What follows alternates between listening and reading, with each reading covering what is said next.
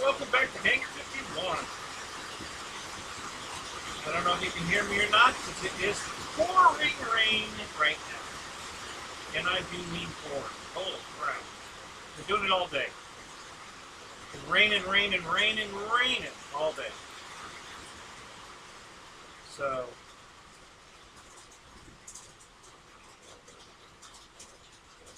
what's up, Rich? Joseph? Paul? Good to see you guys. Dave's RC. Hey, check this out. Rafter Cam is alive tonight. Look at that. Wow. Alrighty. Yeah. Boy, that makes a huge difference if you don't use all the extensions. Greg, what's up, Matt? Matt and Rich in the room at the same time. Holy crap, look at that. Shadow Ops, 200 driver, JCB. It's the puzzle Avanti. Yes, it is. It is the puzzle Avanti.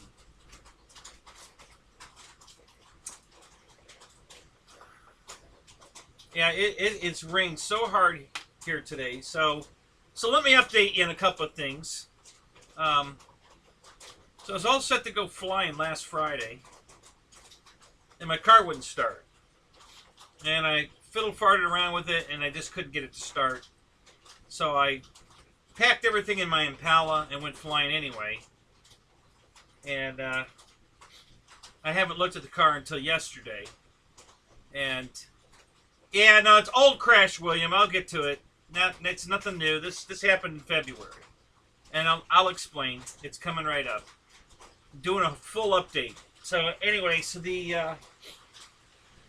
I looked at the car yesterday and figured out that the fuel pump would quit. So that's what it needs. So I was getting ready to put the fuel pump in it today. Got to drop the fuel tank. And it's poured all day. I mean, it has rained cats and dogs all day. The driveway's flooded. My yard's flooded. Everything's flooded. It's crazy crap. So hopefully I can get the fuel pump put in it tomorrow. GB, what's up? And yeah, here's Rafter Cam, buddy. It's working tonight. Look at that. What's up, buddy? And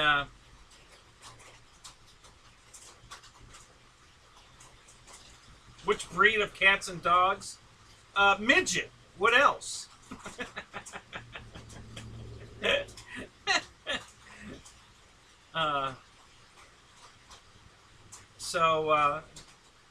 Oh, hey, you know what?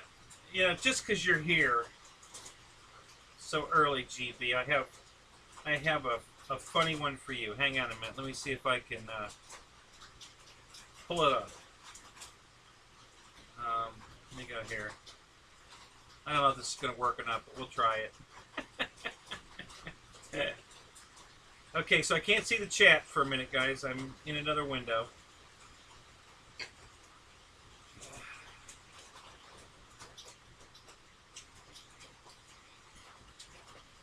So apparently YouTube has gotten the message that their updates fucked everybody because they've undone whatever they've done. My streams are running perfect now. So I don't know what they did, but they fixed it because it's fine now. My streams are running very good. You know, I did everything at my end to make them better, make them stream better, and now that they've fixed their end, it is streaming better. So no 2 weeks behind here no more. We're good.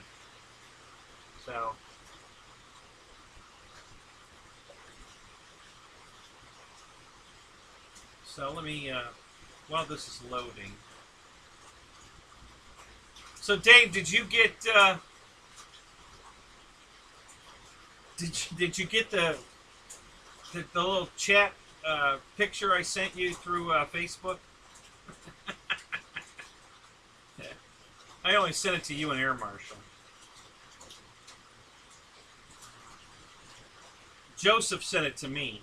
So, Terror, Victor, Mickey, Dennis, Eric. Both Erics are here.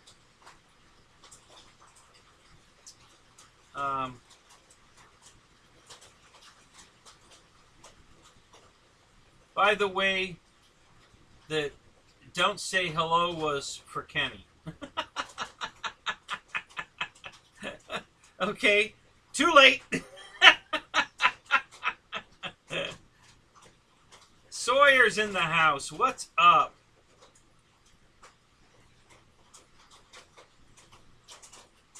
So I'm going to see if I can bring that picture up here. If I can. We'll try it. I don't know.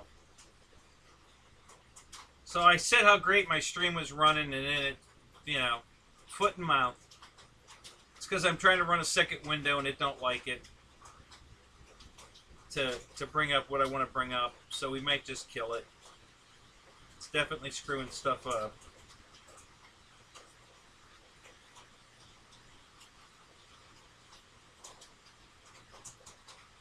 Wow. This is terrible.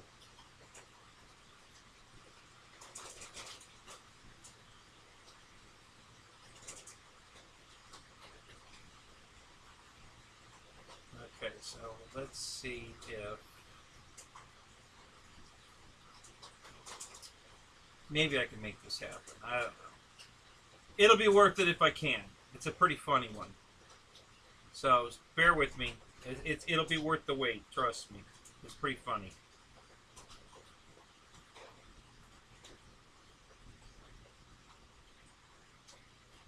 It's definitely not for kids. So FUE 2E. Why do I always want to say E2? I don't know why I do that. 2E. FU.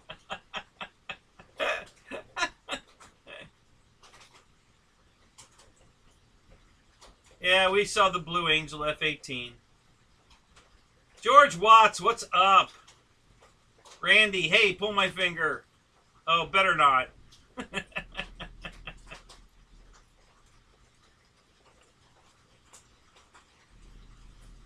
I look marvelous. Oh, well, thank you, Mike.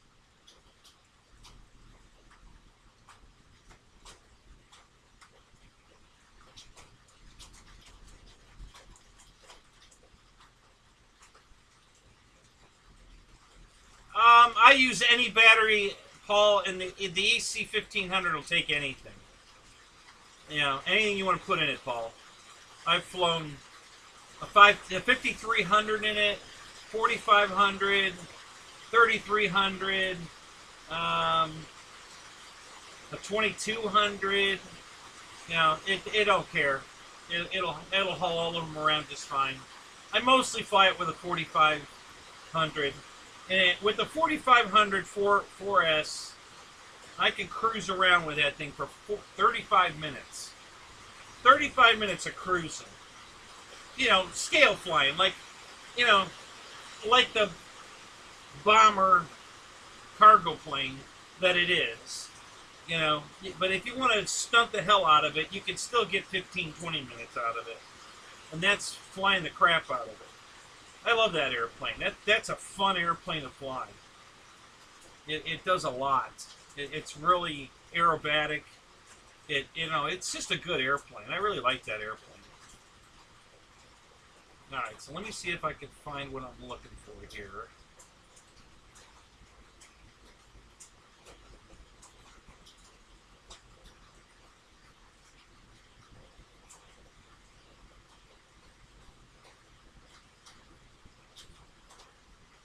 I should be able to get to it. Let's see how this works.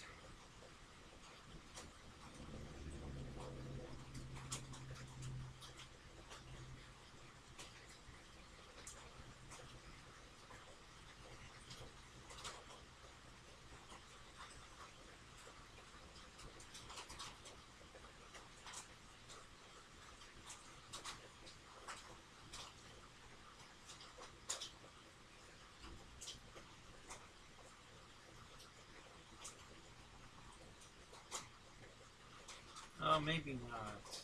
Let me.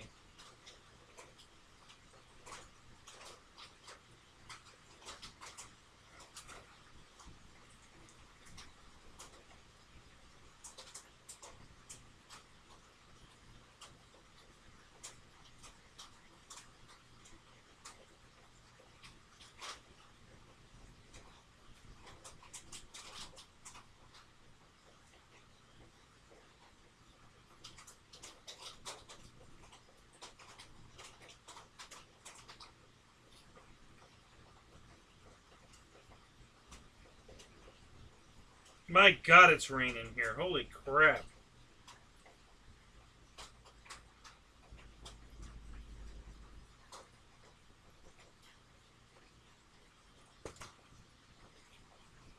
See, I'm not a Facebooker, guys, so I really don't know what the hell I'm doing. I rarely am ever on Facebook. So I'm trying to find... I'm on Jody's page, but I can't find the message on my computer now. I had it on my phone. Now I can't find it on his page. Maybe if I do this. Hold on. Let's try this.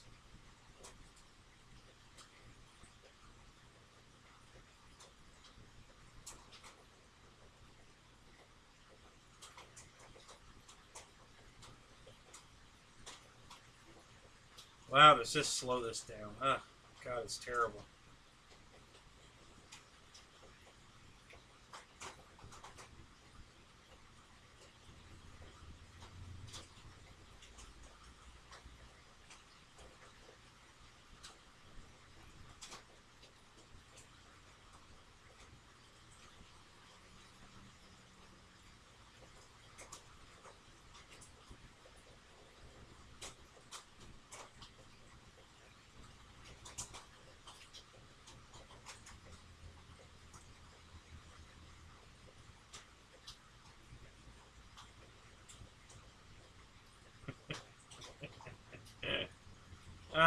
I just can't make this work. What a pain in the ass. God, I hate Facebook. I just don't know how to work it at all. Never have. I'm never on it. I don't know how to find stuff on it. I just don't know how to work Facebook worth the shit. But Jody sent me a funny picture, and I wanted to share it with you guys, but I can't. I don't know how to get to it. I'm looking, but it, you know, half the time I find something on Facebook and then I can't get back to it. I don't know where it goes, but it disappears.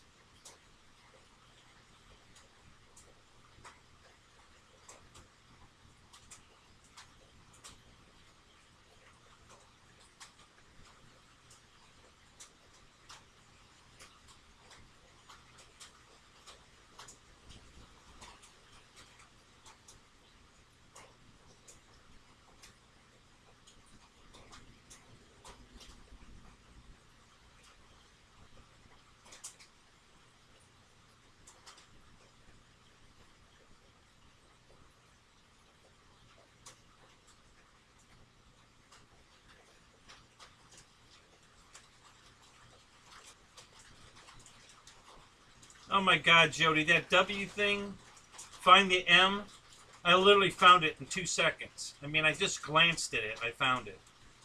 That one wasn't even hard at all. Holy crap.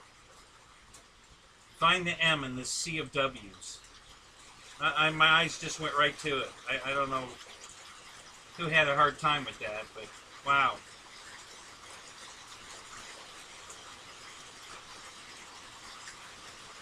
All right, I give up. It was a picture of a midget, not necessarily a stripper, but she was wearing like a bustier thing, and the caption read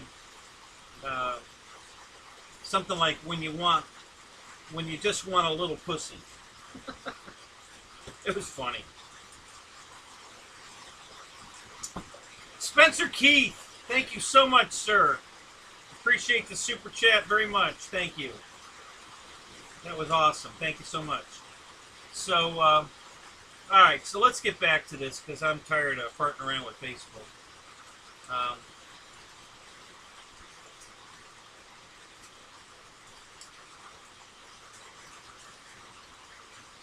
So let's see what else is happening. So anyway, we got the car figured out. I got to put a fuel pump in it. Hopefully it stops raining. I can do it tomorrow.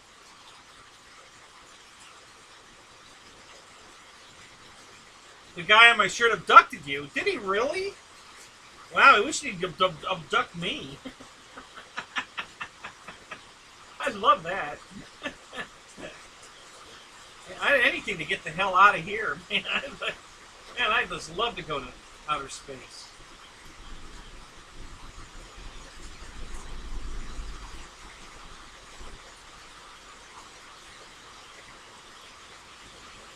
I'm scrolling back here because I want to see some of the funny stuff I missed.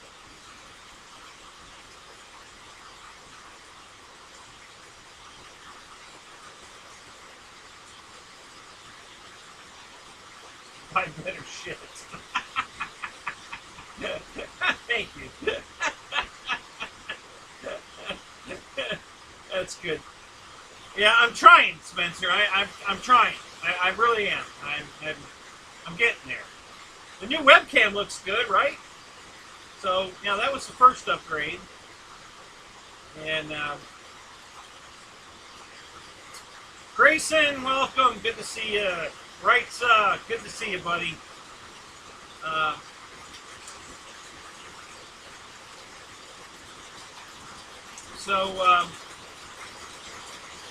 Okay, so the next thing I want to talk about really briefly, just want to let you guys know that, listen, I've given away 4 airplanes on the show. That was all the Super Chat money I've got. I gave away $1,000 worth of airplanes, and that's what I've got in Super Chat. So, when I tell you I bought a new airplane or whatever, don't think I'm spending your money, all right? I gave back all your money. And everybody's gotten, 4 people have gotten airplanes, adding up to a little over $1,000. And so, we'll wait till we can build that fund back up. I'll give away another airplane. Okay, so enough said about that. Now I want to tell you exciting news. That I bought a new jet. It'll be here Tuesday.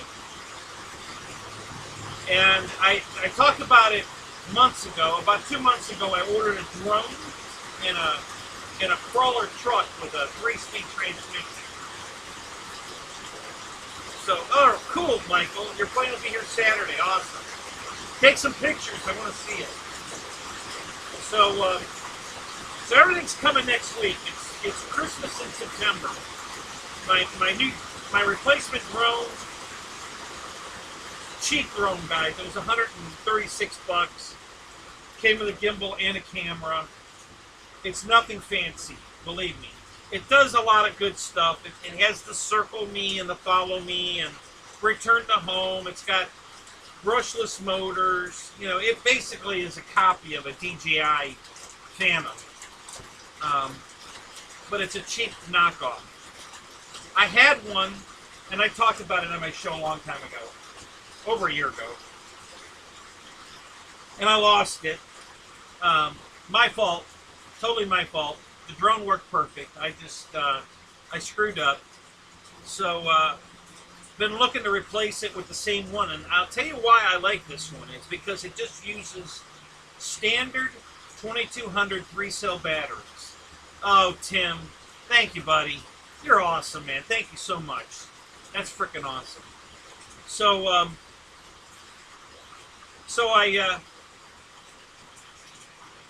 it just uses standard 2200 3-cell battery packs, and it'll fly about 20 minutes on that with 4 brushless motors.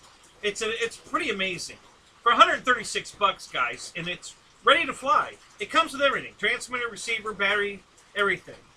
And this one's even got the camera on it. The camera's Wi-Fi right to your phone. The transmitter is 2.4 gigahertz, so you're flying on regular radio, not Bluetooth or anything.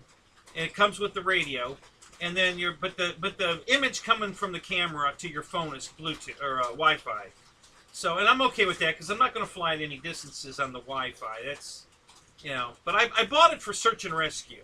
We got 2 planes down right now out at the field we can't find, and where the guy thinks he crashed it and where it really is probably 2 different things. But so I want to go out and do a search and rescue with it. So that's going to be here, I think, Wednesday. And then that 3-speed crawler truck I told you about that was the Kamaya, what is it?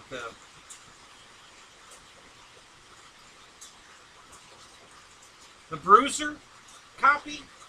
It's a clone of the Bruiser, I think. that's going to be here Thursday. The jet's going to be here Tuesday. So the jet's coming Tuesday, the drone's coming Wednesday, and the truck is coming Thursday. I've ordered a bunch of crap from Horizon, parts to fix other airplanes and stuff. That's all coming tomorrow. So a lot of this money I spent a while ago. And then the new jet. So here, let me talk about the new jet. Can we please get LJ a wrench? Sure, we can do that. Let me see if I can do that.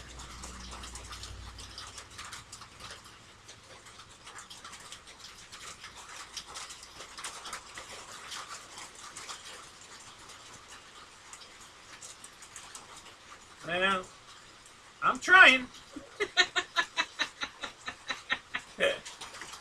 There we go. I think this is going to work. Let's see. We'll know in a second.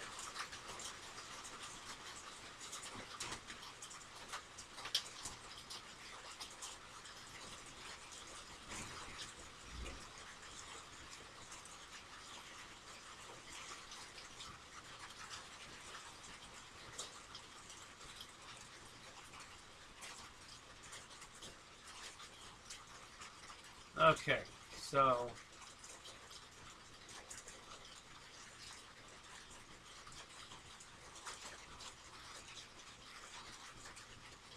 it said I made somebody a Barry, I'm going to get you one too. I thought I had already given you one. Let's see if that took. Let me get Barry too while I'm here. Okay, LJ's got his wrench. Let's see if Barry gets his. Barry got his wrench. Okay, cool. So we took care of that. So anyway, so let me talk about the jet that I bought. Listen, I've been wanting this jet for 6 years. And I've been trying to get it. Now, see, LJ still didn't get his. What's going on? Did it work? Should have worked. Said it worked. Yeah, it worked. Okay, it says it did. Okay. So the plane, the jet I wanted is a copy of a real jet. So it is a scale jet, even though you wouldn't think so. And I read this article on, I don't know if it was Popular Mechanics or, I think it was actually Airplanes, the magazine Airplanes. Full-scale airplanes, not model. Yep, there it is. Super LJ. So, anyway, this, I think it's a, I can't remember for certain. I didn't reread it. You can go watch the video on YouTube. It's very cool to watch. Just type in, Viper. Just type in Viper Jet, and it'll come up. Yeah, I got, now the YF-23 I got a while ago. That came, 2 weeks ago? Week and a half ago? Yeah, I got that already. So anyway, it's a full-size jet. It's a kit plane. So it's a jet you can build, and the YouTube video is very old. I mean, this is, Jesus, it might be 20 years old, to be honest with you. It might be that old. But it was they're manufacturing it as a kit plane, and you know, as long as you build 51% of it, it's considered a kit plane. So you can do all your own annuals and all that stuff. The quick build, obviously. And then if you want to build it completely, I don't know if they offer that because a lot of it's composite work. I'm pretty sure the wings are composite. It has a small jet engine in it. Two-seater. I believe it's a tandem two-seater. You know, kind of like a fighter jet. And they actually had put it out there for the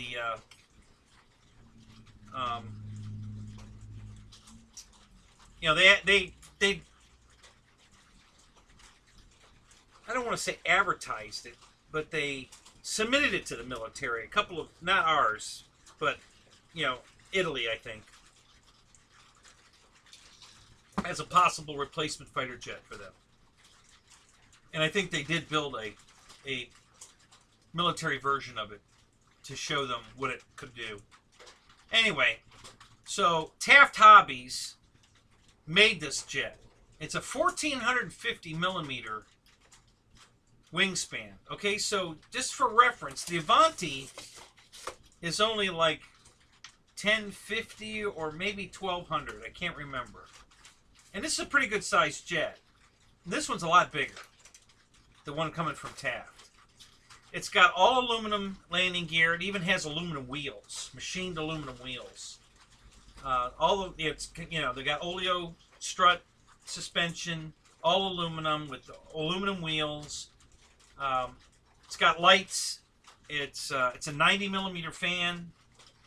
And if you go out and watch RC Informer, Rich had one at one time from, I think he got his either from Diamond Hobby or Dragon Hobby. I forget where it came from. And they sent him one, and he was flying the crap out of it. And, inverted everything. He was really flying the wings off of things. So, anyway, so Bruce Simpson got one in the green color, and that's the one I ordered. I wanted it in green. It's green, just like, and it's got checkers on it, just like the Avanti here. So it's, lime green, just like the Havoc. Same color green as the Havoc, with gray checkers all over it. On the tail, part of the fuselage, the wingtips have black and white checkers on it. Yeah, I miss Diamond Hobby too, Jeff. I also miss Dragon Hobby. Dragon Hobby was awesome. They were out of Vegas. And that's where I got my A1 Skyraider. Came from Dragon Hobby in Vegas. The only place I could find it. So this jet from Taft Hobby has become very hard to get at any kind of good price. Everybody's been wanting, almost $400 for it. And back in the day when Banana Hobby, 6 years ago when Banana Hobby sold it, they used to sell it for like, I think $289 or something. And there's like 5 color schemes. You could get it in yellow and white with checkers, or yellow and white with a different scheme on it that didn't have the checkers. You could get it in the green and white with the checkers. You could get it in red and white with the checkers, or the scheme without the checkers, red and white. And then they have a bronze. There was a bronze colored one. And the bronze colored one is the color of the original plane. If you go watch the YouTube video, the original full-scale kit plane that they developed was bronze. So it matched that color scheme exactly. And nobody liked that color scheme. So at the very end there, the last thing I was going to buy from Banana years ago, they had a bronze one in stock, and it was still in the $289 range, I think. And I didn't pull the trigger on it, and it went away, and of course I haven't seen it anywhere since. Well, Banggood's got it, and they just had it on sale. Now, they've been running it for like $239 to $269 for the kit version, okay? So it's just the foam. I think it was the foam and the landing gear. No motor, no ECU, no servos. But you got the landing gear and the foam. Well, I stumbled onto it Tuesday. $275 plug and play in the green color for $275. So I pulled the trigger. I bought it. I'm tired of waiting for that airplane. I've been wanting that plane so long. It's got full gear doors on the bottom, so all the gear is completely covered. They got half doors in the middle for the wheels. They've got the strut covers on the struts. When the gear goes up, the struts cover the struts. The inner doors close, just like a P-51, and everything's clean on the bottom. It's just a really cool jet, and it's a scale jet, which makes it even cooler. The fact that this thing's is scale is kind of cool. So I'm not a fan of Banggood. Don't like them at all. But I have been buying a few things from them lately. They're right up there with the Hobby King as far as I'm concerned. But when they have something I want, you know, I gotta pull it. Gotta pull the trigger. So,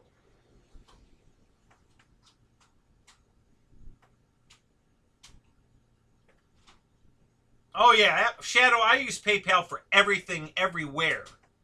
Absolutely.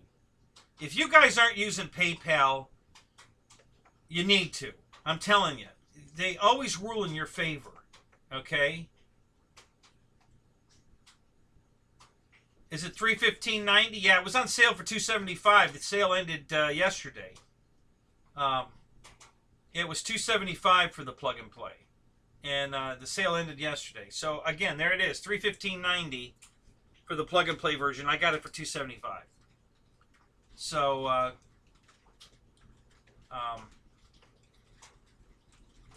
so here's how it goes with PayPal, guys. Listen, you buy an airplane from Banana Hobbies, and I'm just using them as an example because it's worked there many times. If it comes broken, it's defective, whatever, you just immediately file a claim with PayPal, and one of the choices is product not as described. That's all you have to do. It's that simple. You click the product not as described. Oh, Tim, another $10, really? Oh, man, you are awesome, dude. Man, I love you to death. Thank you so much, man. So, so I file a claim. 10 days later, Banana Hobbies hasn't responded to PayPal. I get my money back. No questions asked. I just get my money back. Now I have a free airplane because I don't have to send the plane back. You know, then Banana calls me, or well, they don't call me. They text me. They send me an email or they text me. They like emailing and texting. They don't want to talk on the phone. You can't call and get a person on the phone. You're never going to get anybody on the phone at Banana Hobbies because they're all Chinese, and I don't think they speak very good English if they speak it at all. You know, you can tell it's broken English because the way they type it. You know, it's broken English in the typing. So you're not, you know, so I just don't think they want to talk because they don't talk very well. But they're always polite. Banana Hobbies has always been polite to me. And they, oh, we're so sorry that you had a problem. You know, we would like to help, you know, fix that for you. You know, what do you need? And I tell them, and okay, no problem. We take care of that. But there's a problem with your bank. Can you please send the funds back? You know, they were returned. And I tell them flat out, I'll be happy to send you the funds just as soon as you make my no good airplane good. And you send me everything I need to make this kit complete, I'll be happy to send you the money. But send me what makes this plane complete first. And, oh, okay, and then they don't do it. And I get a free airplane, you know, because I don't know, they just don't want to be bothered, they forget. I know they forget. You know, they were supposed to send me a transmitter on one of the planes, and they forgot. I had to contact them again. And then they remembered and jumped right on it. I mean, they sent it out within like an hour of the second notification to them. I got a notification that they sent it. So, you know, once you remind them, you know, they get right on it. So, they're not bad people. They're not. I think the problem is organization. They're not very well organized. And listen, I'm not making excuses for their bad behavior. I'm just explaining that it's not deliberate. They're not trying to be bad at what they do. They just are. But I've been working with them for many years. I've bought a lot of airplanes from Banana Hobbies. If you, you know, there's a few things are just given with them. You buy an LX model from them. If you need a part for it, guys, you're not going to get it. Now, I don't think it's their fault. I think it's LX's fault. Listen, I've been sending messages directly to LX for years to try to make their product better. And they don't care. LX Models does not care. They don't think that they are doing anything wrong. They have that old school Chinese mentality that they're above and beyond everybody. And they're just not going to listen. So, you know, they don't make a horrible product at all. They have some shortcomings that they could easily fix, and they don't want to. Because I've sent them messages telling them, look, you know, this would be a much better airplane if you would do this. And they're not listening. They don't, you know, Rich has done the same thing. Rich has also talked to him, because I know I've talked to Rich, and he's said it in many of his videos.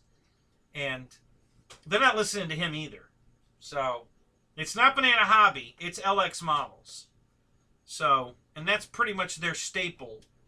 You know, most of everything they sell at Banana Hobbies is from LX models. They do have a couple of other things, but mostly they just sell LX models. So, yeah, it's very hard to get parts for any kind of LX model because they just don't want to sell parts. LX models just wants to sell kits, you know, planes, the whole kit and caboodle. They don't want to sell parts. You know, their attitude is if you break you break a part, you buy a new airplane. You don't need a part. You don't need to replace that part. You need to replace the whole airplane. I've dealt with a couple of people in America that think that way too. So, anyway.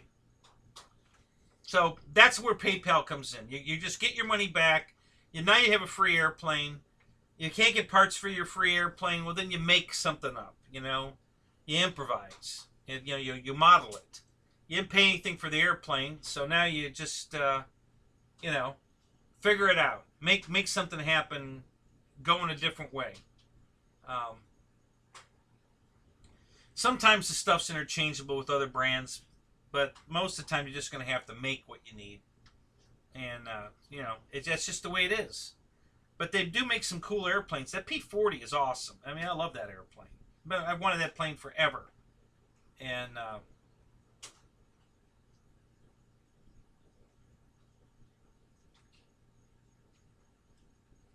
yeah, see, there you go. See, the P-38 from LX. I didn't buy a... you know, LJ, I have the P-38, but it's not from Banana Hobbies, but it's not made by LX. Well, of course, you didn't say it was. Yeah, you said that P-38. Yeah, I have the P-38, and it flies great. I love the way it flies. But, yeah, it's got some... You know, the landing gear's not installed in it really well. The wheels were way too small. I immediately modded that, put bigger wheels on it.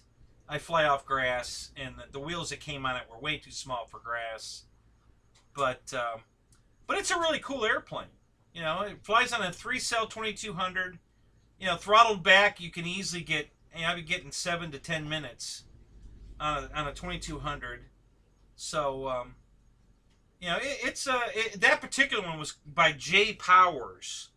It was the company that sells that one, the P-38. But yeah, you know, I really like it. No, I bought the plug-and-play version, Eric. I was going to buy the kit. I'll be honest with you. I was going to buy the kit because they were both on sale, dirt cheap. They might still be, but they sold out of the kit version.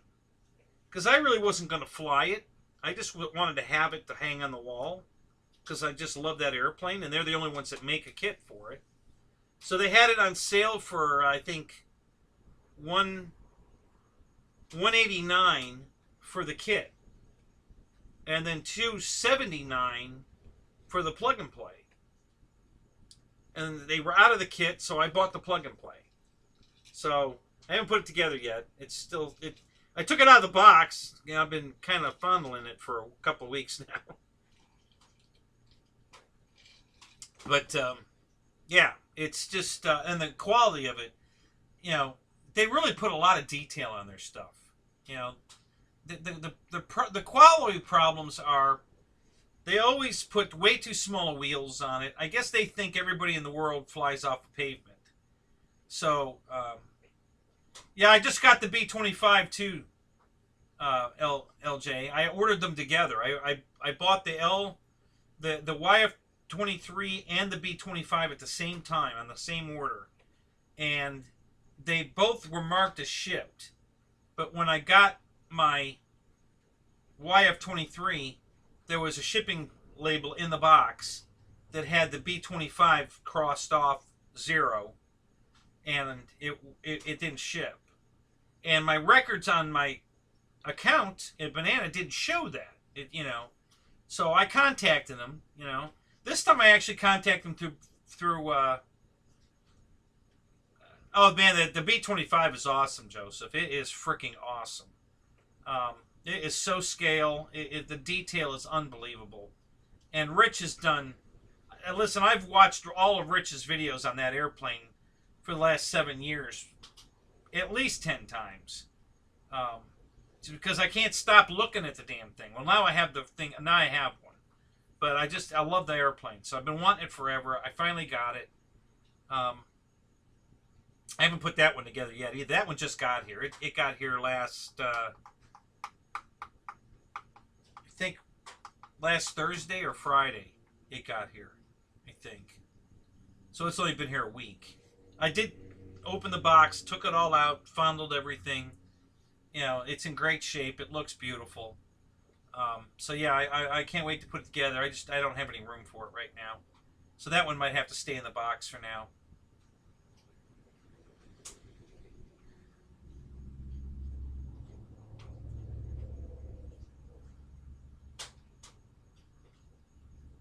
Yeah, that's, you know, and that's what I'm saying. Rich has been working with Banana and LX for years.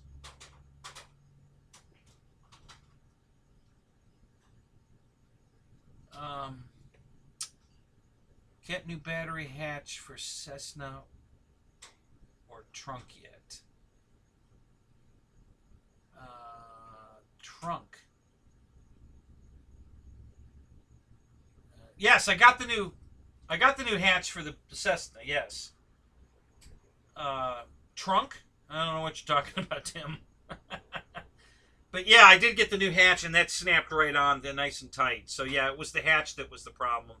The hatch had shrunk, and it didn't fit the plane anymore. That plane's like 5 years old, almost 6. It might be 6 years old. I have flown the snot out of that thing, and it still flies amazing. But the battery hatch, which is the whole windshield, if you guys are familiar with the big Carbon Z Cessna, kept falling off. And it had shrunk up where there was these giant gaps. So I ordered a new hatch, and the new hatch fits right on beautiful. So that fixed that.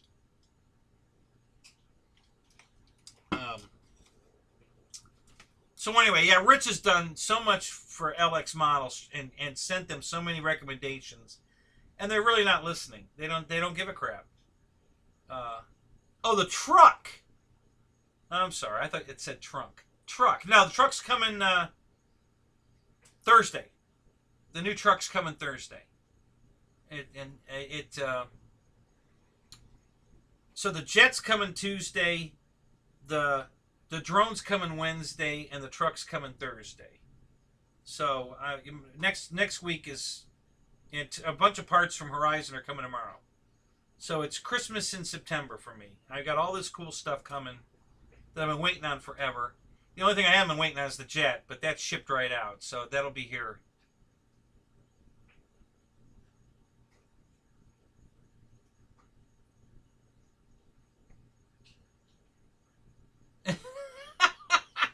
Jeff, when am I not in a talkative mood? Christ, you can't shut me up. Ask Ryan.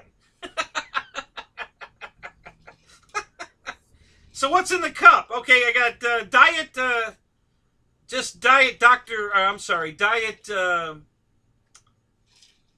Coke in this one. And I have Diet Dr. Pepper in this one. So, yeah. Both are caffeine, though, so maybe I'm wound up on the caffeine. No, I'm just super excited, Jeff. You know, super excited. Especially the jet. Guys, I cannot tell you how happy I am that I finally got this jet. And, you know, let's try this. I don't know if it'll work. We'll try it. It didn't work on Facebook, but maybe it'll work on YouTube. So we'll try it. See what happens. I'll put up the video that Rich flying the jet I've got coming, so you guys can see what I'm talking about.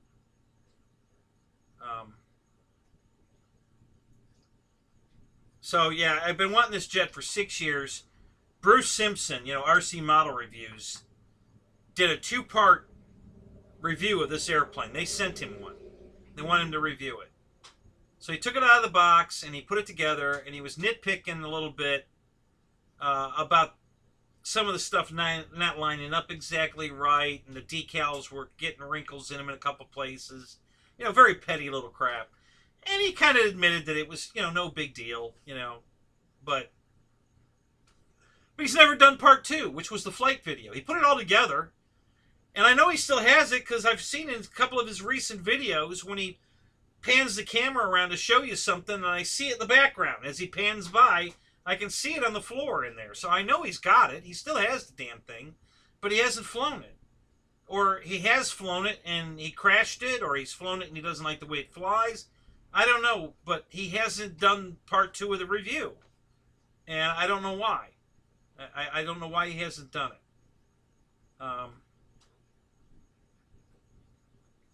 And he's got the green one, the one I just bought. The same one. I love lime green, guys, and that's what color it is. So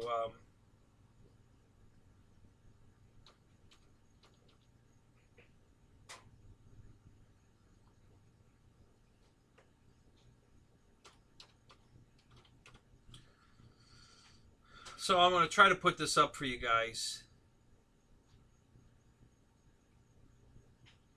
Oh, this is from Falcon Hobbies. Okay.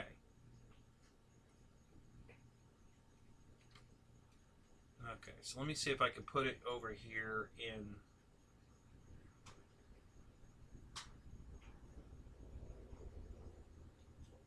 That might be it. Yep, there it is. All right, so let me do this.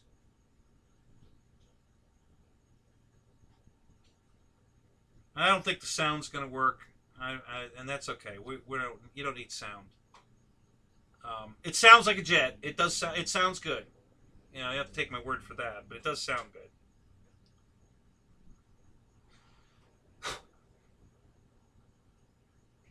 Okay, so apparently going full screen's not a good idea. We won't do that. Didn't like that maneuver.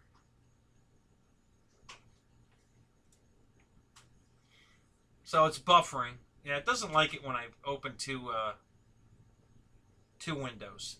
It doesn't like, my computer don't like when I do that. So this screws up my stream. So hang on a minute. Let me see if I can. It'll come up in a minute.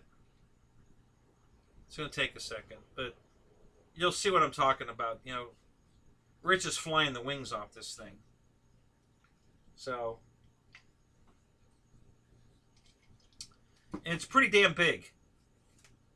You know, it's a big jet. You know, 1,450 millimeter wingspan for a jet that's a big jet. That's pretty big wingspan for a jet. You know, and usually fuselages are longer than wingspans on jets. So, you know, so think about that. You know, so how long is this jet? Because it's long. The fuselage is pretty long.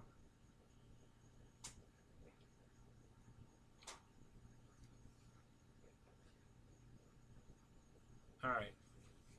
So here it is. When it stops buffering, it'll start flying. But you guys will be able to watch it now.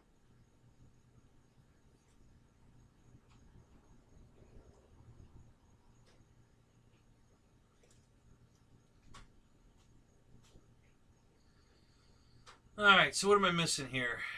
Nathaniel, good to see you, man.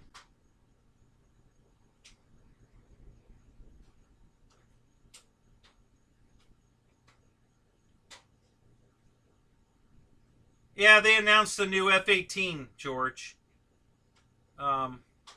Blue Angels edition.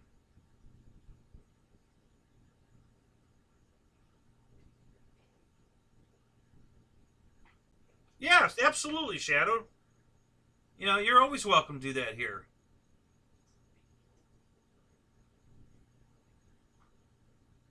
It's not a competition. All of us, as far as I'm concerned, we're all working together. So, yeah, absolutely. If, yeah, if you want to put something on for Dave, absolutely. Knock yourself out. All right, so you should be able to see the jet flying now. And I'll back it up and do it again if it's over. But he's showing the doors, you know, the cycling of the gear. He's going to stand there, you know. Rich is a pretty tall guy. He's about 6 foot, I'd guess. And all the servos, all Metal Gear servos in it. LEDs in it. It's very, there he is holding it. So it's a pretty big jet.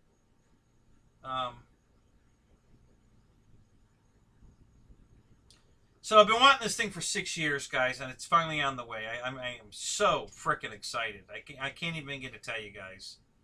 That's why I'm so talkative tonight. I'm just so freaking I love this damn jet. I mean, I've loved it for 6 years, and I hadn't been able to get one, and now I got one. So I got confirmation it shipped. So it's on the way.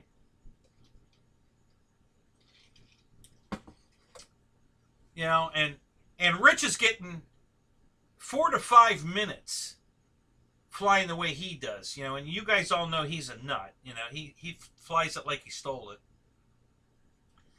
So with me cruising around, I should be able to get 6 or 7 minutes easy, you know, cruising. You know, if he can get 5 to 6 or 4 to 5 minutes, you know, I should easily be able to get 6 or 7, you know, because, you know, if I want to cruise it. So that makes me happy too, that if I want to just cruise around, I can get a 7-minute flight time with it. So I think that's awesome. So, super excited. Super duper excited. I got to tell you guys, I just really am. I can't even begin to tell you, you know, how excited I am that I'm finally going to get this damn jet. 6 years. Man, I've been jonesing for this plane for 6 freaking years. And,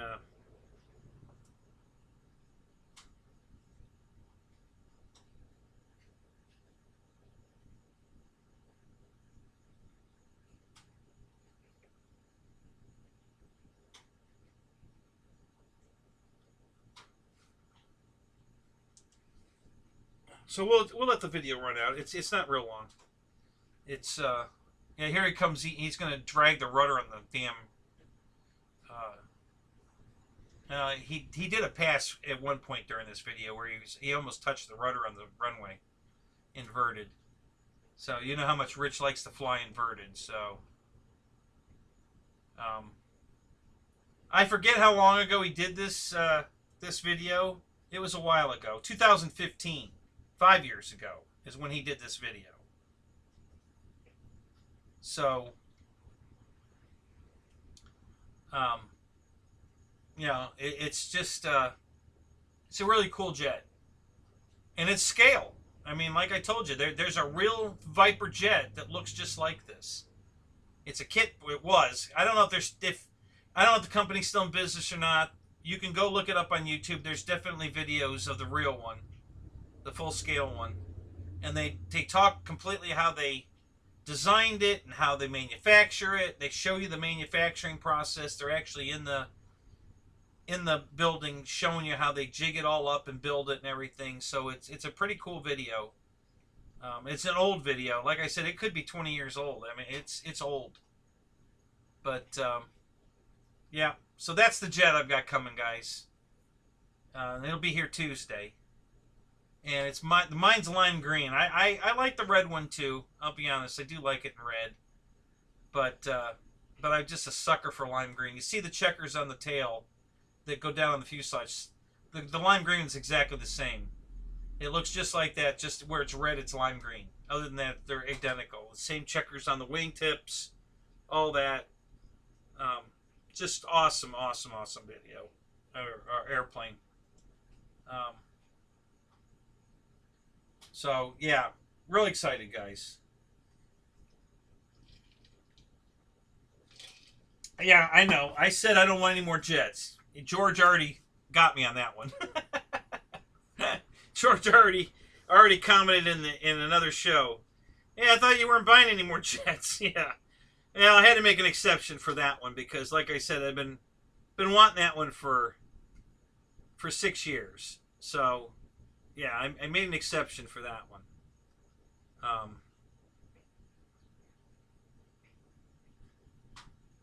It's just that cool of a jet. So, but yeah. Anyway, so there you go.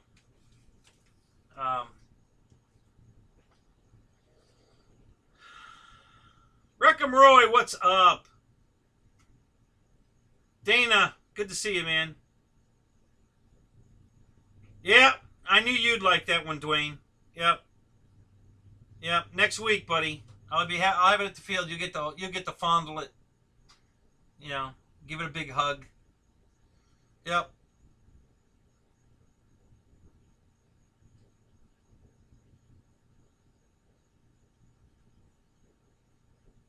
Yeah, well, Shadow, I was in the bathroom when you called. I called you back. I left you a message. But Dave got a hold of me directly, and I sent him pictures, and yeah, we're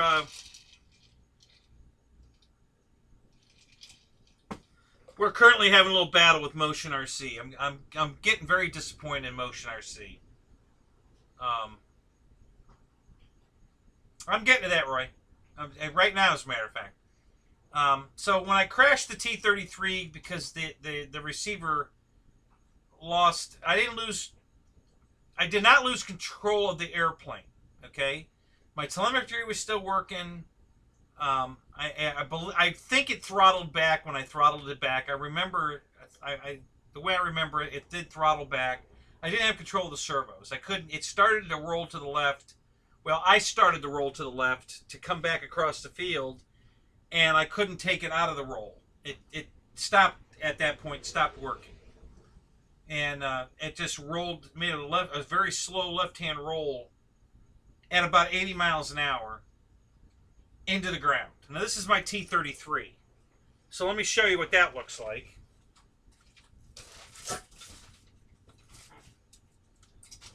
So this is what's left of it. This is the nose.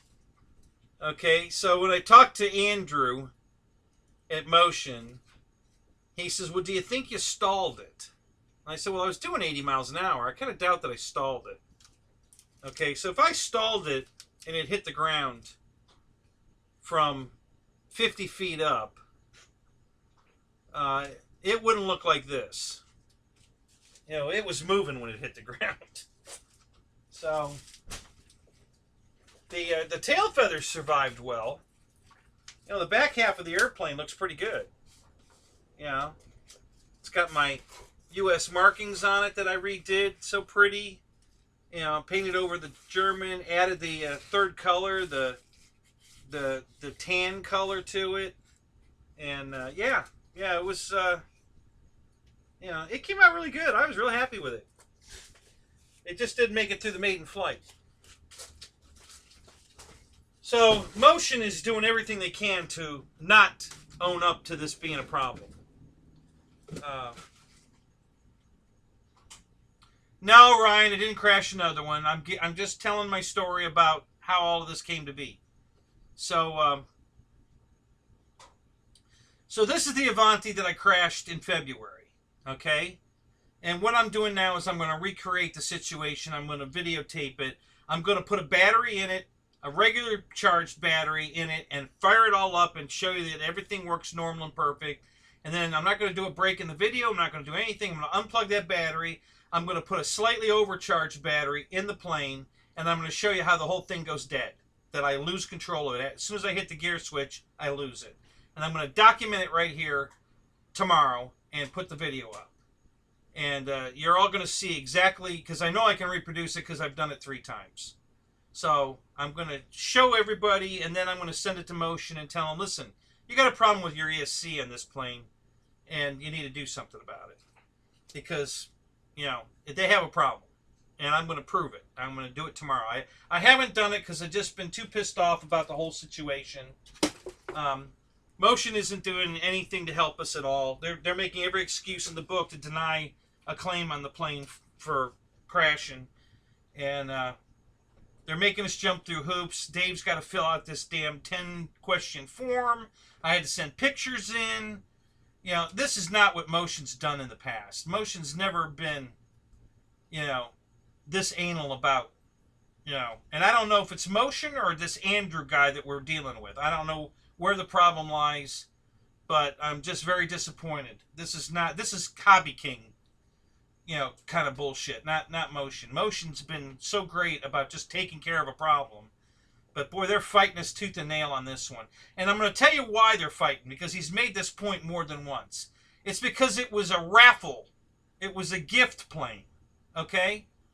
I didn't pay anything for the plane. So they don't want to fix anything because I didn't pay anything. That was their attitude right off the bat when I called them. So we don't have any record that you bought this plane. I said, really? But you have a record you shipped it to me, though, right? Well, yeah, we have a record that we shipped it. Okay, so motion solution for me, Dana, is they're not going to do anything for me. You know, tough bananas, that's the way it goes. The only reason we're still even working with it is because now Dave got involved because he bought the plane. So now he's pitching a bitch that, listen, I bought this airplane and gave it away on my show. You need to take care of this. So now they're making Dave jump through hoops, filling out this form. I sent him the pictures. So like I said, this is not normal motion RC. This is bullshit. I've never, in the 7 years I've been buying stuff from them, and the $6,300 I've spent with them, that I've ever had this kind of attitude come out of them. It's just never been that way. You know, but so I'm not very happy with them. So that's why I'm gonna now they've got me fired up. So now I'm gonna put a video up on YouTube showing their wonderful, you know, free wing quality, and I'm gonna prove that this plane has a problem in it, and I'm gonna put it up on YouTube and let everybody see it. So they want me to take it down. They need to send me an airplane.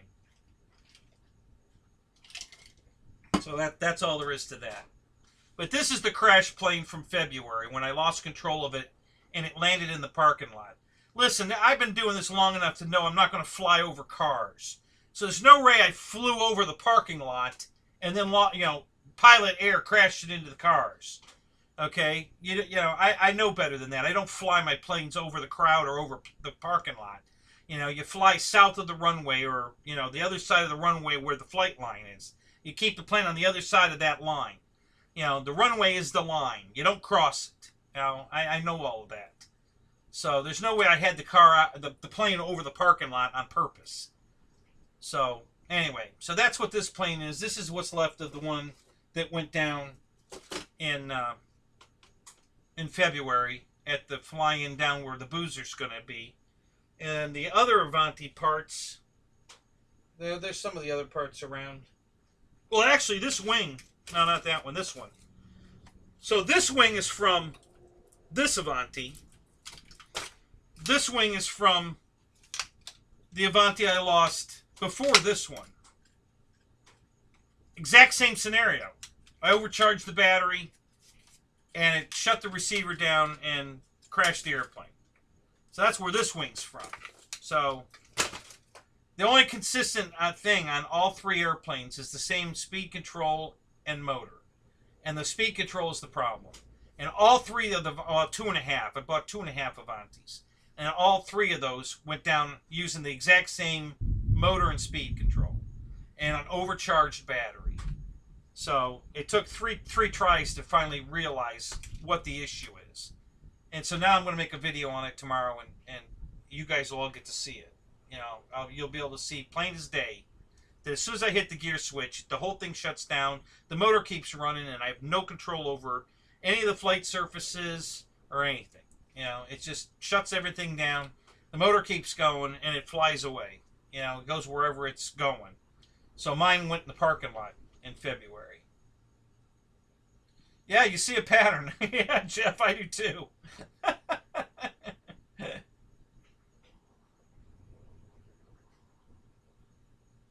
No, Joe, just don't overcharge the battery. Make sure that you only charge it to 4.2 volts, okay? Because it doesn't take much. You know, my battery is charged to 4.29.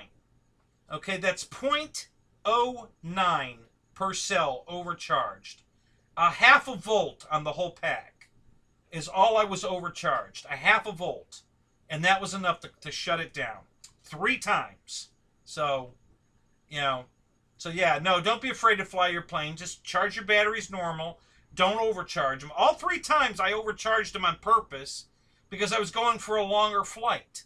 And I wanted that little extra, you know, half a volt, whatever you want to call it. I had no idea that, listen, you can buy battery packs that are called high voltage packs that you can charge safely to 4.35 volts, okay?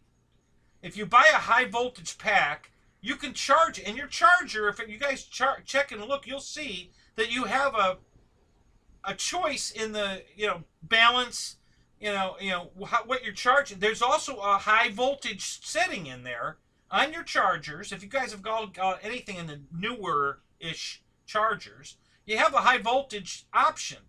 And what that does is it charges the battery to 4.35 volts. Nowhere in the manual on this airplane does it say do not use a high voltage battery pack. Doesn't say it anywhere. I haven't seen it. So I only charged it to 4.29. I didn't even charge it to 3.5, like a high voltage pack. I only overcharged my battery 0.09 a cell, a half a volt for the pack. And it was enough to shut the radio down. Well, the BEC, the battery limiter circuit shut down, which killed the airplane, and I had no control over it. The second I hit the switch, the radio says telemetry lost. The very second I hit the gear switch, the radio just lost signal to the radio, and it tells me that, telemetry lost. As soon as it tells you telemetry lost, you don't got it. So now when I lost the T-33, I didn't get that. It never lost telemetry. I had telemetry right to the ground.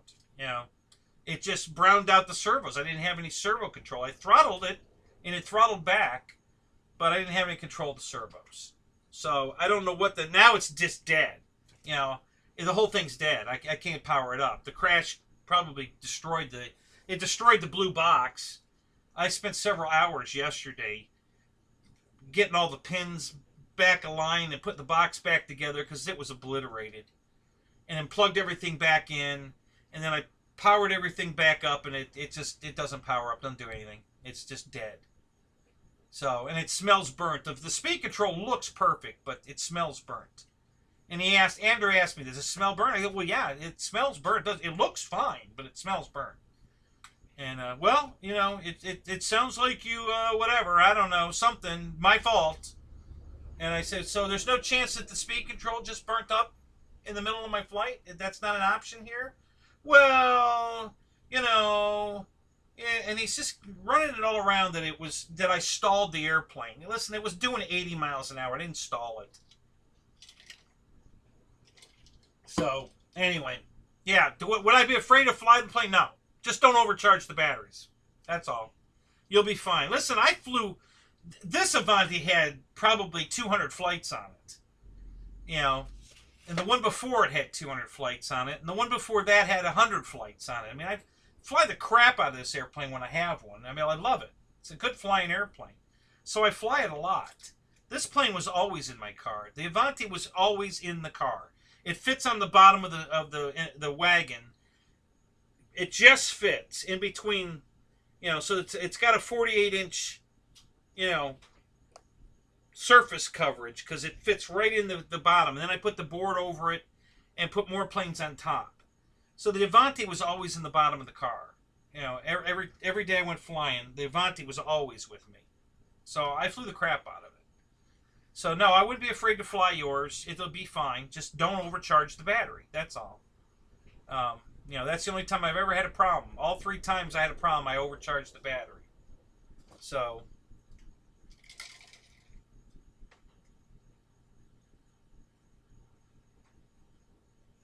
What? Where are you going, Shadow? What do you mean Shadow out? 10:15, you're out? What, do you got a date with a midget stripper? What's up? Where the hell are you going? Christ, you gave Foam Boy more time than that.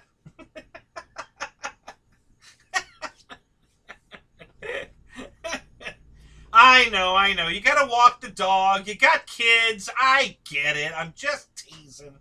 I get it. You guys with families, man, I don't know how you do it. Especially Ryan. He is so crazy busy. Hey, Christy, what's up? Are you leaving too? Oh, no, you're saying hello to everybody else. Oh, okay, good. You just got here. You're good. Okay, cool. Yeah, Ryan, between, baseball and crawlers and planes and doing videos and a family, I don't know how he does it. You guys think I don't sleep. There's no way that guy gets any sleep. You know, he's just way too freaking busy. You know, with all the pokers and the fire he's got going, there's just no way the guy could sleep. I don't know how he gets any sleep. So, yeah, I don't know how. Listen, I don't have a family because I don't want to share my toys. You know, that's the joke when everybody asks me, you know, how come I don't have any kids? Because I'd have to share all this stuff with them, and you know, then it would be their fault. It just wasn't in the cards. My first wife and I didn't want kids. Then she did, and I didn't still. And then after we got divorced, I did want kids a few years later. Well, more than a few years later. My new wife already had all her kids. She's much older than me. And when you're driving is when you sleep. Oh, you have one of those new self-drive cars that drives itself. You don't need to be... you don't need to brake or steer anything. You just put it in drive and go to sleep. That's freaking awesome, dude. So,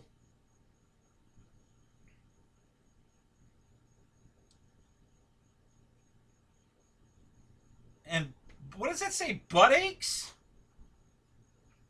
Butt aches?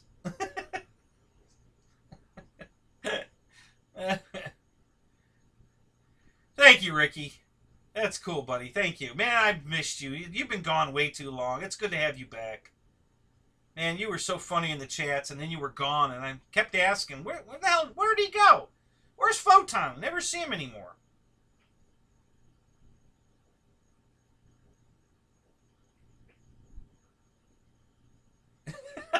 You sleep until the car hits the rumble strips.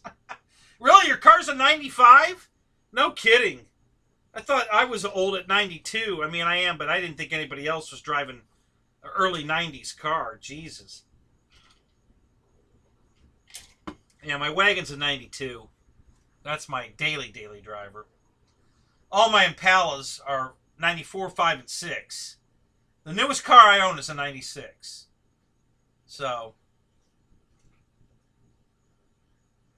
yeah, I really do care. You know, trust me, I do. You guys, listen, this is my life. You know, when I started back in 94, I started a car club.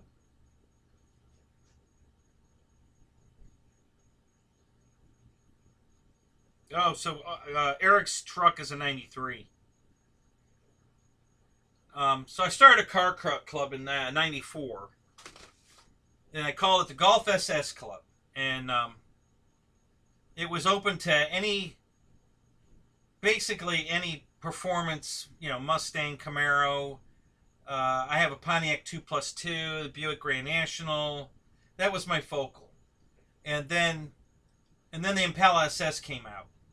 And immediately we opened the doors to them as well. Anybody that had an Impala SS was welcome to come join in. And I did that for 25 years. Ran that club, and we did all kinds of outings. Went to autocrosses, car shows, and stuff. And then, you know, the membership dwindled way down. Everybody got newer cars. You know, when Dodge came out with all these Chargers and Challengers, and Ford came out with that retro Mustang, it just, you know, everybody jumped ship. Well, not everybody, but a lot of guys jumped ship. And the guys that didn't jump ship are in financial difficulties like me, and they can't afford the insurance and to drive it to shows, but they don't want to sell the car just like me, so they keep them, but they're not really driving them much. And so the club's still there, but we don't do much. Once the garage is built, the hangar, we're going to get back to it. We're going to have weekly probably weekly meetings again. Once I get the garage built. But so anyway, that was my life, you know. And then when I got back into the RC heavy, you know, with these new foam planes and stuff. So this has been going on for about 7 years, I think. 7, 8 years, where I got heavy back into it. I never gave it up. I mean, all these cars, all the surface stuff took over between the planes. When I was pylon racing the gas planes to all the new foam stuff, I was doing all kinds of surface stuff. We were racing all over the country, and I was buying all this toy grade channel. I've got, I don't know, 6 or 8 of that small Challenger that's on a camera, but it's a pretty cool little toy. It looks good. And then the big ones that I showed you, the Camaro and all that, the big Hummer. So I just got crazy into the surface stuff, both racing stuff and toy grade stuff, because it's RC. If it's RC, it's for me. Got some boats. I got a sailboat, a couple speed boats. Got I just hovercraft. I just love all of it. I want to buy that damn paramotor that Hobby King sells, but I just can't bring myself to send any more money to Hobby King. I'm thinking about it though. I do want it. I think it's cute. We have a bunch of full-size paramotor guys that come out to our field now and then and fly. And I would just like to have it so when they show up, I could put it up in the sky and start flying around with them. It'd be fun. So, but yeah, so Paul's got a '95 van. Yeah, that's cool. So I'm not the only one driving an antique. My oldest car, I've got a 60. Now I got a 56. I have a Chevy 56 sedan delivery. Yeah, Ben, Tightwad Racing Team. That's my team. That's my buddy right there. Yeah, that was the in between. That's when I got kind of heavy in the surface stuff. I started my hobby shop, Tightwad Hobbies. When any cost is too great, that was our motto. And then the Tightwad Race Team. Ben was one of my drivers. And yeah, we had a lot of fun. We did that for a long time, many years. That went on for a long time. And but I still made time for the car show stuff in between. We were doing it all. I was like Ryan. I was at car shows, and on the weekends I was racing cars. On the nights I was, at a car show with the full size car. I mean, it was just, And now it's, I've pulled it back a little bit, not by choice. I'd still like to be more active on everything, but the money's gotten very, very tight. I know it doesn't sound like it because I bought some planes and toys, but listen, I do a lot of work. You guys make jokes about me driving to Orlando to lay some pipe, and then I had to go fix a bumper cover for her. Listen, I do that because she pays me, and she pays me well. So I need the money. So if I have to drive over to Orlando, which is, almost a 2-hour drive each way, to go make, some money for the day, I'm going to do it. I need money. I need to pay the bills, keep my hobby going, so I have something to talk about on the stream here. It takes, you guys don't want to keep hearing about my old antique crap. You want to see new stuff. Well, the only way I can afford to do new stuff is to buy stuff. Well, that means I have to go work somewhere and, make some money so I can buy some newer stuff. So that's how it goes, So,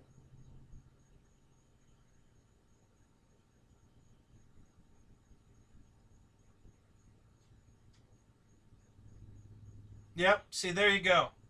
So when I met Ben, his son was 9. Now he was in diapers, so he was way younger than that. He was like 1 or 2. And now he's 34. So that's how many years I've known Ben and how many years of RC and we've done together. There were some, points. He dropped out of it here and there. I dropped out of it a little bit. There was a couple of months there where I wasn't doing anything. Yeah, gigolo, yeah. I wish. That'd be a great way to make money.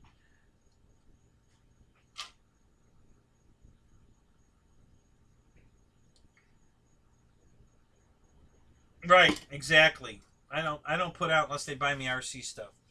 So anyway. So getting back to the where I started this mess is I'm a little upset with Motion right now. I don't know if it's Motion or if it's this Andrew guy stepping outside of Motion's guidelines and making his own decisions. I don't know. We're trying to find out. I think Dave's been getting James involved. We're going to try to get this resolved. But in the meantime, I'm going to send this video to James and tell him, listen, if for nothing else, you guys need to look at the speed control that you're putting in this airplane and make sure that it isn't doing, that it can't do this anymore.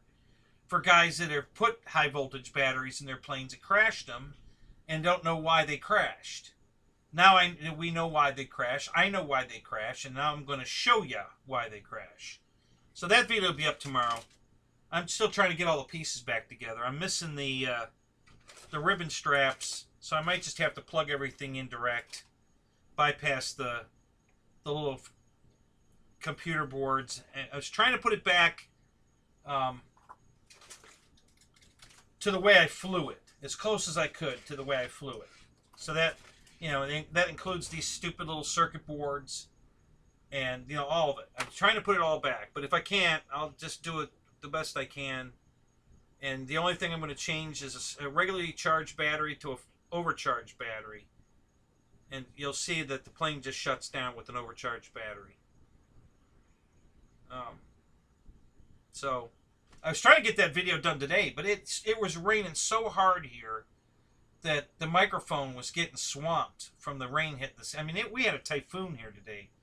Man, it hasn't rained this hard in a long time. It was just all day long. It was just pouring. So I'm digging around getting all the pieces together, and I still haven't found... I'm missing one of the landing gear, which is okay. I'll just put another one in it. I've got an extra nose gear, so I'll just put 2 nose gears in it. So I have 3 gear going up. I'm missing the ribbon cables. That's not a big deal. I can just use Y harnesses and put it in direct. If I have to, I'll do that. I can't figure out where the ribbon cables went. Other than that, I think I've got everything. So, yeah. So we'll put this together tomorrow. Do the video. See where that goes. But yeah, Motion's definitely changed their attitude. They've never been like this. They've never been anything but helpful. When you call them and say, I have a problem, no problem, we'll take care of it. I mean, it's been that, for me anyway, it's been that way for 7 years now, that they just take care of it. And now, we're in this giant fight, and this Andrew guy keeps harping on the fact that it was a gift airplane. It was a raffle airplane. It was I didn't pay for the airplane. So that's why Dave's involved, because he did pay for the airplane. He's pissed too. So he's making AVANTI T33. It's funny you say that, Jeff. I'm making a Nemesis P-51 airplane. So, you guys saw that Horizon Hobby's got a shitload of stuff on sale, right? So I bought the fuselage, I bought a Nemesis, the Rock Hobby Nemesis fuselage, landing gear. They didn't have the wings, but I have an extra P-51 Rock Hobby wing for the Mustang, for Voodoo. So I'm going to put the P-51, I'm going to adapt the P-51 wing to the Nemesis fuselage, and I'm going to make myself another airplane. Because the stuff was dirt cheap. I mean, it was all at least 50% off, if not more. So, I didn't spend very much at all. I bought a bunch of stuff to fix 2 airplanes and build a 3rd. And, no, you didn't get any rain, Christy? Well, there's a hurricane out in the Gulf here right now. That Sally, I guess it was. And we were getting feeder bands today from Sally.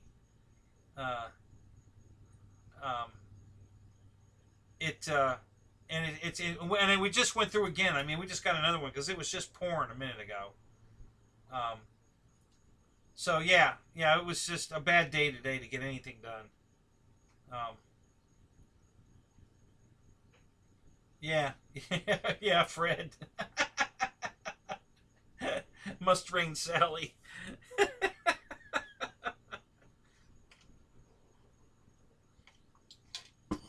So anyway, so that's why the Avanti's on the table. I was getting ready to do my video on it when it's poured all day, and so we'll do it tomorrow. But that's why it's all sitting here. And I've got the extra. Well, no, I guess I didn't bring it out. There's an extra nose gear in the house, so I'll go get that.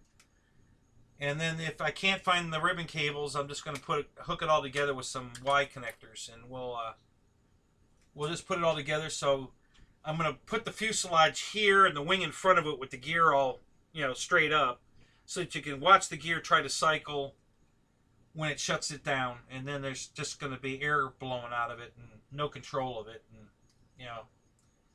so that's how we'll do that. Yeah, 1.2 meter Mustang. Yeah, well, actually, it's a little bit smaller than that, Joseph. It's the Rock Hobby Mustang was like just under 11 millimeter. It was like 10.8, I think. The Rock Hobby Voodoo. They had the Voodoo. They had the Nemesis. They had the Strega. They also did this one right here, the Critical Mass. That's another one that was part of that same era of airplanes. They had a whole bunch of them. And yeah, the Critical Mass one is I still have Voodoo. I have the Critical Mass. I never had Nemesis, but I do now. It'll be here tomorrow. I'll have a fuselage, tail feathers, landing gear, spinner, prop, control horns, all that. All the little nut. It was cheap. It was all really cheap.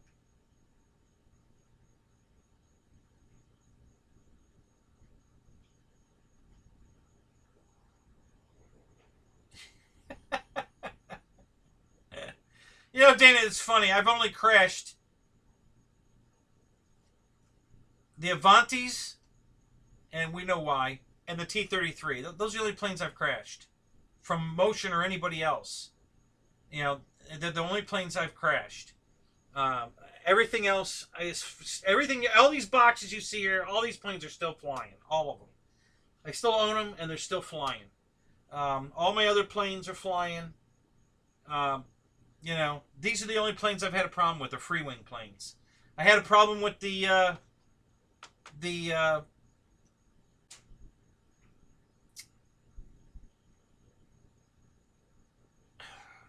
AT-6 Texan. It was called free wing then, before Flightline came along. Their prop planes were free wing. And the free wing AT-6 Texan, I crashed it. It's still flying. I fixed it and everything, but it has a problem. It wants to go into a flat spin easy. That plane's just got a tendency to, with no warning at all, to just go into a flat spin. And so it's got a few cracks in it, stress cracks here and there from, less than perfect landings, let's say. But it's still fine. It looks good. It still flies good. But those are the only planes I've ever had a problem with, are the free wing planes. I've never had a problem with any of my FMS planes or any of the other, Banana Hobby crap. Nothing. Just these free wing planes. Now, apparently free wing don't like me.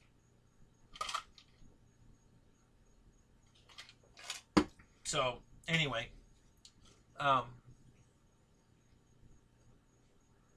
The airliner flew good. I love that thing. And I don't think I put that video up yet. Yeah, I still have to put that up. So I was trying to get a whole flight in the camera died again. Yes, I know. I'm trying to replace the camera. Working on it. So I got a flight in where I went out, I flew it, I did a loop and a roll with the airliner, and then I did a beautiful landing, and it didn't record any of it. The camera started right when I was starting my takeoff roll. The camera had stopped. But it didn't close. Usually when the camera stops, it closes, and I can hear and it didn't close. It closed when I landed. So I thought I got it all. I thought, all right, well, we got it. I just got it down. It just closed now. So I got it. And then when I went back to review it, I didn't have any of it. So I just immediately fired the camera back up, I put another battery in the airline, and I took off. West and turned right around and landed east. And I did 3 in a row. That's all I did. because really all you guys want to see is it take off and land on grass. So that's what I did. Did 3 in a row. Took off, circle. I didn't even put the gear back up. I just took off, got back in the pattern, put the flaps down, landed, turned it around, took off, around again, landed, took off, around again, and landed. 3 in a row. And that footage is good. So that's what I'm going to put up to show you how it flies off of grass. It's awesome off grass. The airliner flies fantastic. It's so it's very graceful in the air. It really is. It just flies, you know, majestic. You know, it's the only thing. And God, the people love it. Oh my God, everybody at the field, absolutely. Nobody would stop asking me questions about it. You know, it was crazy. Even with my overcharged batteries. Yeah, everybody they couldn't believe how quiet it was, you know, twin 70s, and it was so quiet, and, you know, oh man, that thing flies so good, and yeah, everybody loved it, you know, and mine's plain white. There's not anything on it. It's just white, you know. So wait till I paint it and and doll it all up with the stickers and stuff.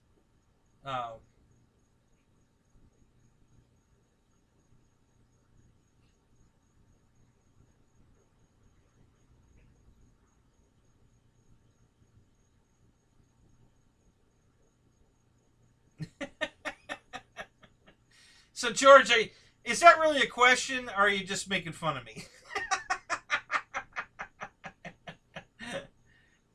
Yeah, Ben was there. He saw it. He said the same thing. It was majestic. Yeah, it's just a beautiful flying airliner. It really is. So, yeah, that's why I decided I'm going to keep it. I'm not going to go fly it anymore right now, not till my trailer's back in service, because I'm not taking it apart and putting it back together. And I got to paint it anyway, and I haven't decided on a paint job yet. Although I'm really looking hard at the DHL Courier, because it's all yellow. It's going to show up in the sky beautifully. It's going to be very visible. So I don't have a thing for DHL other than the color of the plane is yellow and red, which are the best colors for visual in the air. So I'm leaning more toward painting the plane the DHL color scheme. If you guys haven't seen that, go out on YouTube and look at a DHL 737, and you know, it's yellow with big red DHL letters on it and a red stripe on it, and it's very, very visual. You know, like Victor's Mango. You know, it's just visual. I mean, you can see it. It's unique. So I was thinking about FedEx. I was thinking about UPS. I was thinking about Southwest Airlines, but that's been done several times. A buddy of mine works for Southwest. He lives right down the road here. I thought he'd get a big kick out of me having this plane in Southwest colors. And I still might. I'm still leaning at that. But, you know, I haven't decided yet. So, and I've got time to decide because that's coming out. The garage first. Got to get the garage finished first. Then we'll worry about painting the airliner and that crap. But yeah, I love the airplane. So it flies good. It flies real good. Off grass, too. No problem. It handles the grass beautifully. So, and you'll see that. I've been working on that video, too. I have a bunch of videos to put up. So, they're coming. They're on the cutting room floor at the moment.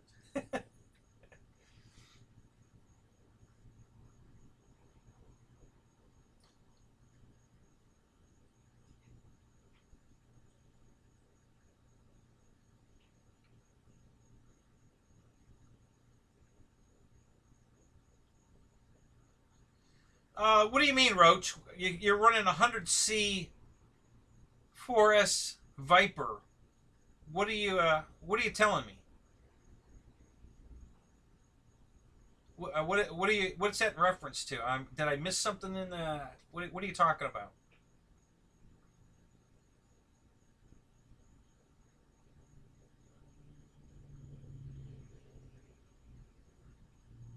Ellen, you're never late. Yeah, guys, you're never late on my show, guys. You know, because this show goes on all night, so don't worry about being late. You're never late on my show. Yeah, you're right on time. Unless we had a drawing and it's over. Then you're late. If I gave away an airplane and you get in here after that, then you're late. But otherwise, no, you're not late. Yeah, yeah. There's no late here. Yeah, I used to try to keep the drawing until later in the show, but too many people were leaving early. You know, early for my show. You know, I mean, 11, 12 o'clock is early on my show, but the guys are going to bed and stuff, and so I've been trying to do the giveaways like at 10, 10:30ish, so that mostly everybody's here at that time.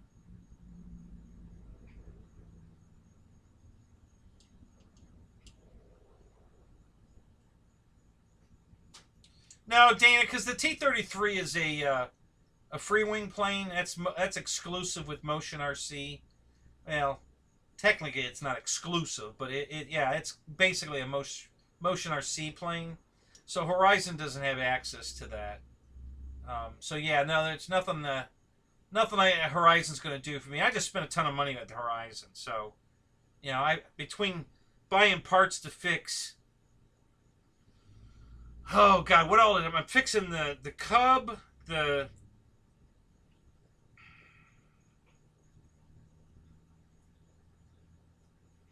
pits, the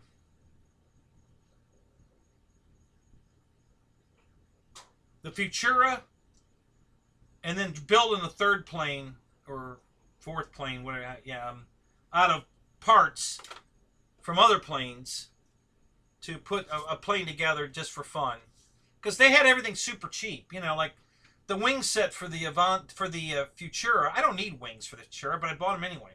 The Futura wing set normally is like $70, and they were on sale for $35, so I bought them. And the cockpit, you know, with Mike, you know, Captain Mike, in it, was normally I think $27, and it was on sale for $12. So I bought a bunch of crap.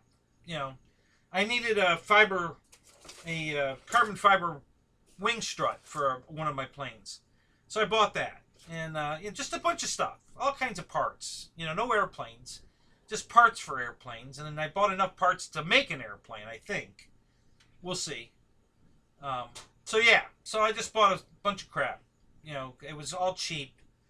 You know, landing gear. Bought a couple sets of landing gear. An extra set for the Futura, because it's the exact same gear in my the Havoc. So now I have an extra set of mains for that were dirt cheap. They were normally like $79, and I think I got them for $29 because they were for the Futura, and they're, you know, that plane's been discontinued, but it's the exact same landing gear. They're pretty much the same airplane. They look a little different, but they're pretty much the same airplane. So yeah, I just bought a bunch of extra stuff just to have it.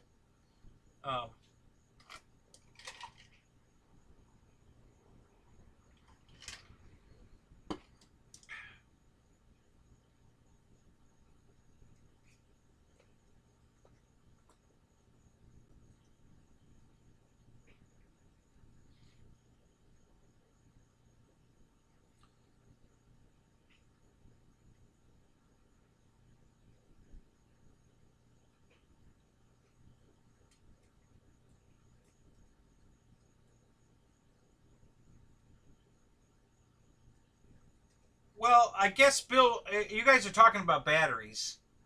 The C rating is how much load the battery can withstand without damaging it.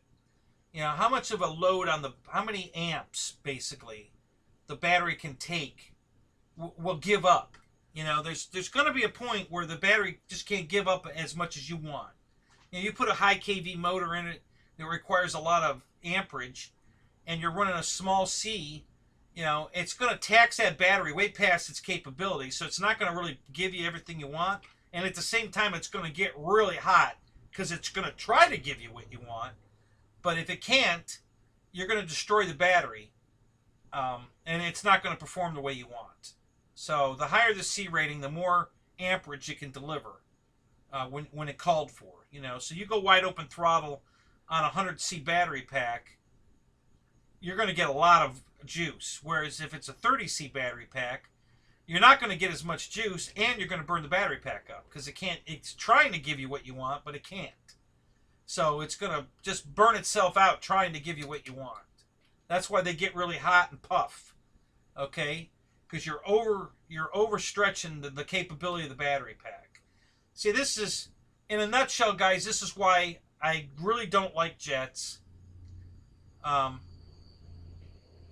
Look, they're fun to fly, but you got to buy expensive batteries, or you have to fly them like I do. And the reason I fly them like I do is because I don't buy expensive batteries. It's out of my budget. You know, I did a video that sold Motion so many damn Avantis 5 years ago, 4 years ago, whatever, because I flew the Avanti for 7 minutes on a Hobby King 3300 30C battery pack. And it was flying, you know, in the 60, 70 mile an hour range, okay, for 7 minutes. And you guys can go watch the video. It's up on YouTube. When I did that, I sold so many damn Avantis for Motion because, you know, people that feel like I do take up knitting.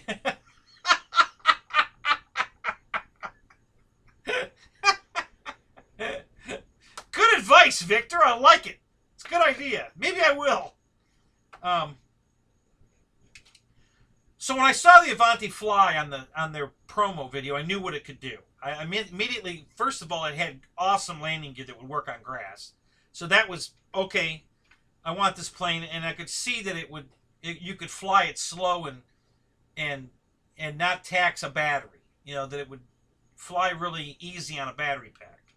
So that's why I bought it, and I immediately put a video out there, and it got I think it's sitting at 26,000 views, I believe, something like that. And I know Motion sold a shitload of airplanes because of that video, because everybody that was on the fence whether to buy it or not was thinking exactly like I do. It's going to take expensive batteries. You know, you won't be able to push it hard because it's going to cost a lot of money, and they weren't going to buy a jet because of that. And that pretty much, what's up, Ray? So that video was to prove that you can, with this particular airplane, you can fly this battery gently and still have fun with it. You know, it's almost 80 miles. I think it was doing 79 miles an hour downwind and like 62 upwind, something like that. You know, then the gust of wind, it would go up to like 81, 82 miles an hour downwind, and you know, so it was moving, it was cruising, and I say that in the video, it's cruising. You know, it wasn't trying to follow the sky, it was flying well, and I flew it for 7 minutes on a 3300, you know, 30C, and I say it in the video like 13 times. This is totally the wrong battery for this plane. I don't recommend this. This is not how, you know, I'm critiquing myself. I'm telling you, yeah, I'm doing it all wrong. This is not the way to do it. But if you're on a budget like me and this is all you can afford, yes, it can be done. I'm showing you that you can do it. And I got a big thing. Go look at the video and read the very first. I pinned it to the top. Motion sent me such a thank you for posting that video, you know, and I pinned it at the top because I was pretty proud of it. So, yeah, if you guys want to go look it up and read the very first comment, you know, I got a big thank you from Motion RC for posting that video.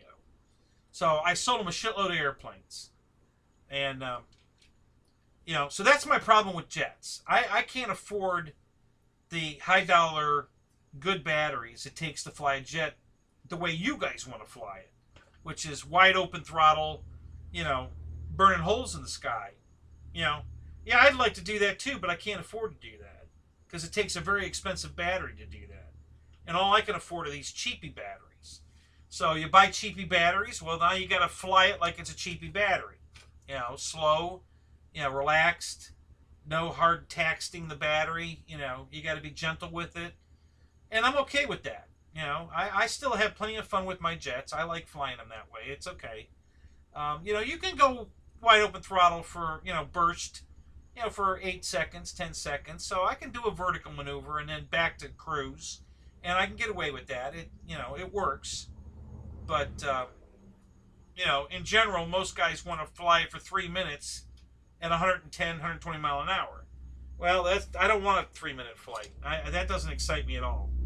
You know, for me, if it's a 3-minute flight, it's not worth putting it in the sky. I'll fly something else. I don't want a 3-minute flight. 2.5-minute flight. Listen, guys, there's prop planes that go way faster than these jets that'll fly way more than 3 minutes. You know, the V900 is a perfect example. You know, that thing's a rocket ship, and it'll fly that fast for way longer than 3 minutes. You know, and it's a prop plane. So if speed's your adrenaline rush, buy one of those. Don't buy a jet. Buy one of those. You'll have way more fun with that. You know, you can pull more G's with it. You know, I mean, I keep saying this. You can have so much more fun with a prop plane than a jet. You know, the jets are cool. They look cool. They sound cool. I get it. That's why I have some. But, you know, overall, you know, jets just don't do it for me. You know, I'd rather have prop planes. So what do? I buy another jet. I know. I get it. But this particular jet I've wanted for a long time, and even though I'm pretty much done with jets, I had to buy that one. And the price was right, $275. You know, that's cheaper than any jet on the market right now.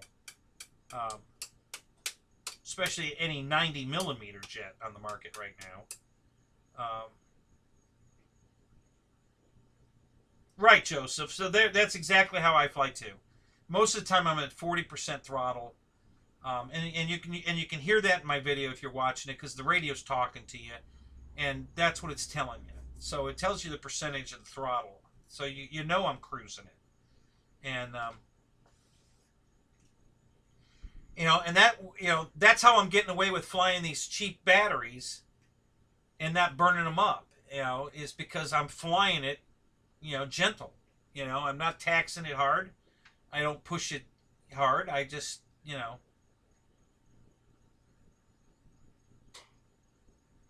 Yeah, Mike Keller's bought 6 of them already. Yeah, I know.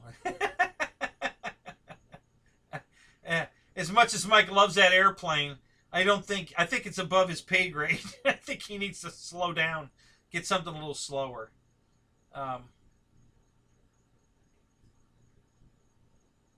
Yeah, Joseph, depending how big your fuel tank is, yeah, and that's, like I said, this whole quarter midget stripper deal started with me talking about the quarter midgets I used to pylon race, and I still have mine from 42 years ago. It's in the house right now, but yeah, it was $160, $180 all day long, you know, on nitro. So yeah, if I want to go fast, I just fire that one up and go fly it. You know, it's, you know, or I'd buy a V900. You know, there's better ways to go fast than buying a jet. You know, the jets can fly fast, but it takes a lot to do it. You know, a lot of battery, a lot of energy, a lot of high dollar battery, a lot of money. I mean, it just, you know, there's much easier and cheaper ways to do it than with these jets. So I buy the jets for the cool factor, you know, that they look cool, they sound cool, not for speed. You know, that's absolutely not my reason for a jet. I'm not looking for speed. There's way better ways to get speed than a jet. So the jet's not the speed way, you know.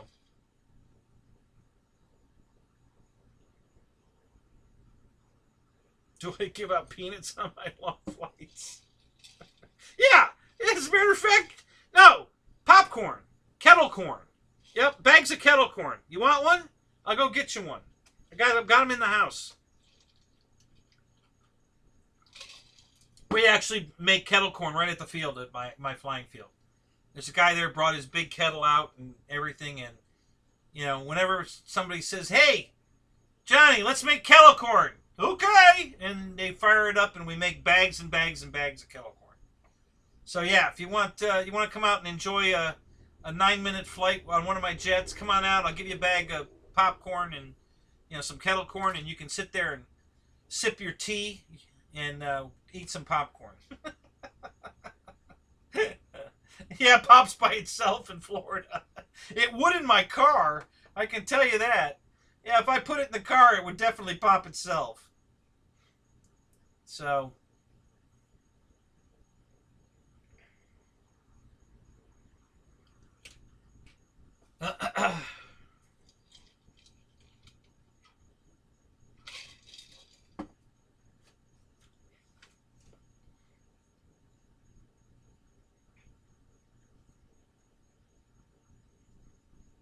RC social distancing with your plane.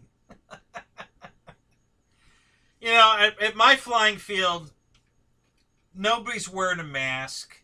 Well, actually, there is one guy that comes out wearing a mask, but yeah, we're just there's absolutely no hint of this corona shit at my flying field, except for the one guy.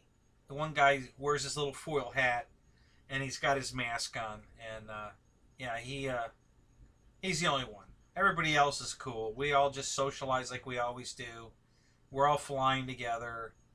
It's oh man, Chuck, thank you so much, man, for the popcorn fun. That's awesome. Alan, man, thank you, sir. I appreciate that. That's awesome. Thank you. That's great, guys. Thank you so much. That's awesome. Alan, you send me all these videos, and I'm not complaining or anything, but I've seen them all. I'm like you, man. I love all that stuff. I don't watch television, guys. All I watch is YouTube. I mean, 99% of the time.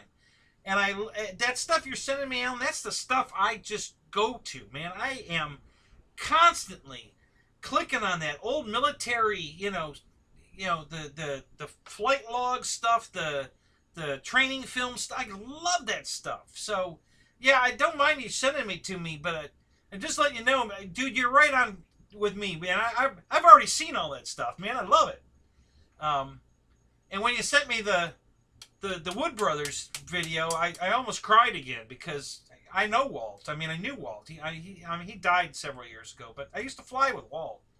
So, yeah, that particular video, and that video was made at the time I was flying with them, because I can tell by where the video was shot. I'm pretty certain that's the field we flew at, and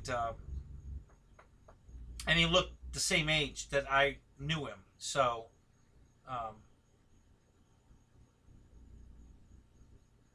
yeah, I'm sure you can send me videos I've never seen.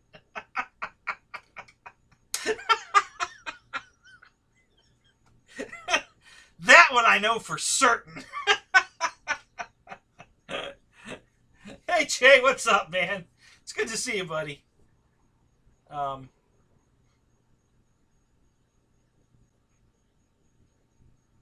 Yeah, listen, I'm not a protester or anything. I went to Publix tonight before I started my stream, got some food, and I wore my mask. I don't complain. It's not that big a deal. It's a small request. The way I look at it, if it makes people feel more comfortable, that I'm not spreading a disease or anything, for me just to wear a mask when I'm in public, I don't have a problem with it. I'll gladly do that. So,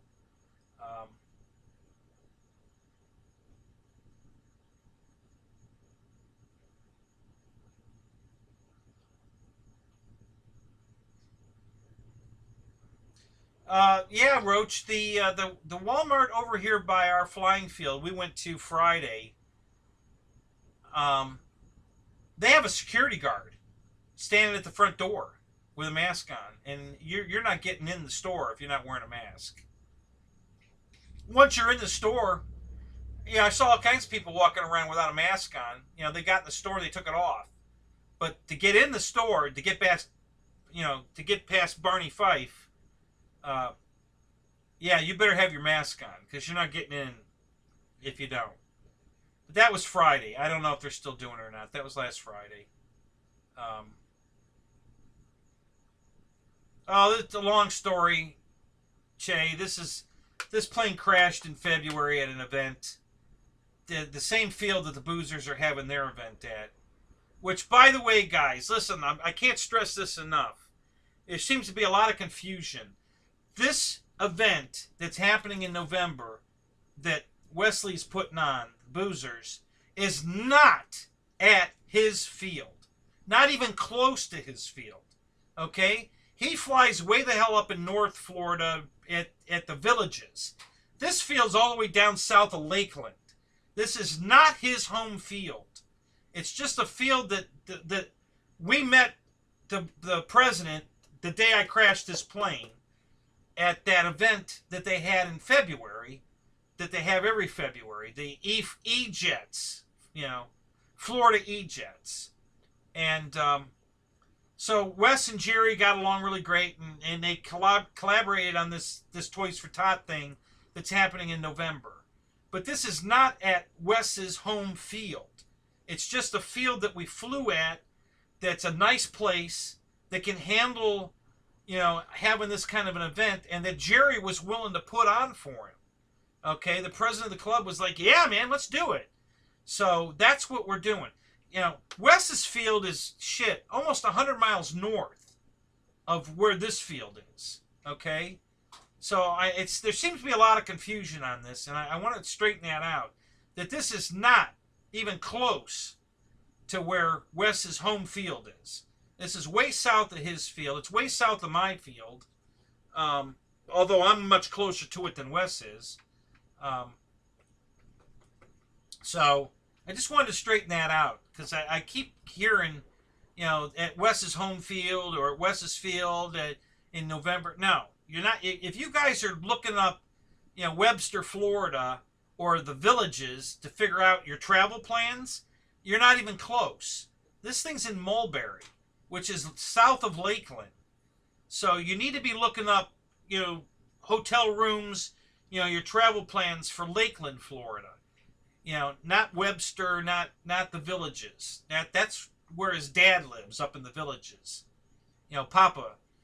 And so, yeah, and spread the word, okay, guys? Because I keep hearing it over and over again, and you guys are just you're not hearing it right. This is not happening at the Boozers field. It's just happening in a field that we met Jerry the same day. When we went to the event that I lost the Avanti at back in February. Jerry's a super great guy. He's one of those. He's a president that needs to be president. He's the guy that wants to fly, that loves this hobby. He's 100% all in. He'll do anything to promote this hobby and enjoy this hobby. And, oh, Roach, you live in Lakeland? Really? You live that close? Wow. I didn't know that. Holy crap, dude.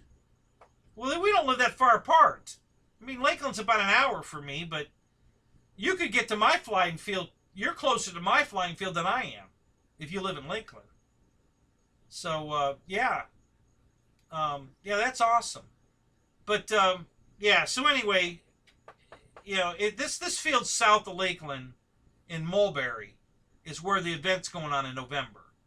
Not up in the Villages, up in north of Webster, where the Boozers live in Webster, and they have a flying field that's less than a mile from their house. It's a very small, little field.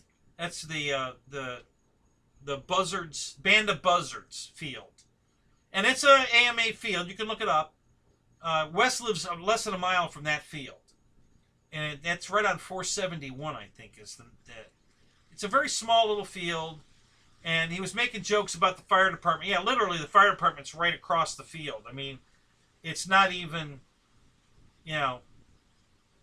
maybe 200 yards away. Okay, on the other side of the flight line, there's some more grass field, a couple of trees, and the fire station's right there. And you know, it's a very small little runway. It's got that, you know, I don't know. It's like a carpeting kind of backing black material that they staple to the ground. I forget what they call it, but you know, that's what they have for a runway. They have a big grass area in the back. There's actually more room to fly behind the field from the road than next to the road where they have the runway. But that's in Webster. And his dad lives north of there about 20, 30 miles up in the Villages, which is north of Webster. And they fly at a field called Lark, which is halfway between them and farther east. That's their new home field, other than the Banded Buzzard field that's right by their house. This field's nowhere near there. It's way south of there. All right, way south, way down in south of Lakeland. It's in Mulberry. So make sure you guys are. Yeah, we miss Fireman in the chat. I do miss Fireman. Where's he been? He was working on something for me, and then he disappeared. So I don't know. It was an IRS thing, and I just paid it. I was tired of arguing with him. You're not gonna win. It's pointless. So anyway, but yeah. So anyway, so just know, guys, that you know this event that Wes is putting on in November is not at his home field. You know, it's down in Mulberry, south of Lakeland. So make sure you've got your travel plans situated correctly.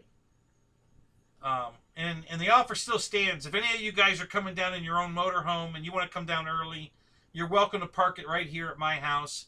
I can bring power out to you. I don't have any kind of, you know, hookups for your water and stuff, but I can certainly supply you with electricity. I got tons of room. So if you're bringing a camper or a motorhome or whatever, and you want to come down early and stay at my place until the event, you're welcome to do that. I'd be happy to have you here. You know, and then the day of the event or the night before, I'm probably going to go down Friday.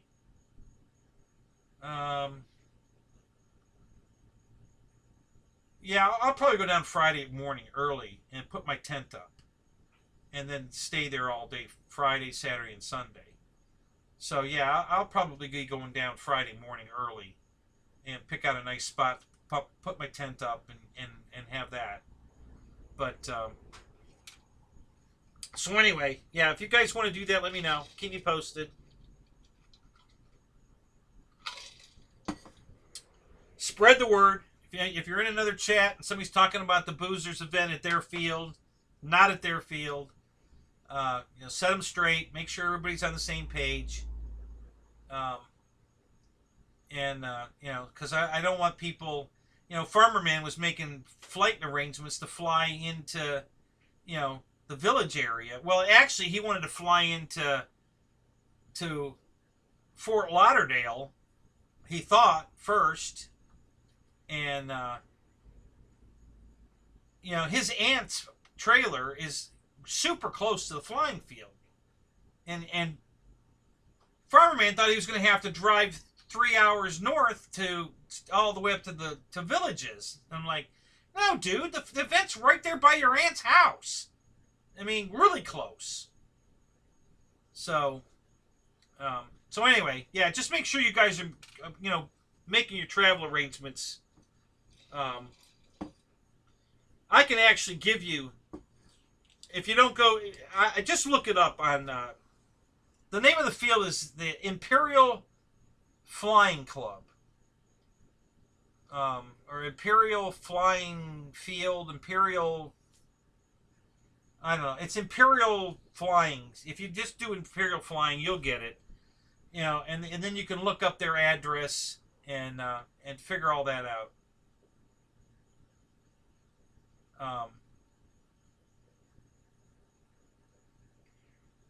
So anyway, So what else is on the agenda for you guys? I'm excited, man. I got all kinds of toys coming. What do you guys got going on? You know, what's going on in your lives? What's cool? What's happening? What are you doing? What are you flying? How many of you guys bought that giant MiG-29? Who took out a second mortgage on their house to buy that MiG-29?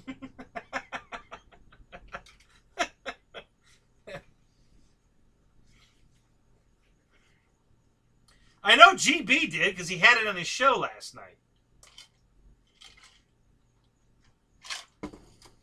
They were putting some fiery booties in it.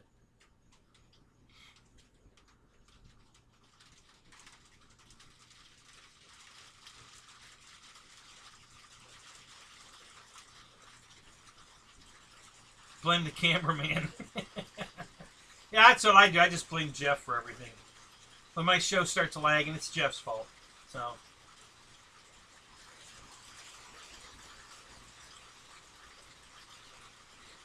Yeah. Wrights has got a nice toy coming. So, hey, have you flown the Valiant? I think I asked you that. You have flown. You haven't sent me a picture of it yet. You bastard. Send me a picture of the damn thing. I want to see it.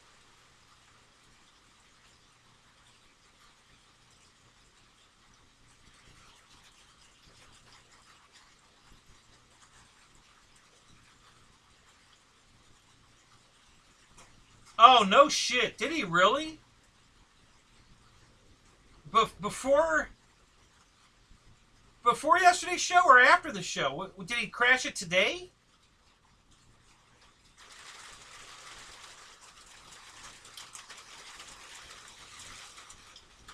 Well, no, it was the servos. I mean, they were told not to fly it with the bad servos in it. And it was the elevator servos is what apparently is the problem. Yes, you have? You have sent me pictures? I don't think so. How did you send it? Tell me you sent them on Facebook. Yeah, that'll work. Like I'll ever see them there.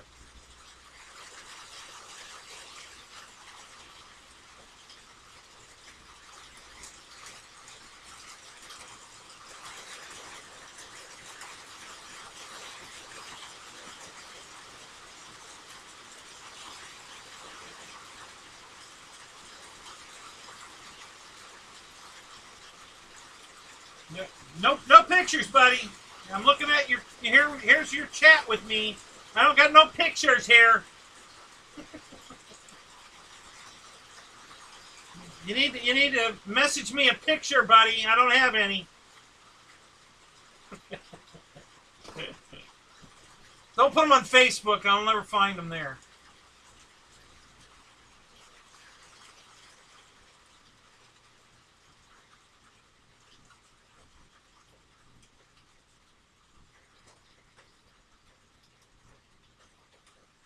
Oh, so he said the video will be epic. Yeah. Oh, wow. Yeah, see, didn't he even ask everybody last night in the chat, who's going to not fly their plane until the new servos come in? So they went out and flew it anyway. Wow. And did a loop. Boy, that's ballsy. You've already been warned that the elevator servos are iffy, and then you go out and do a loop. Fly an ant! Holy crap! Hello there, sir. How are you? Man, it's good to have you here, buddy. Love your videos. That is freaking awesome, dude. Glad to have you here. Welcome.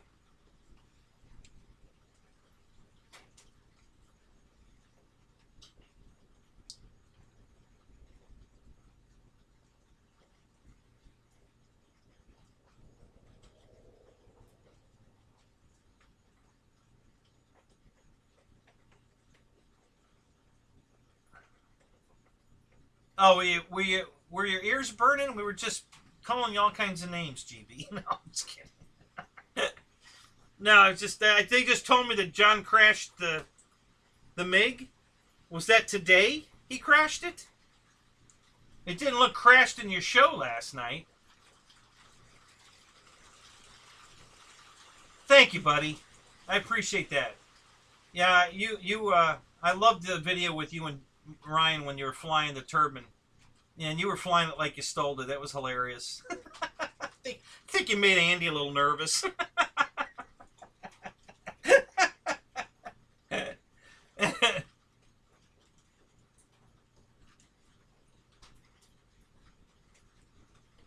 Yeah, I heard the video is going to be epic. In the dark. Oh, in the dark even. Wow. Yeah.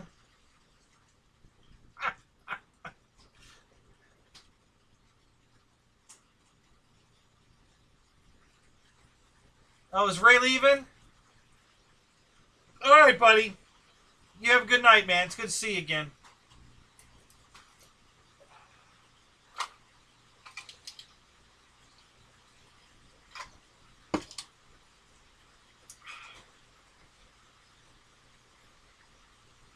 I don't know if you can hear it. It's pouring again. These are smaller drops, though, so they're not making near as much noise, but it's pouring.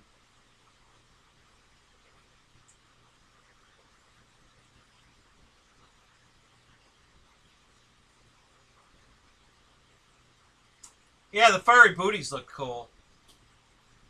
Yeah, I saw you guys lighting them up on the table last night. They were pretty cool. You know, those big tailpipes, man, look good, and they really show it off.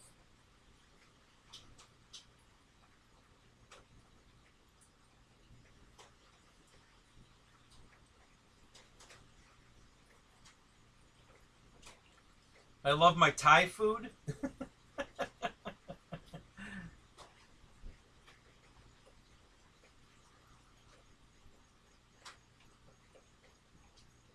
What?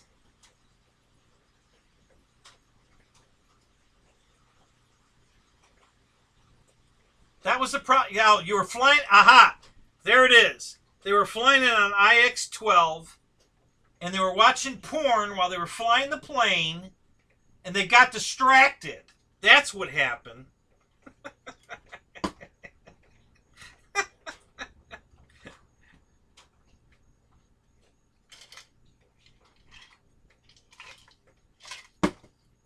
I told you guys with those radios you're going to have problems. You're going to forget which stick you're flying with. I knew it. So it happened. There it is. The jig's up.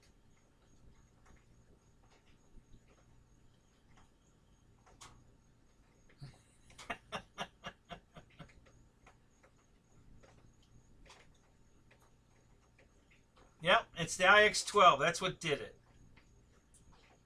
So, what did George say? So it went great? Yeah, so all this hypo about it, you know, crashing is all bullshit, right? You didn't crash it at all. I'm 2 weeks behind. Again? Am I? Oh, crap. I hate it when that happens. I hate being 2 weeks behind.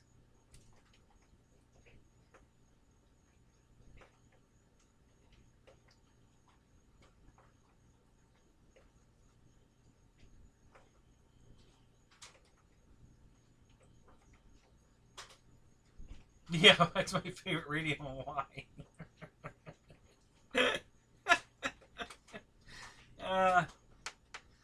The what do they call that thing? I don't know, that radio that Bidco sells. What the hell's the name of that damn thing? That's my favorite radio.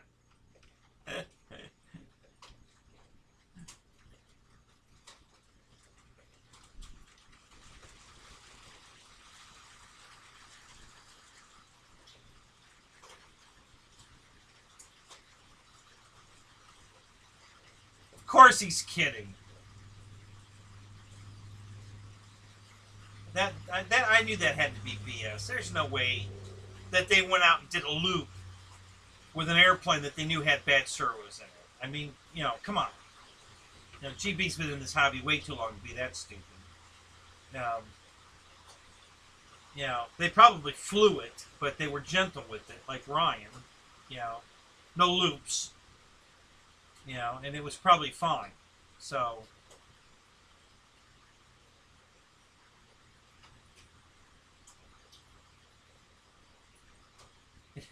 aloha, Dave. F you, Air Marshal. Love you, buddy.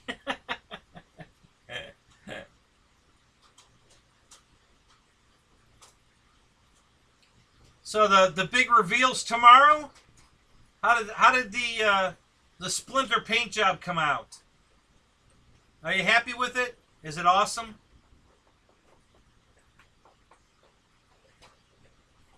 Gonna reveal it tomorrow on the noon show. Is that what we're doing?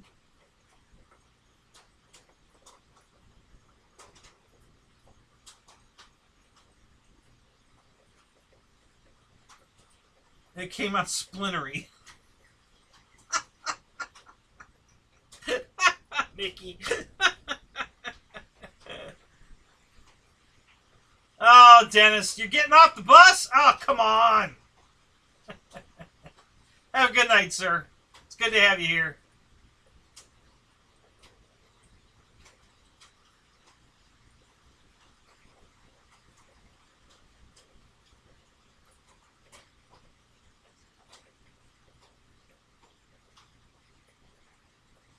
It's the Master Ninja of Hanger Rats.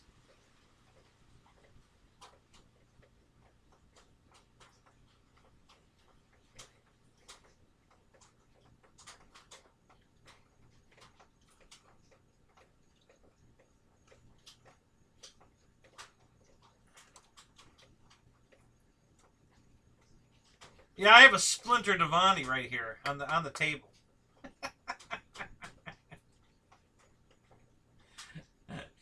Yep. Proof positive right in front of you, right here. It's it'll buff out. No problem. It'll definitely buff out.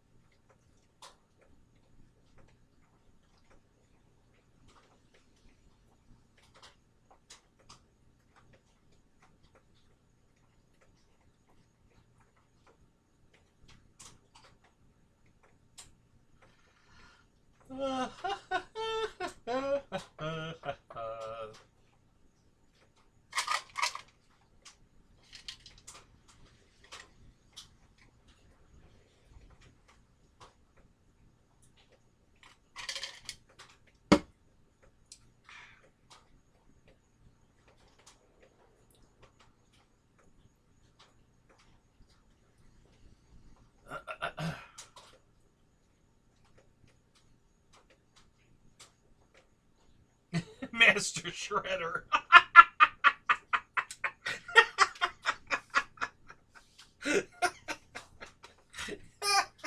Yeah, that's a good way to put it. Yeah, that's accurate.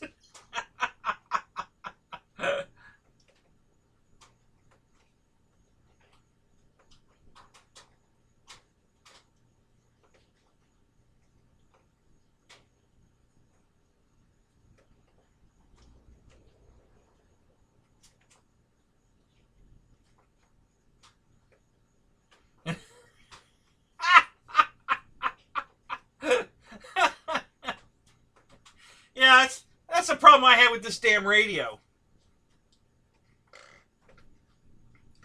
This damn camouflage. You know, I set it down and I can never find the damn thing. You know, it just frickin' disappears when you set it down. You know, I should have never got the damn camouflage. Yeah, that was a big mistake for sure.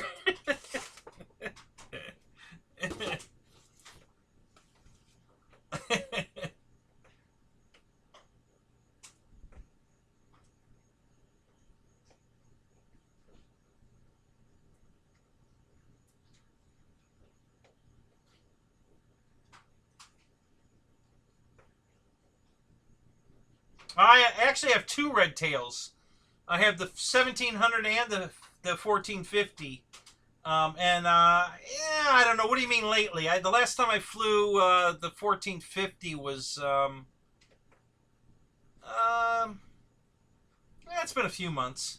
I've been flying a bunch of different stuff lately. I've been pulling a lot of stuff out that I haven't flown before, and then I've got some new stuff too. So, but yeah, I still have them. I'll never sell those planes. They're staying with me forever. Huge fan of the red tail I've watched all the movies, all the documentaries on the actual red tail guys, the Tuskegee men. Super huge fan of that. I have so much respect for what those guys did. You know, despite the fact, you know, that they were, you know, segregated. Yeah, amazing story. You know, so yeah, I still have both my red tails, and I'll never part with those. Um, so, um, been flying a lot of different stuff, Ant. Just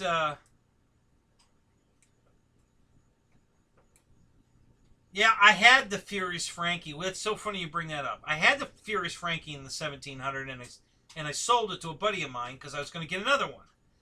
And when I went to get it, they didn't make it anymore. The Furious Frankie was gone, so I had to buy the red tail version, which was fine because I was going to buy it anyway. Now I'll get my Furious Frankie back because the guy I sold it to has not flown it. He'll never fly it. I'll get it back from him one day. So I'll get my Furious Frankie back. But I just recently, and I mean very recently, like within the last 30 days, picked up a brand new in the box 1450 Furious Frankie that a hobby shop, for lack of a better word, had on the shelf, and I just picked it up. So now I have the 1450 Red Tail and the Furious Frankie, and I'll have them both again in 1700 as well. Yeah, I could go get the 1700 any day. I could just go over there and say, hey Carl, I want my plane back. What's it gonna take? He'll probably just give it to me. But yeah, I'll have it back. But yeah, I love this. I especially love the way the 1700 flies. Did you do the prop mod on your 1700? Well, on both of them for that matter, where you put the tie wrap, increase the blade pitch. Have you done that to yours?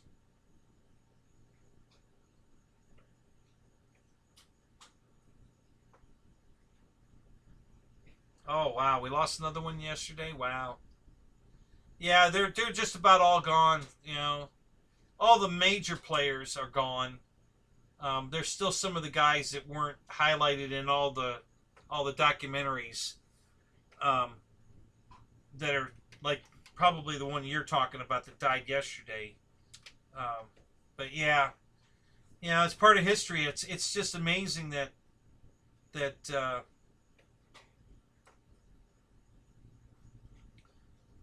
you don't think about it. You know, 30 years ago when I first got acclimated to the whole Tuskegee thing, that I never thought I'd see all these guys die. You know, it just didn't occur to me that, hey, you know what? These guys are going to die. You know, in my lifetime, they're going to die. And yeah, it's sad.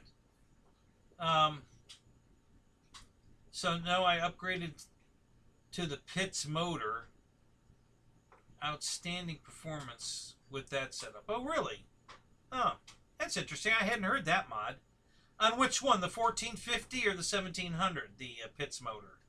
I'm assuming the 1450.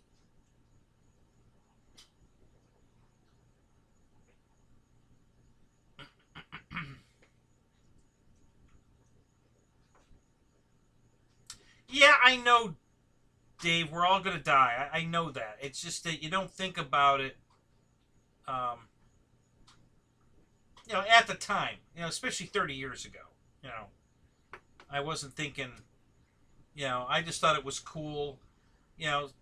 Listen, there's a lot of things special about the Tuskegee guys that affect me personally.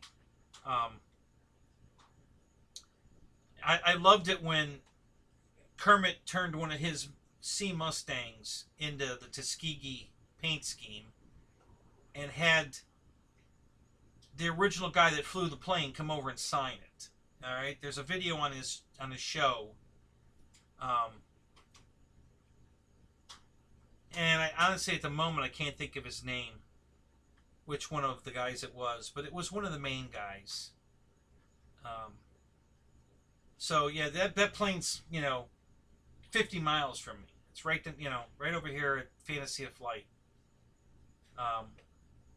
So yeah, I just, it's just a great story, great piece of history, the whole Tuskegee thing, and I just love the story and everything about it.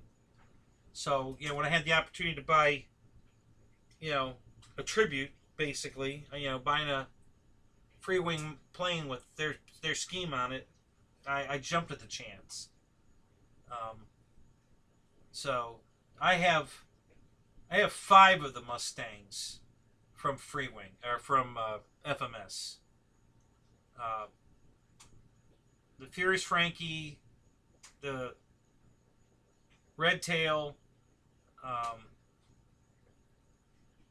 Dallas Darling, Gunfighter,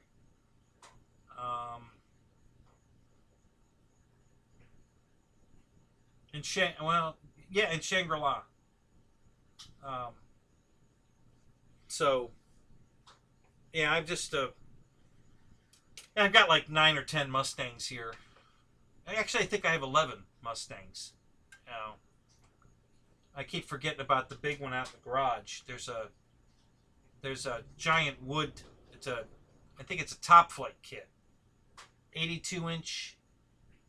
I think it's an 82-inch balsa, ARF. And I keep forgetting it's the Big Beautiful Doll paint scheme. So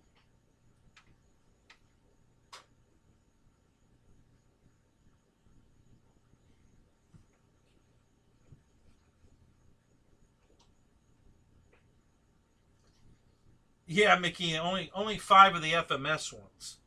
Yeah, I think I have 11 Mustangs total. But I have 5 of the FMS ones, because they just fly so good.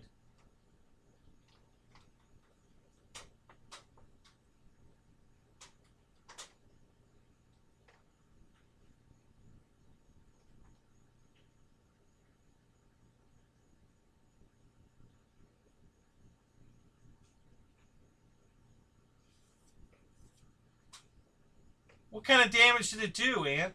I bet, because I've done a lot of repair work on that particular wing. I bet you it's fixable. Did it push the landing gear through the top? Uh-oh. Somebody is sending me a call here or something. I don't even know how to answer this. I guess this.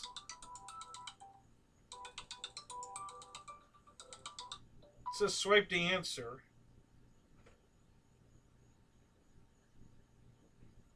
I think this is a Facebook call. I don't know how to do this. It's Youngblood did it to me earlier today. It was my very first video call. So I didn't know how to answer it. And now I've got loading video. I'm looking at myself. It's Wrightsa, by the way. Michael Wrights is calling me in a video chat. So I have no idea what I'm doing. I got a circle spinning saying loading video. That's all I got. Push the green button. Now, there was no green button. There was a red button at the top and a blue one at the bottom with a video camera on it. And it said swipe to answer. So I swiped the blue dot. And it didn't work. So we didn't get a connection. So probably my fault. I don't know what I'm doing. I got my little window open that had my picture in it. Because earlier today I did this with Joseph. And we did a video chat. And then we dropped.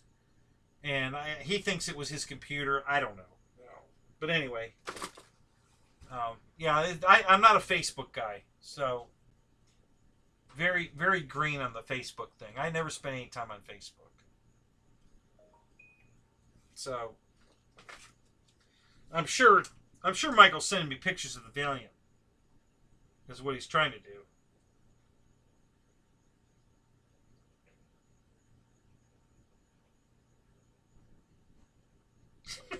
So he says I called by mistake.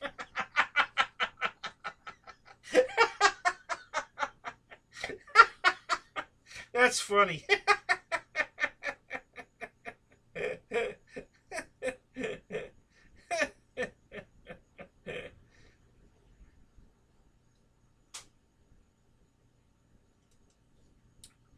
Oh, that's hilarious.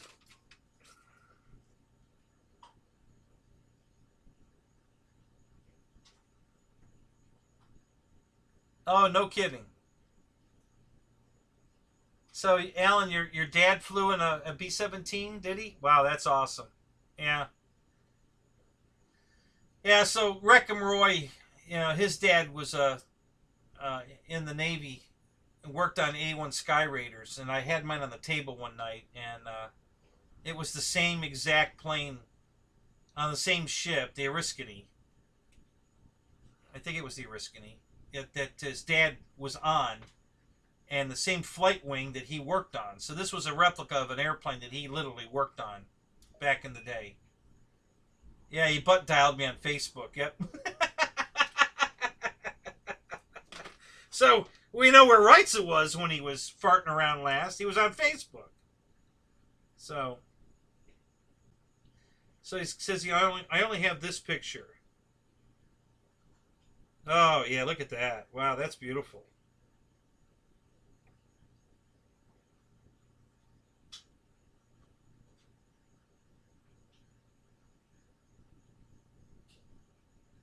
Yeah, so Michael's getting his feet wet in balsa planes. I guess this is his first one. I don't know if you'll be able to see this, but that's his Avanti. It's a Hangar 9 Avanti that he bought a few months back. And then in my show he won $400, so he bought the Hangar 9 P-47.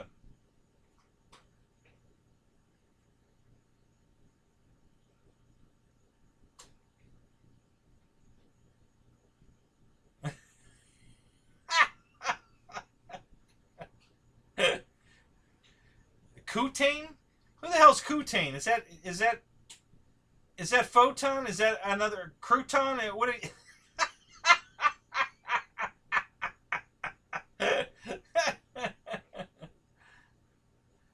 oh, right, some butt tile shoot hourly. Oh, that's funny. Oh my God.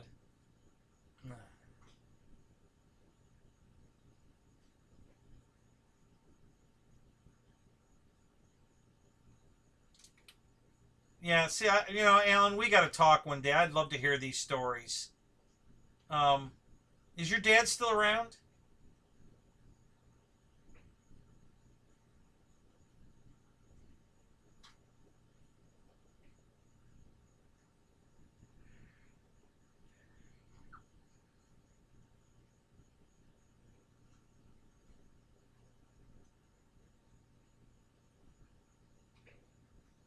Yeah, Fred. Yeah, that's yeah. I'm very similar, but a much longer list of 51s.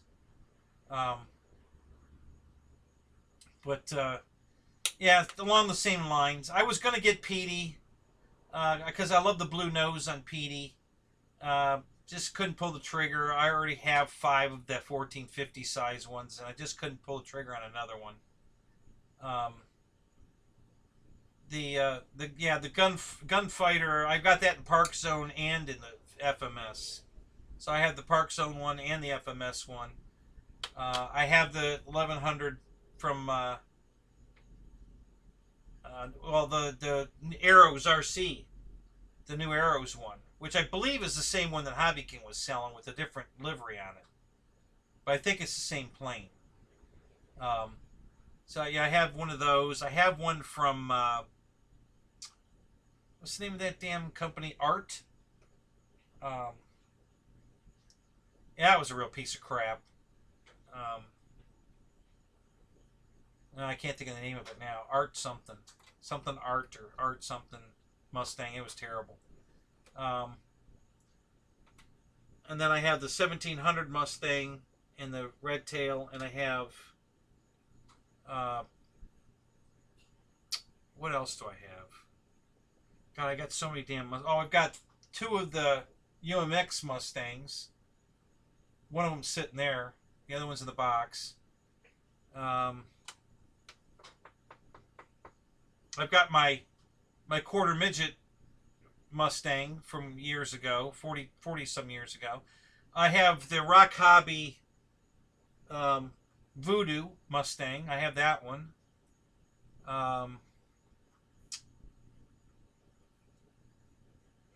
What else? Yeah, I just got a boatload of Mustangs. No, and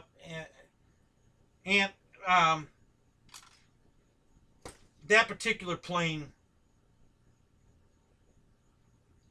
don't get me wrong, I love it. It's beautiful. It's a gorgeous airplane, but it doesn't fit my criteria in 3 major ways. First, it's too big. I don't have a way to transport it easily. I'm not going to take it all apart. So that's number 1, but that's not the big one. If it wasn't for the other 2, I'd buy it. The big isn't really the issue. It's too expensive, and it takes 2 very expensive batteries to fly it. 1 flight, and those are 3 things that are just Arctec. Yeah, that's the Mustang I have. Arctec. Yep. So those are the 3 reasons why I won't buy. I won't be buying the MiG-29. Not even looking at the MiG-29. It's cool. Don't get me wrong. I'm not putting it down in any way. I think it's beautiful. I wish I was in a situation where I could have it, you know, where I could afford it. But it's just not in my, you know, the 2 battery packs per flight is a big deal for me. So yeah, for those reasons, I won't buy it. Now the Gripen, yeah, that one's got some possibility. I really like that thing. I'm just right now I'm kind of boycotting Motion RC, so it probably won't happen. Yeah, Fart Tech. Yeah. Oh, that plane came. It had to be a derivative of Hobby King. That thing came with so much stuff wrong with it.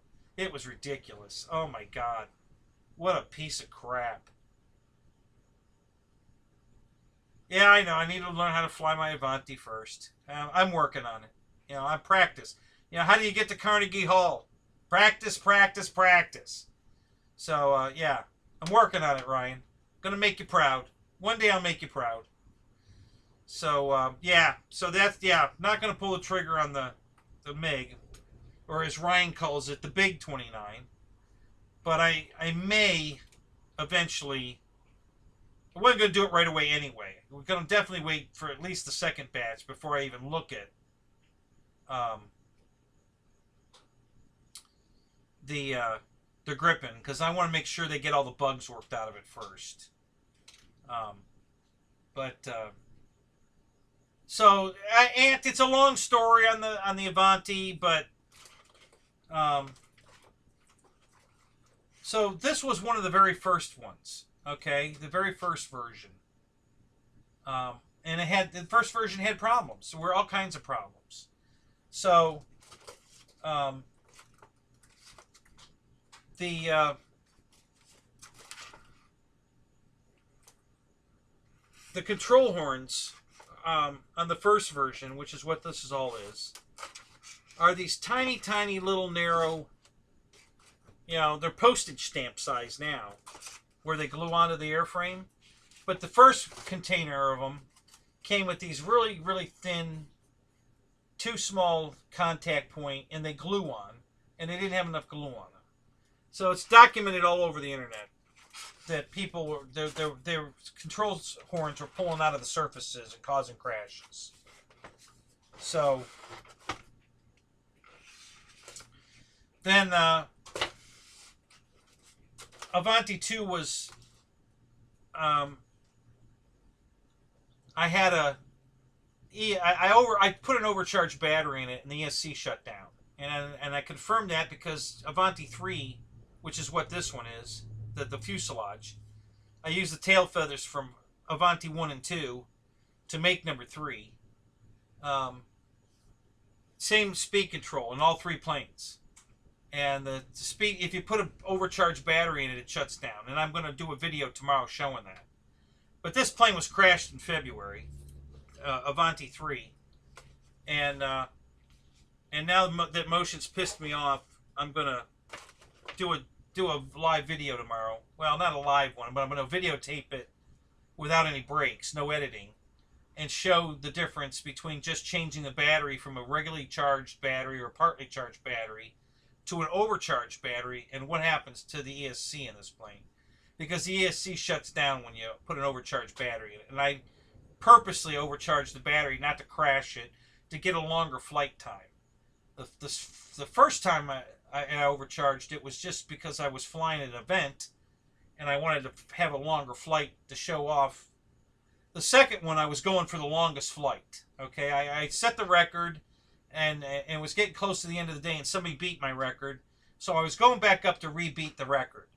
So I put this big battery in it, and I overcharged it, and it happened again. So I lost the second one to an overcharged battery. And so tomorrow we're going to recreate the whole scenario on camera, and I'm going to show everyone that if you overcharge your battery on this particular ESC, it will shut down and crash your airplane. So that's the short version. And I'm going to do the video tomorrow. I was going to do it today, but it's pouring rain all day. It was so noisy in here, I couldn't hear myself think. So we're gonna do a video tomorrow and clear all this up. And then Ryan's going to teach me how to fly this damn thing, because apparently I don't know how to fly it. So I'm going to go get some pilot lessons from Pilot Ryan.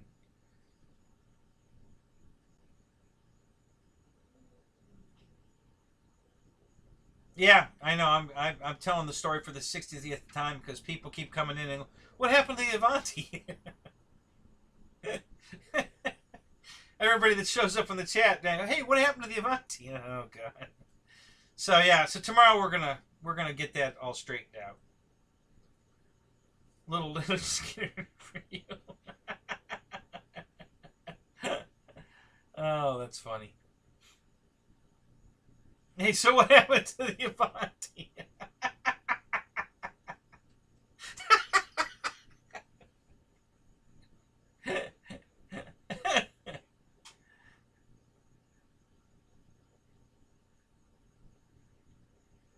My milkshake?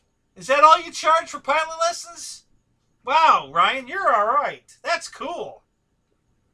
What do you prefer in a milkshake? What do I got to buy you? What's your favorite? From where and what flavor? Because, you know, if it's something I can get locally here, I'm going to show up at the Boozer event with a milkshake for you.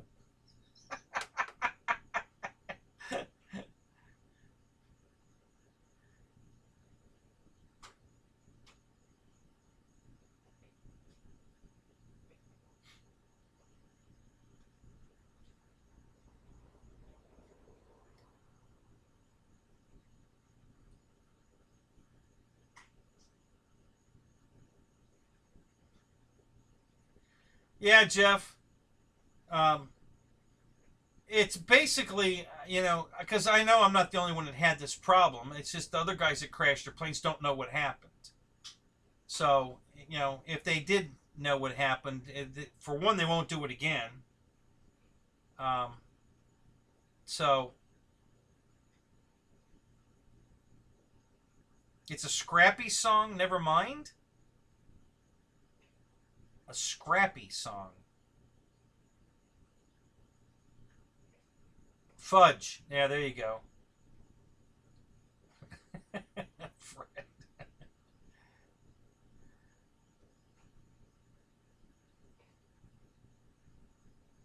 Oh, milkshake is code. Okay, yeah. Well, it's code, but be way past my years. I'm too old for that. I don't know what that means.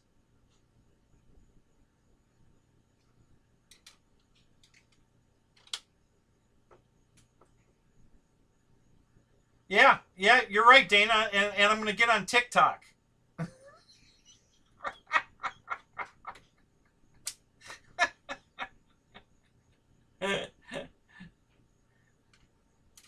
Send him a link to the song. It's not the song with my name in it. It's from Eminem, is it? I mean, everybody asks me that. You know, you guys familiar with that song? My exact name, Kenneth Caniff, in his song. I have no idea where that came from. I'm not from wherever the hell he's from, but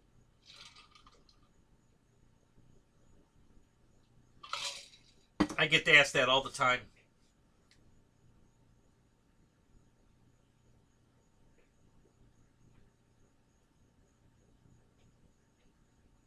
Yeah, Mickey, 60 times.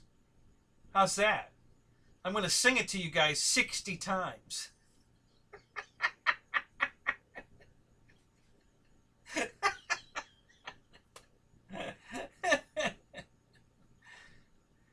Oh, is that the name of the song, Bring Boys to the Yard? I've heard that twice in the chat. I guess that's the name of the song. I have no idea what you guys are talking about. Yeah. Sing, Kenny. Yeah, no, not tonight. Yeah. We should, I know Ryan sings. Maybe we should do a karaoke session down at the Boozer event. What do you think?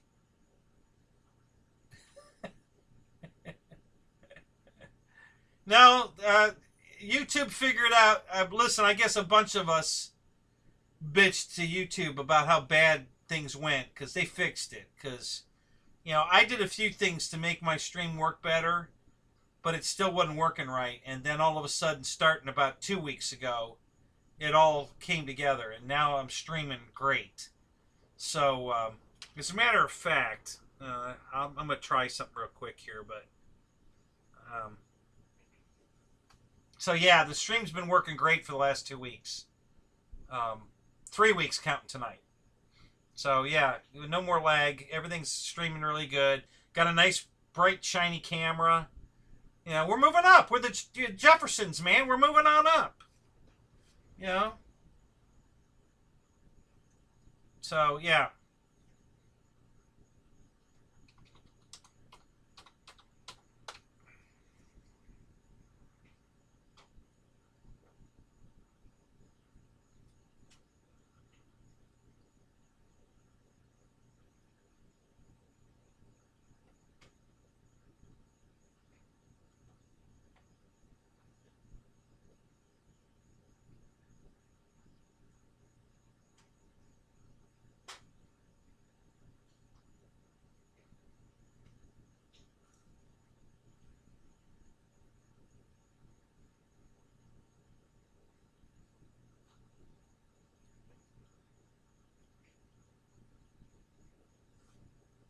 So while the stream's going, I'm going to run a speed test. I just want to see how fast my internet's working while we're in stream. Just curious.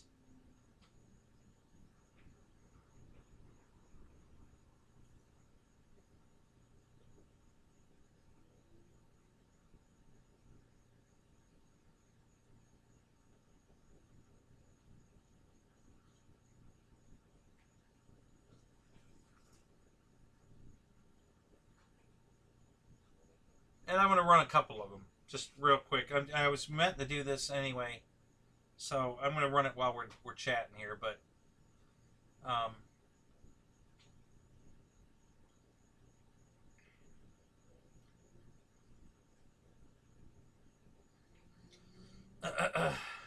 yeah, it's slower than it was when I wasn't streaming. So. And that's how I know that YouTube fixed their end of it, because, listen, when I tell you what these numbers are, you guys aren't even going to believe I'm streaming at all. Okay? Because the numbers are ridiculous.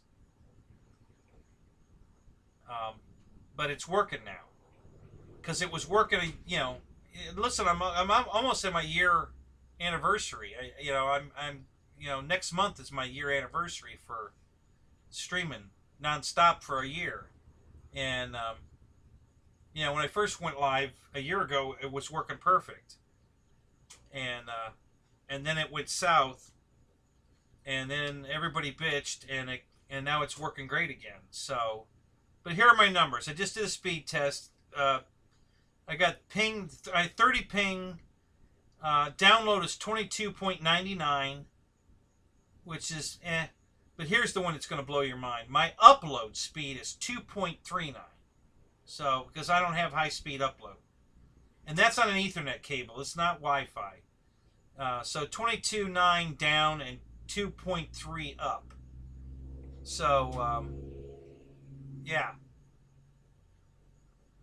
So, it's amazing I'm streaming at all with those numbers. And yet, it's streaming beautifully right now. And like I said, it's because YouTube fixed whatever the hell they had done that screwed everybody's show up, and including mine. They undid. Because for the last 3 weeks, counting tonight, my show's been streaming beautiful. Not lagging hardly at all. I mean, I'm lagging as much as anybody. You know, it's just barely lagging. Less than 10 seconds. So I'm going to try a different speed test. Now, I haven't used this one before, so let's try this one. And we'll see what we get.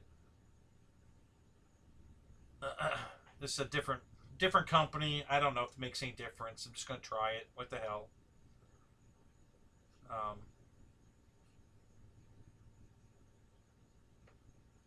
So it says it's testing download, but it's not showing me anything yet. So I don't know what... You know, the one I just used was one I'd used before. I don't know what this one's doing.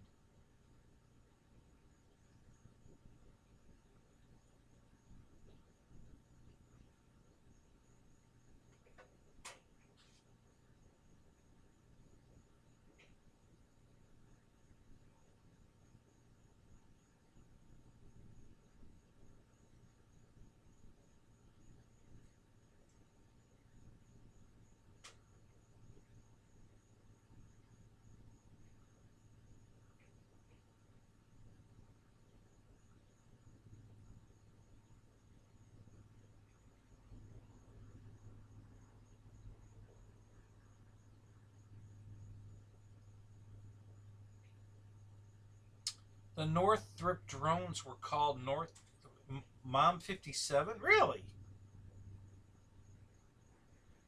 So I'm sorry, Alan. If you answered this, I'm sorry I missed it. But is your dad still alive?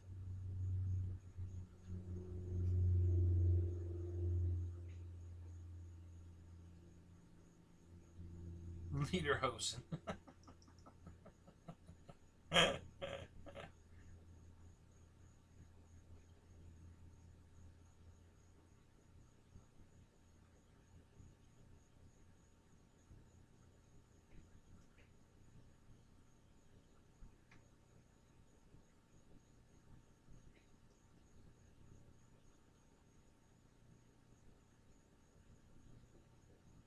Vegemite.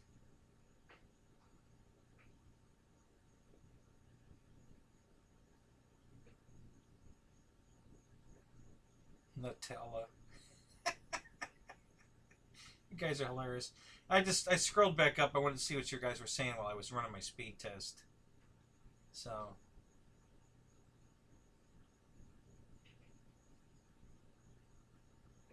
Oh, I got a girl in the house that'll come out here and slap me around if you guys want to see that. You know, I just go in the house and get her. She'd love the chance to do that, you know? She'd be all, man, she wouldn't, I couldn't get her out fast enough, man. She'd be out here in a second just to slap me around. For your pleasure. Oh, he passed in 92. Okay. Yeah, I'm sorry, Alan, but yeah, did you ever get a chance to get any of his stories on tape? Did you think of doing that? You know, have him tell his whole experience and stuff, and get it on tape. We did that at a buddy's house one day. He had a neighbor that was at Pearl Harbor, and we got him over there, and he had pictures, and he told his whole story, and it was so cool, and we got it all on video. Yeah, I'm catching up with yesterday.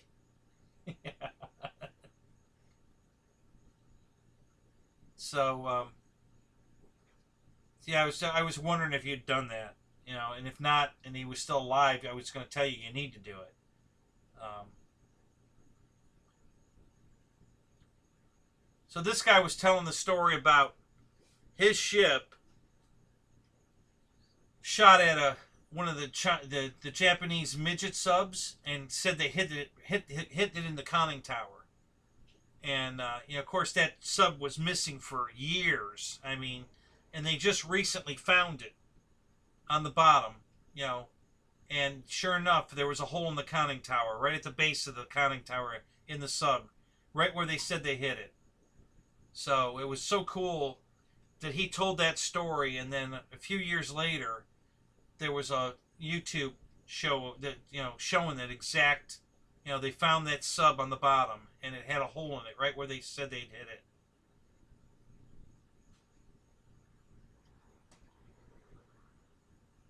Yeah, what happened with your phone, Ryan? I know you said your phone's out, and I guess it's out till the 23rd. What the hell happened?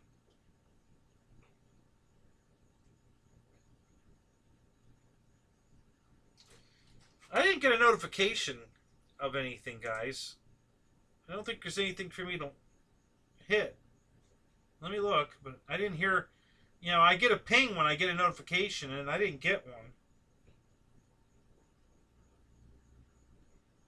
So yeah, I don't have any link to hit.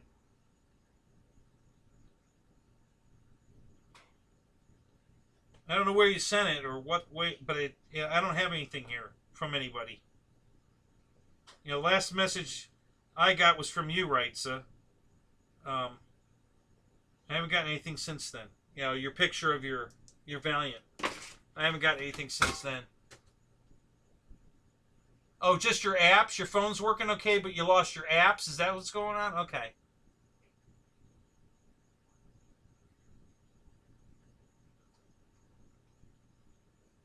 Oh, that's awesome, Alan. Oh, man, I would love to see that footage. Oh, my God, I would love to see that footage.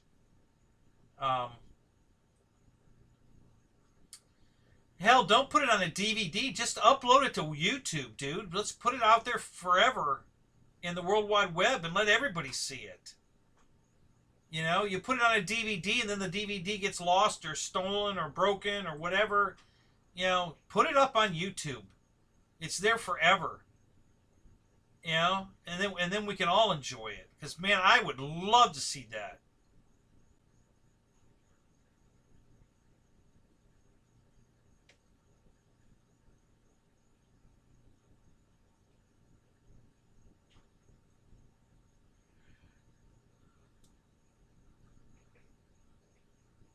Wow, Fred, no kidding.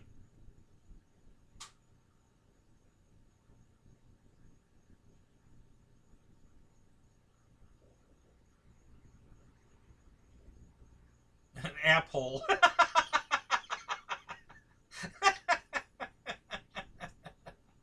Not an apple, an apple.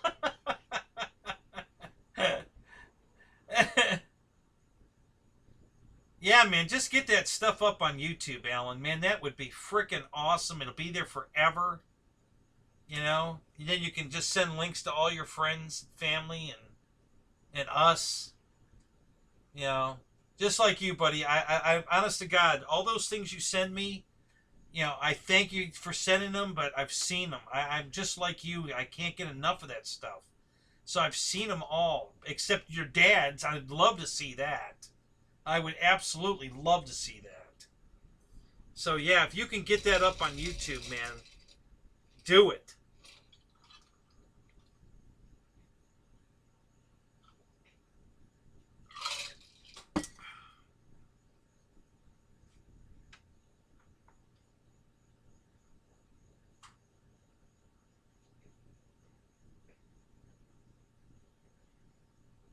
Yeah, worked out great for her. She's, famous millionaire now for putting it on YouTube. Go figure, you know.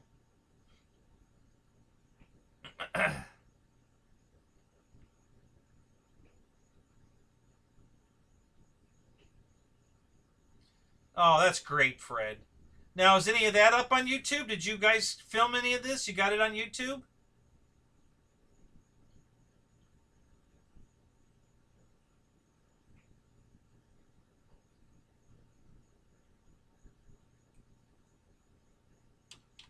Yeah, the B-36. Isn't that the one that they were training right here in Tampa Bay? The B-36? They won a day in Tampa Bay because they crashing them in the bay all the time.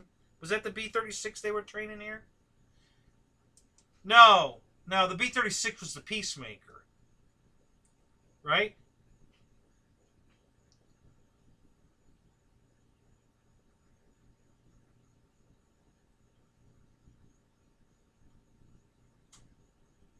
Okay, I got the link now, Mike.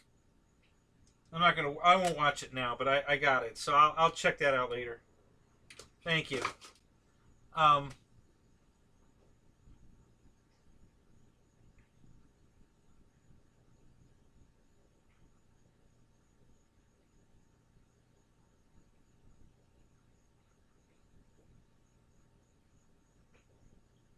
well, Fred, why don't you, you or get somebody to read it, in front of a camera and put it up on YouTube.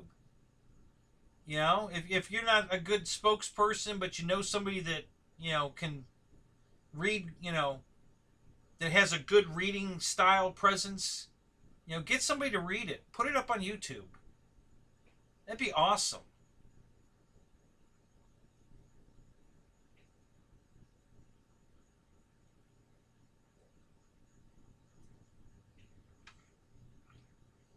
Yeah, so I've told this story before, but there's a guy that rescued all these airplanes up in Ohio back in the day. When the war was over and all these planes were going to the scrapyard, he saved as many of them as he could, and he took them apart and brought them home in a school bus to his yard in Newberry, Ohio, and put them back together. So there's all these airplanes in his yard, and he didn't put this one back together, but he does have a B-36 up there.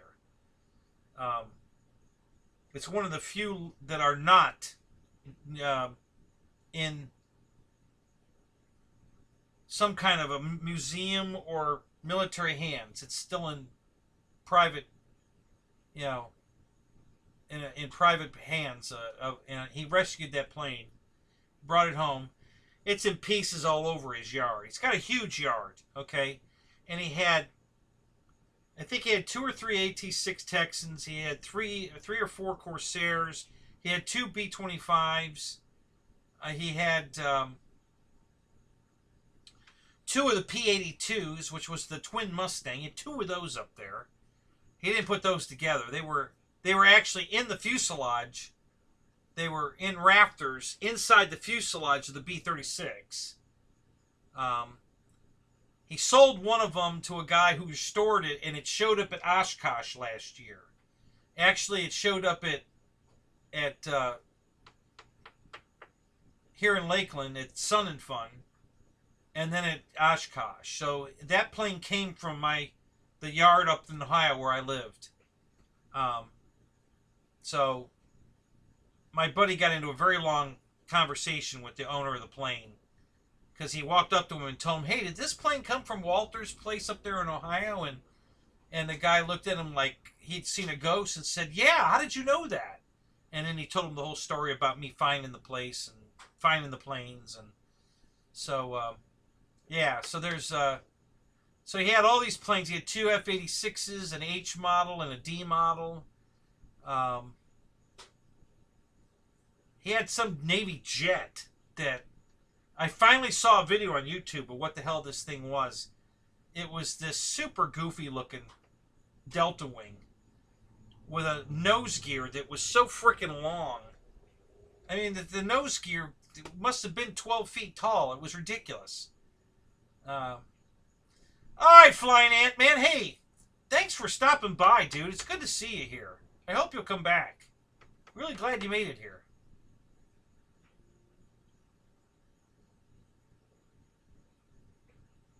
Is Christy bugging out? It's too early for Christy to be bugging out. Oh, she is saying goodnight. All right, babe. Good night, Christy.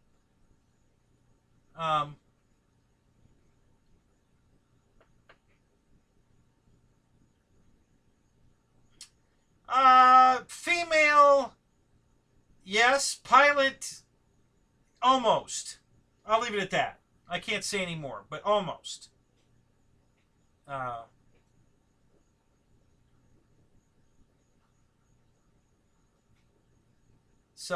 Yeah.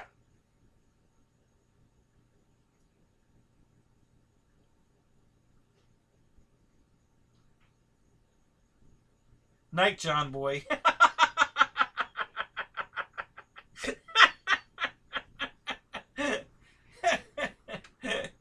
Oh, that's funny.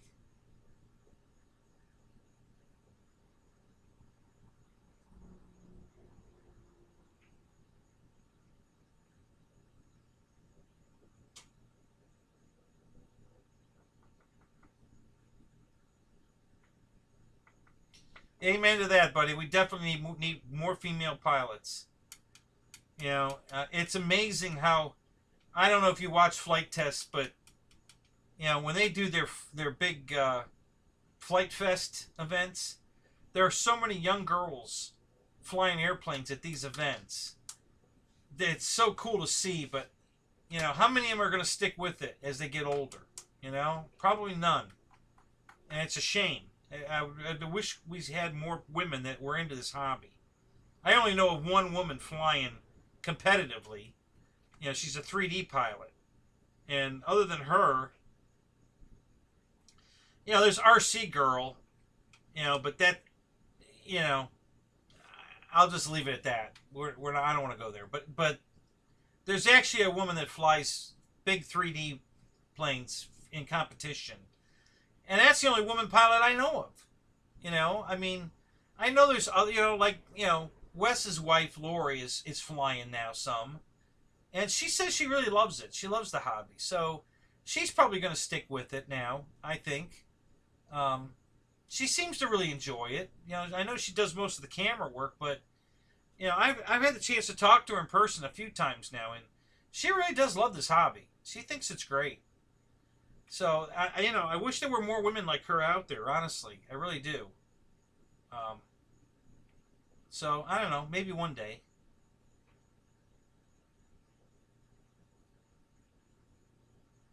I consider rights on Ladyboy. Does that count? Ricky, we'll have to ask Michael that and see how he feels about that. No, Lori's not taller than me. That's one person I'm taller than. Yeah, I got a couple inches on Lori. If she was in stilettos, probably not. But yeah, I've got a couple inches on her. So.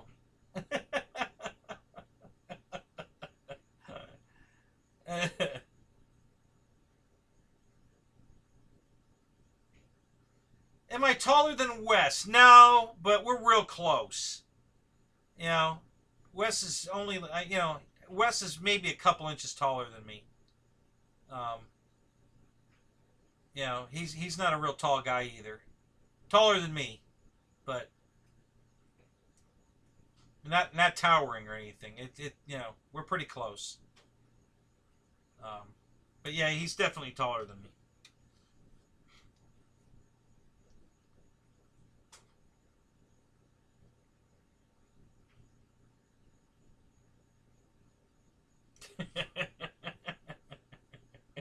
You're stone gay, huh? So in other words, you're telling me that you just, any woman can sleep with you and try to convert you. That's a good idea, buddy. I think you might be onto something there.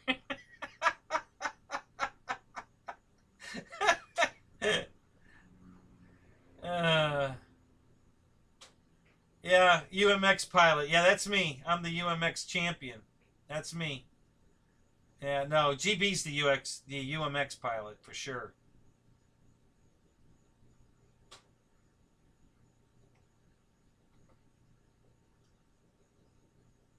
I know of a few. Yeah, yeah. What's the one girl's name? Oh, Chloe, I think her name is. She's a drone pilot. Uh, well, actually, she's a regular pilot too. The girl I'm thinking of. Who was that one? What the hell? What's her name? Joseph. The drone pilot you're thinking of. I can't think of her name right now. Zoe, right? Yeah, I think the drone pilot's Zoe. The airplane pilot's Chloe. Yeah. Yep. So yeah, girls. Yeah, girls. What are those? Yeah.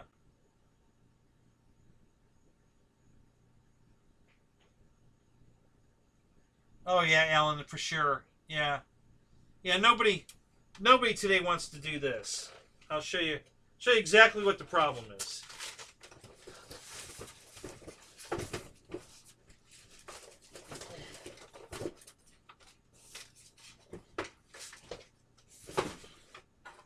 Nobody wants to buy an airplane in a box like this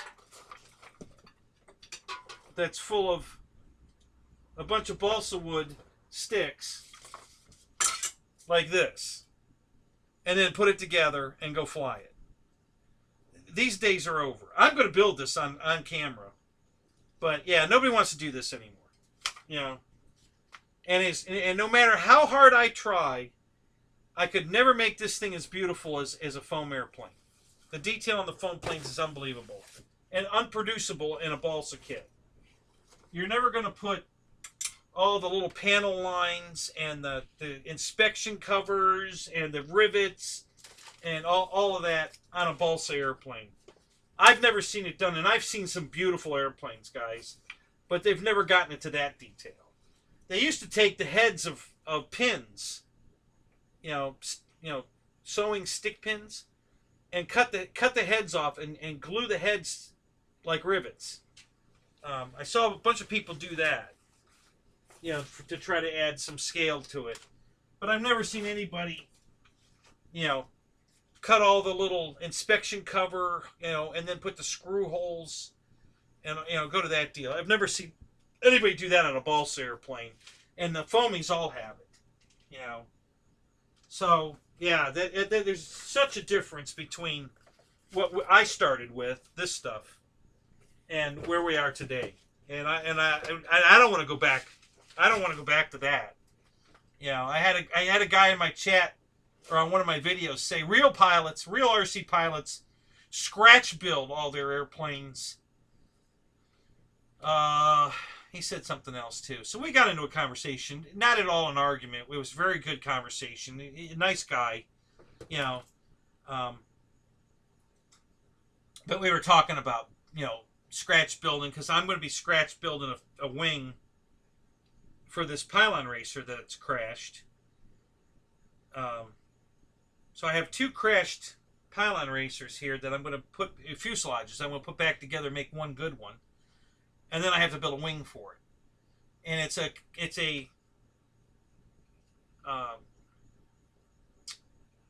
there's a word for it. I can't think of it at the moment, but it's just a straight wing. So you only have to cut one style rib, and you just cut a whole shitload of them. You know, I think probably about 50 ribs in the wing. Maybe a few less than that, but it's a 500 cubic inch wing, and it's a constant chord wing.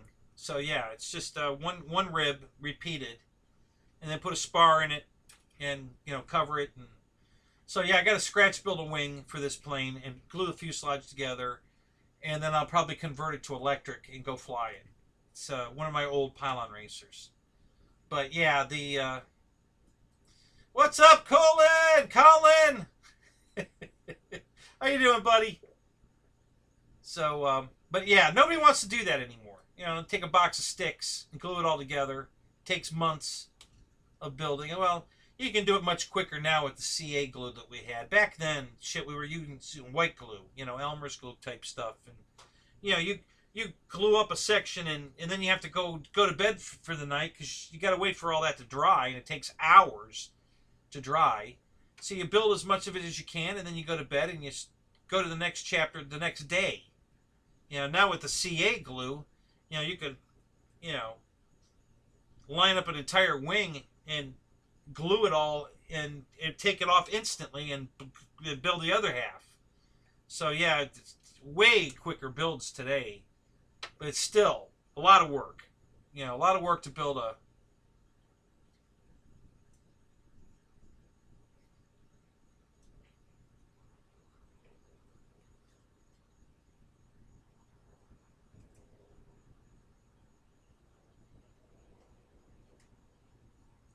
Well, Bill, have you got any of those planes still around? A Top Flight kit that you put to that kind of detail? I would love to see that.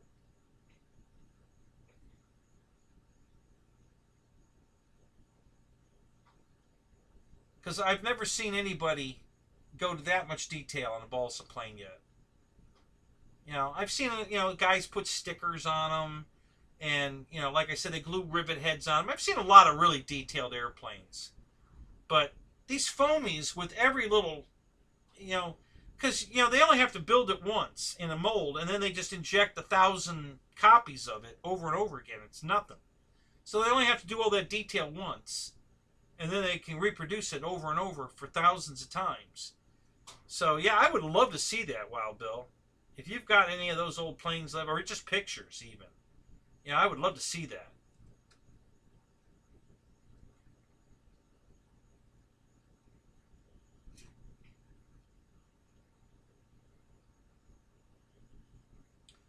Alan, you're right. They do fly good, but I think the foam planes fly good too. Not every one of them, but there's a lot of foam planes out there that fly really good. And and those are the ones I really, really like. Like my T-28, the Carbon Z, the giant T-28. God, I love that airplane. That plane flies so good, it's unbelievable. I love that airplane. Paul, you're back. What's up? So, yeah, I'd love to see that one. So, do you still have the FW190? Yeah, this is a Great Lakes. Well, actually, it's a Sterling model.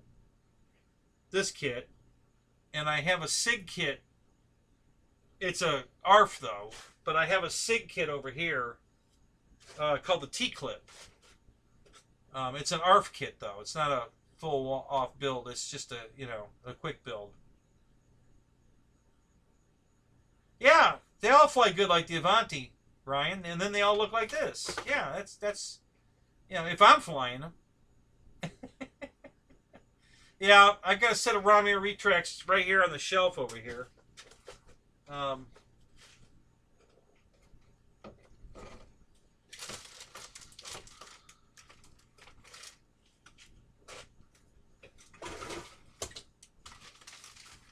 Yeah, here they are.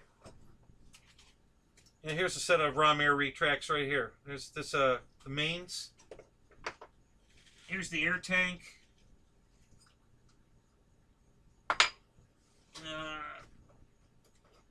The charge valve here. Here's the other main. Got a nose gear over here somewhere too, but I can't see that at the moment. Not sure where the nose gear went.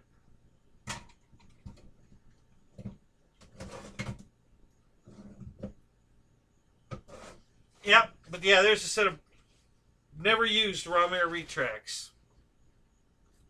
And they'll probably never be used. Honestly. Maybe one day. I'll put them in something maybe one day, but yeah, these things are old. They've been around forever.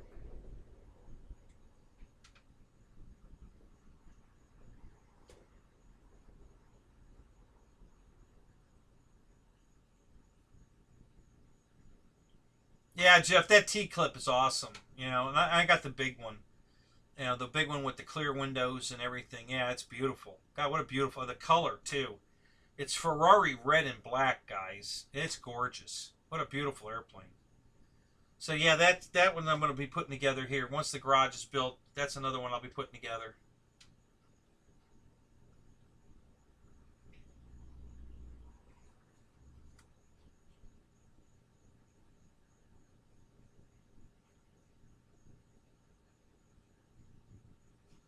You're having trouble finding ceiling tiles? Really?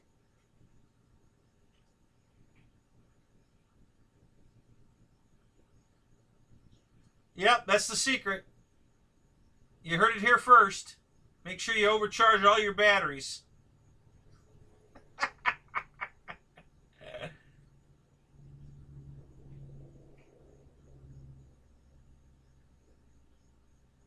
No, you got to charge it 110%. Ask me how I know. Ask me how I know.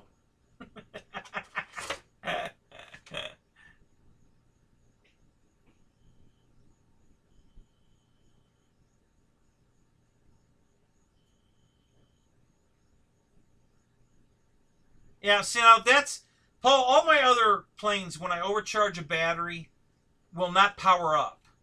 They just sit there stupid. They will not power up. Like my Yak 130, if I put an overcharge pack in that, it won't power up. Which is if it's not going to handle the overpower, then that's what it should do. It shouldn't power up. This one powered up, but my Yak won't power up if I overcharge a battery in that. You know, you plug it in, the lights come on. You know, and it sits there, but it won't. The ESC won't activate. It just sits there stupid. And I can just let it sit there and burn the lights until it finally powers down to a point where it'll activate. But that's going to take a while because, you know, the little LEDs don't draw much.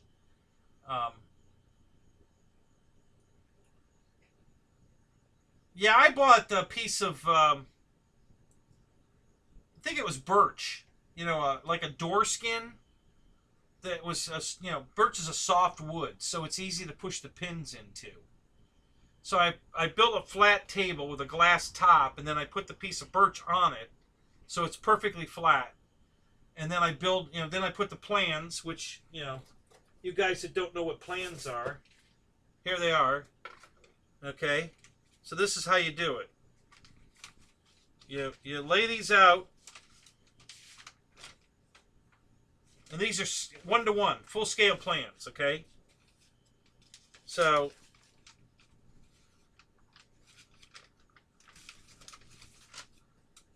like here are the wings, okay? So you're going to lay this down on a board, a very flat board. And then I put wax paper over top of it so I can see through the wax paper and it won't stick to the plans, okay? And then you lay all your, you know, all the wood's pre-cut. You can see the cut lines. So it's all pre-cut to the sizes, but you have to glue it all together. So you start just overlaying this stuff right on top of the plan. And you pin it down. And then you put the next piece and pin it down. And then you put the ribs, you know, you got the spar. And then you put the ribs on the spar. And you pin everything down. And then in the old days, you take white glue and go over everything, but today you just hit it with CA, you know, and it's done. I mean, but by the time you start here and start CA and everything, by the time you get to the other end here, this end's dry. Okay, so you just have to wait a few more minutes for it all to dry, or hit it with kicker, and you can unpin it instantly. Take it off the paper, and then move over to the other side and do the other wing. Okay, and then this side's got the fuselage on it. There's a profile of the fuselage. And they have all the, you know, the interior. Well,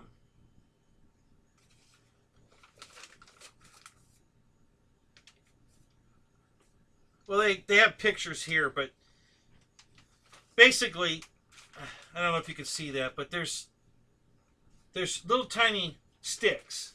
And when I say sticks, I mean like toothpick sticks. I'll show you. Let me pull it out and I'll show you what I'm talking about. I know there's a lot of guys in here who've never built an airplane like this. I know some of you have, but there's a lot of people in here that have no idea what I'm talking about. So let me show you what we had to do.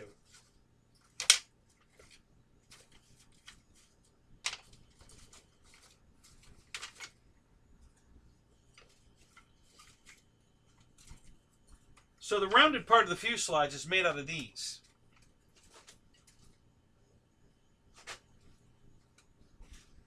These little thin sticks like this. Okay, and they're all cut here on a thing, and there's a whole bunch of them here. Okay, so you break all these off the little tree thing here, and then you have to put them. And then there's bigger ones too, and some of them have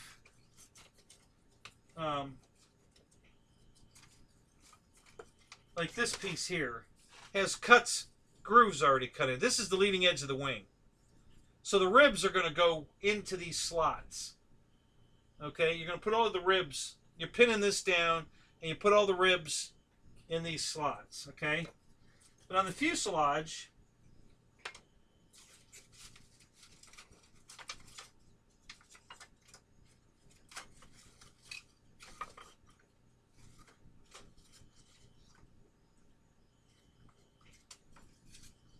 okay, well, this is going to be hard to show you because it's plywood and it's not broke out, but let me see if I can get some of it broke out here.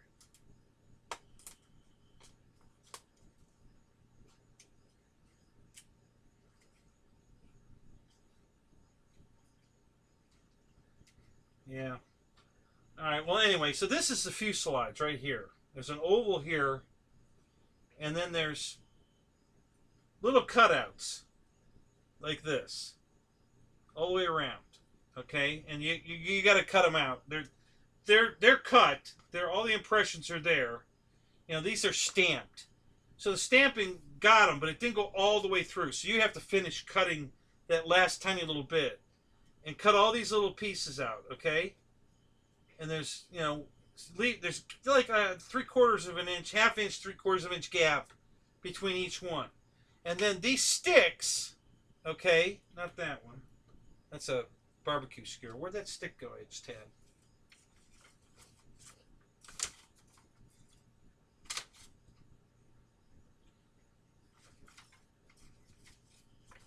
So the way you make the rounded fuselage is you actually have to glue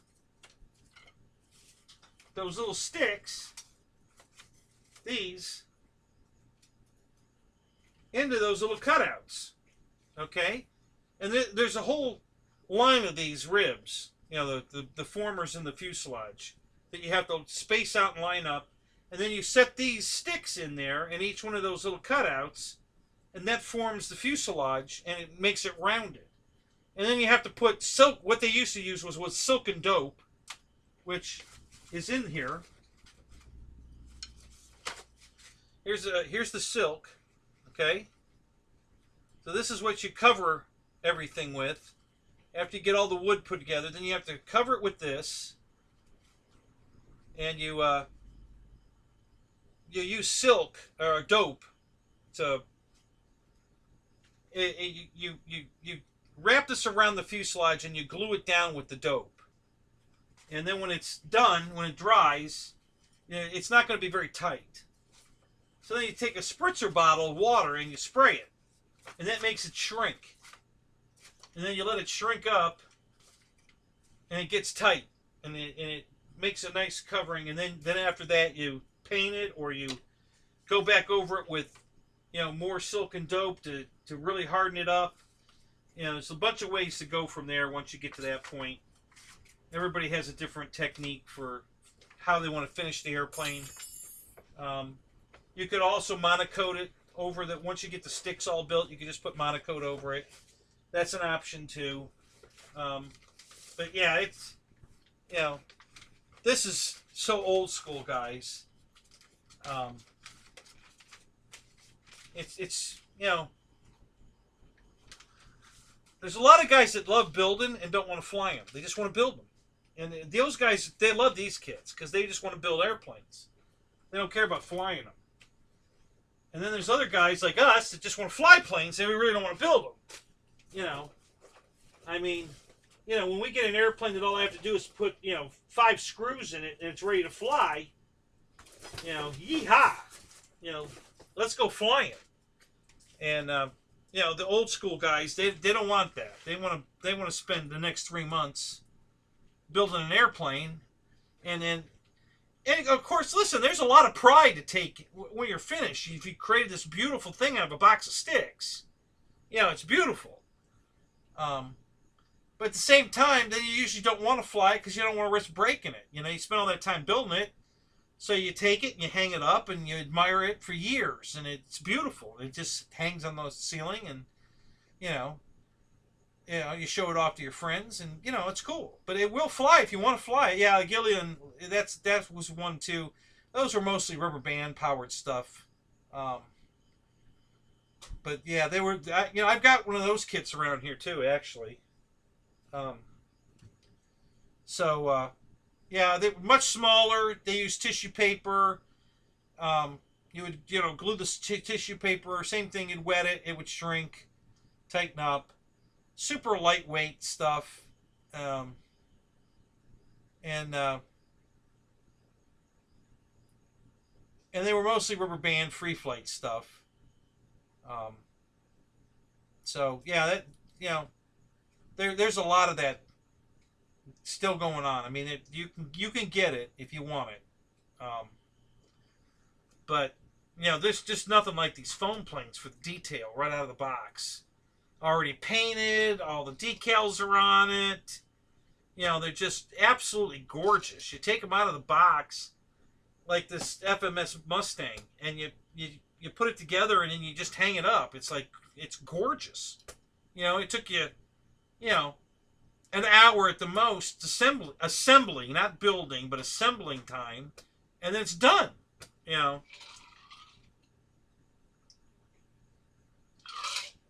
So,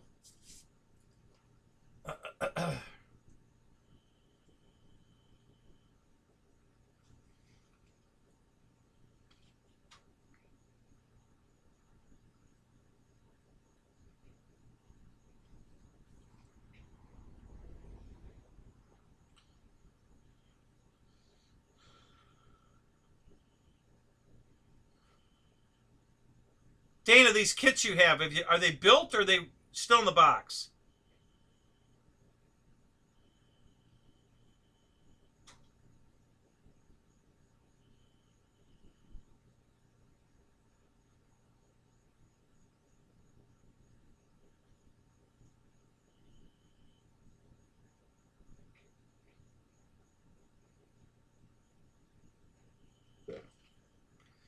All right, guys, I'm gonna excuse myself for a minute. I gotta go pee, and again, I get a cold refill because I'm out of Dr. Pepper. So I'll be right back. Don't go away now. Here. Let me stomp on my T33 as I walk by.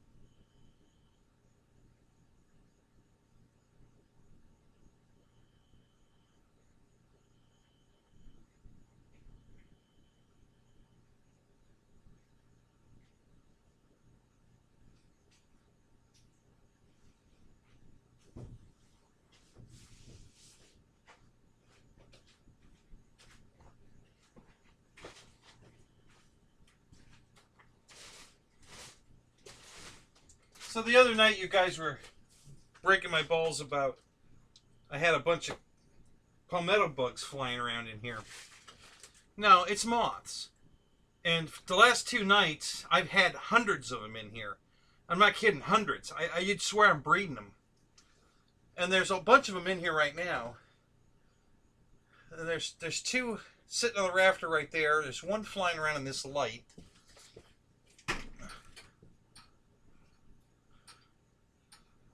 But they're all over the place. Not tonight so much. But the last 2 nights, there were hundreds of them in here. I'm like, am I breeding these damn things? What the hell's going on? They're just everywhere. I've been here 7 years now. Never had moths in here like this. Maybe 1 or 2. But they were, the last 2 nights, I think most of them are on here tonight because of all the rain. But I see them all over the place, and there's 1 on the wall there. There's two right here on the rafters. There's 1 over there. There's 2 on the TV. There's 1 on the wall there. They were all over the place. But as I was walking out, they were all hovering in that light over there. It was probably 20 of them flying around this, you know, a fluorescent tube light fixture over there. So I don't know what's going on with all these damn moths, but they're all over the place. I can assure you I'm not breeding moths. I don't know where they're coming from. Like I said, 7 years I've been here. I've never had this before. I've never had moths in here. 1 or 2, but I mean, you know, for the last 2 nights, man, hundreds of them in here. I left the lights on. That was my mistake. I shouldn't have left the lights on. So, but yeah, tonight, I didn't leave the lights on last night after I left, so there are not that many in here. And then all the rain we've had all day, I guess they couldn't get here, wherever they go out there. So, but there's still a bunch of them in here. Look at this, see if there's 1 close by I can catch. I don't see any right here. Yeah, so anyway, yeah, just crazy. I don't know where all these damn moths came from. Never had a moth problem before.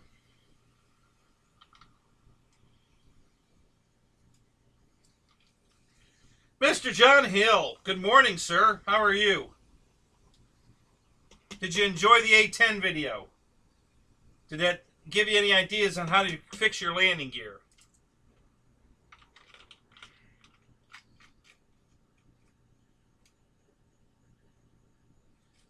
Oh, Timothy, they're everywhere. Honest to God, I could go in the house right now and take a picture of my bed. Okay? My ex-wife is sleeping in the bed right next to an F-22. It's on the bed, in the bed with her. Okay? My hand to God, I'll go snap a picture of it if you want to see it. I have planes everywhere. They're everywhere. Okay? I have racks in my living room that... There's 8 planes in each rack. There's 2 racks in the living room, so there's 16 planes right there. And then I have boxes like this that I use as pedestals. Okay, instead of another box on top of it, I have a plane sitting on the box.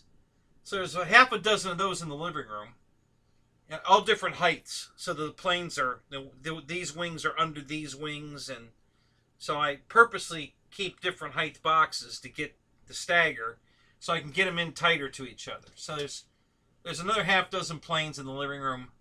And then I have a box laying flat like this. It's the sister box of this one. It's the box that the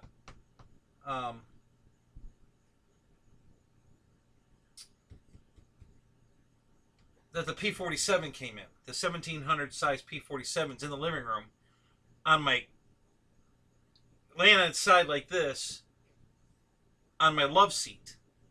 And there's 3 airplanes on top of that, on top of the love seat. And, yeah, they're everywhere. I mean, they're just everywhere. Then there's a couple out in the barn. There's a couple more. The carport's got 4 or 5 planes on top of a couple of cars. And then the back bedroom has 2 more racks with 8 in each plane, 8 in each rack. So there's another 16 in those racks. And then there's boxes laying down like this on the floor. The giant P40 is on one of the boxes, and the Carbon Z28 is on the other box. The wings are standing, for those 2 planes, are standing up behind the door to the spare bedroom. And then there's various others sticking here and there, you know, standing up against the wall. The Arrows Mustang is sitting up against the wall. And then there's a whole bunch of airplanes in the SR-22 sitting right there. My Visionaire sitting right there. The DC-3 is sitting right there. They're all in boxes and stuff over here. And then there's a bunch of other stuff. My QQ is sitting over there.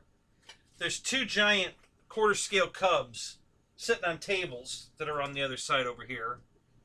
And then there's a rack above my 56 Chevy that has my 1450 size T28 and one of my Red Bull Edge 540s, and then on the other side is the 1400 P47 and the Knight Pawnee Brave are sitting in boxes there. And there's an airplane sitting there. There's a little balsa plane right here. It's a, I forget what they call it. It's a sport something. Tail dragger, fixed gear, canopy, little sport plane. There's a clipped wing Cub sitting right here on this shelf. My first airplane sitting right there on that shelf. They're everywhere. I mean, they're everywhere. I mean, the main bedroom where the F-22 is sleeping in the bed with my wife, ex-wife. The brand new Furies Frankie is on again on a box as a pedestal in the corner. It's sitting on that box there. There's 2 planes on top of one on top of each other up in the rack. There's a stereo rack like thing, and on the top of the rack is my giant Millennium Falcon. You know, that big toy Millennium Falcon they sold years ago. There's 2 airplanes sitting on top of the Millennium Falcon. And then next to the bed is my balsa de Havilland Beaver. The fuselage is on the floor. And the wings are... where? I don't know where the wings are at the moment. I think they're standing up in the corner on the other side.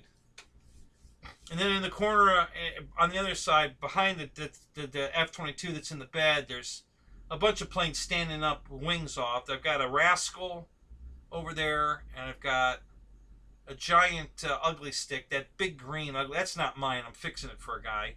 The giant ugly stick over there in the corner with the Rascal, and there's one other plane sticking up over in the corner over there, and I don't remember what it is. Yeah, so there's airplanes everywhere. I mean, literally everywhere. That's why I'm building this damn garage over here. I got to get all these planes out of the house. There's no place to live. You know, the whole house is full of airplanes.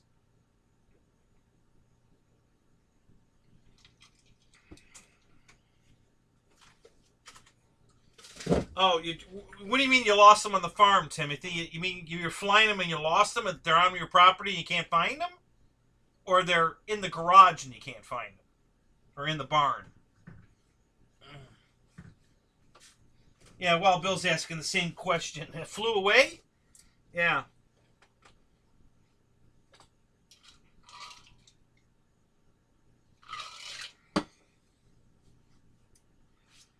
Let's see, where else are there airplanes? Well,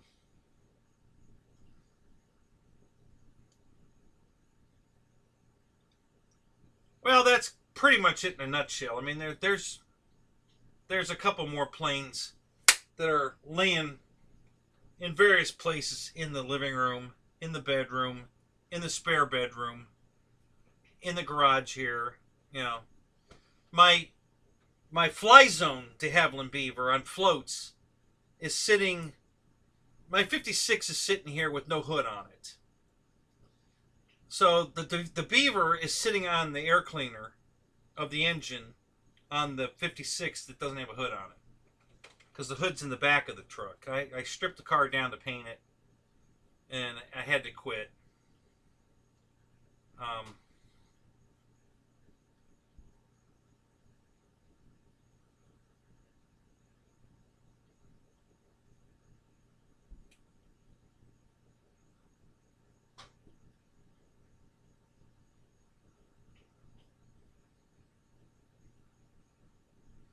Lee Davison, man, good to see you, man. Welcome.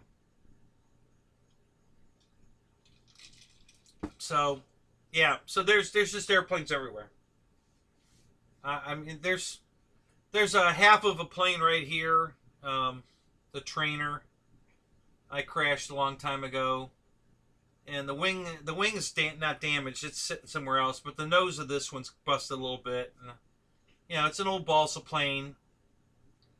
It's something I probably won't fix, but I'm not going to throw it away. You know, it needs a little TLC, but I keep everything, so I'm not going to throw it away. Maybe one day I'll fix it. I've got a giant Telemaster over there that needs some fixing too. I'm sure I won't throw it away. There's a gentle lady right here, glider. There's another glider up here behind here. Fiberglass performance glider. It's got slats and well, spoilers, not slats, but spoilers. You know, yeah. There's just they're in the kitchen. There's my BF 109 is on top of a box in the kitchen, and then on the floor in the kitchen next to that box is one of the TTX Cessnas that I got from Hobby King, the lime green one. The canopy is sitting right here. What did I just do with that canopy? Right here. So, you know, this is the canopy for that one. It's in the kitchen.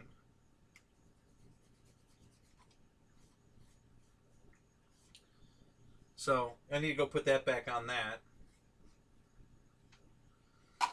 And some of these planes need some very minor repair, like this one, for instance. I mean, I could go fly it the way it is right now. It's flyable. But the nose gear is not mounted correctly from the factory. I mean, it's just a bad design. And there's no real... Where they mounted the nose wheel is not mounted to anything hard. It's just mounted to a piece of foam. You know, it's like they just strapped a piece of plastic to the foam and expected that to hold the weight of, you know, the airplane taxing on grass and getting beat to death as it rolls over the grass. And so I want to fix it. You know, I mean, I could hand launch it and fly it the way it is, but I want to fix it.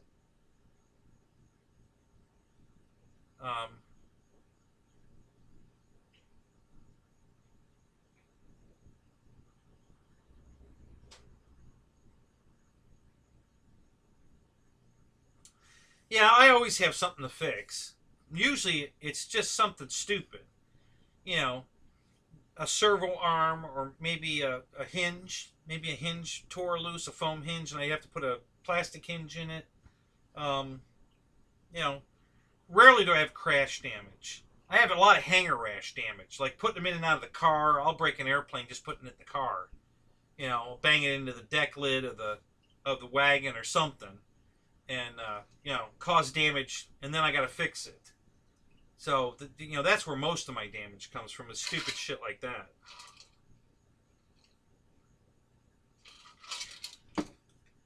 Right now, the Carbon Z Cub, or not the Cub, but the T28, the steering servo broke, which is normal. They all do. They put this giant, you know, 12-pound plus airplane. They put a 9-gram plastic gear servo in the nose of this airplane to steer the nose wheel. You know, so they've had a 100% failure rate on that. Everybody that has this airplane has had to replace that servo. And so I'm in the midst of doing that right now. I have a steel gear servo to put in it. I was working on it today and then got sidetracked. trying to figure out what was wrong with my station wagon. Oh, I don't know if I said this earlier, but my station wagon wouldn't run last Friday. And I couldn't figure out what was wrong with it that day. I went flying all weekend. And then I didn't work on it Monday. But Tuesday I went out and figured out what was wrong with it. And it was the fuel pumps failed. So I got to replace the fuel pump, which means you got to drop the gas tank. And I was going to do that today, but it rained all day today, so that didn't get done. And on Wednesday, I cut grass all day. And I didn't get finished, but I have a little more to do on the South 40 over here. Probably another hour, maybe an hour and a half over here to finish up the grass cutting. And then I got to get back on the car and put a fuel pump in it. And yeah, so I'll probably skip the grass tomorrow and work on the fuel pump first, because I really would rather go to the flying field with the wagon than the Impala, because it's just much harder to take everything in the Impala. It doesn't fit well. I had to give up one airplane. I couldn't get all of them in the car. I had to leave one out. Just, you know, and it was a real pain to get them all in there. Okay, so here's a moth right here. Can I catch him? Oh, no. Yeah, but that was one of the moths. You probably saw him fly off.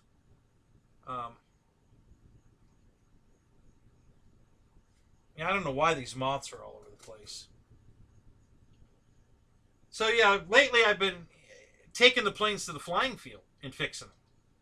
I have more room there. I've got time while I'm waiting for batteries to charge or whatever.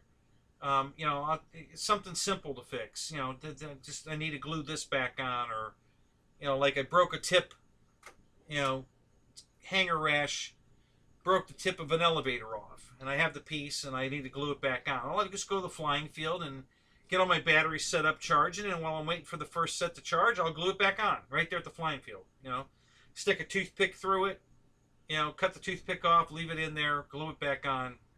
Simple shit like that. I've been getting a lot of that done lately at the flying field. The little tiny piddly crap. You know, it works out great. All I got to do is remember to take glue with me and toothpicks with me, or whatever I need to do to fix it. And yeah, I've been getting a lot accomplished at the flying field while I'm flying. In between flights, I'll work on a plane and fix something. So that's been pretty productive. But and I have a lot of planes that don't need fixing too, you know. Yeah, Wild Bill, for the most part, I'm done with the trees. The only thing left, there's one more trunk out there that I haven't, well, nope, I take it back. There's two more trunks out there that I haven't decided if I'm going to burn them or use them. So I purposely haven't done anything with those, because I don't know what I'm going to do with them yet. But other than that, I'm done. The trees are done. I just got to pull the stumps out of the ground. And I've come up with a new way to do that, too. It's going to make it much easier. I got 2 new chainsaw blades. They came in the mail today. That's what I was waiting on. And I'm going to go buy a pressure washer, because I need it for a lot of different reasons. But one of the reasons is, while I'm digging out the roots to cut off, I'm going to take the pressure washer and cut the dirt off the roots. I'm going to just spray them and blow all the dirt away from the roots, so I can get in there with the saw and just cut the root. And I'm going to just blow them clean and shovel the mud out and use the pressure washer to cut through the dirt and stuff underneath these roots, so I can get in there with the chainsaw and cut them off and get these stumps out of the ground. So that's going to work out pretty good. So yeah, sometime tomorrow, and if not tomorrow, probably Monday, I'll go get the pressure washer. I found the one I want. Lowe's has it in stock.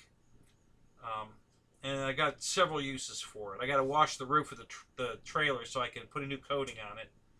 So I'm going to buy one of those brush heads that spins from the pressure washer and get on the roof, and I got to pressure wash the whole roof with that. So yeah, I had to break down. I'm going to go buy a pressure washer. That's already slated for tomorrow or Monday, because I'll be flying Saturday and Sunday, unless it's raining, and then I'll go to the store and get it then. But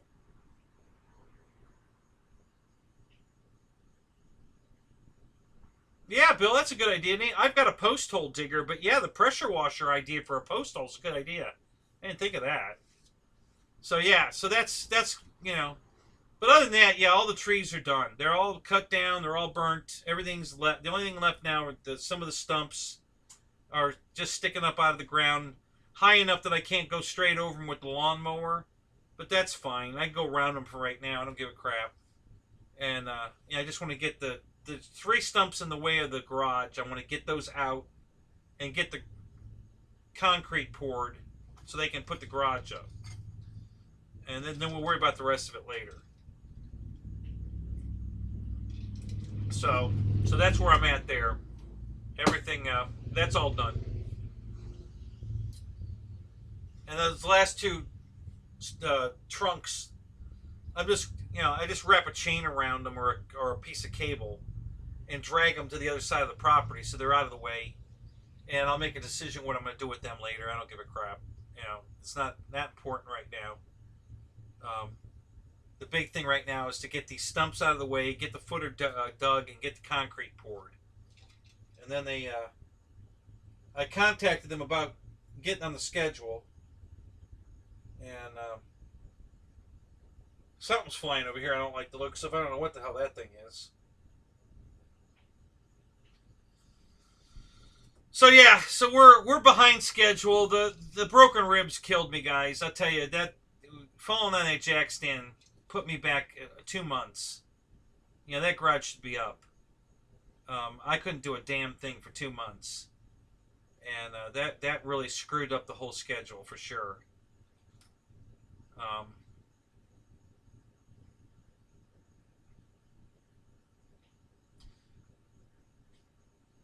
What, you crashed it? What, the AVANTI?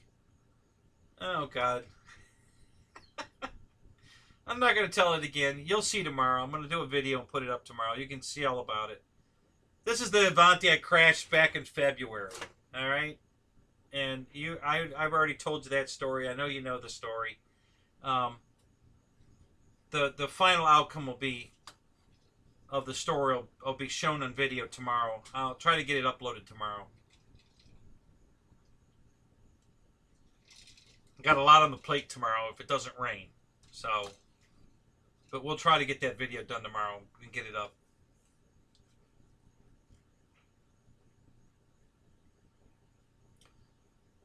Yeah, the Gentle Lady's a good glider. I won a contest with it many years ago. Probably like in 85, 86, I'm guessing. I was in a glider contest with the Gentle Lady, and I won the contest with it. She needs some repair. All the monocoat's coming off of it. It's old. It's not really broken. It's just, and the battery hatch is missing. I have no idea why. I don't know where the hell the battery hatch is. But, it's only a rectangular shaped piece of balsa wood, so I can make another one simple enough. It'll just take a few minutes to make a new one. So that's what I'll end up doing there. I'm not going to tear this place apart to look for a battery hatch that could be reproduced that simple. So I'm not going to worry about that.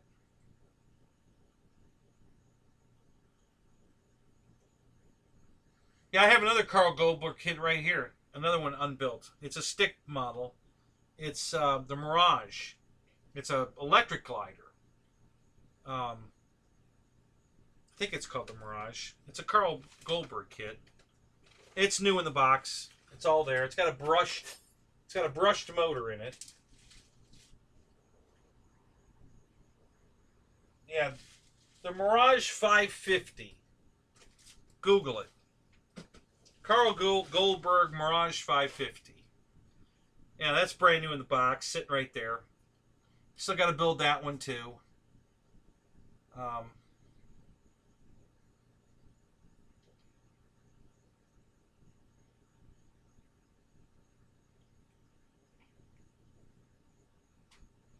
My BF-109 is a 1450. It's an FMS. 1450. It's the It's a winter camo paint scheme that FMS discontinued many years ago, and I love that scheme. That was my favorite. You know, the one they have that they kept, that brown scheme with the blue stripe on it. I hate that. But it's a good flying airplane. I love the airplane, but that paint scheme sucks. So if I had to buy one of those, I'd sand it all down and repaint it something else. But the one I got was the what they call the winter camo. It's white, mostly white,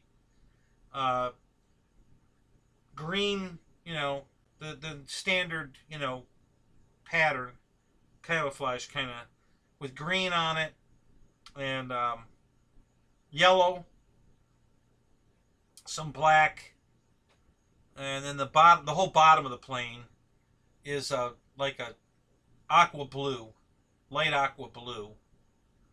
The spinner's half yellow, half black. Real pretty airplane. RC Informer. How many balsa kits do I have? Oh my god. I have no idea. 1, 2, 3, 4, 5.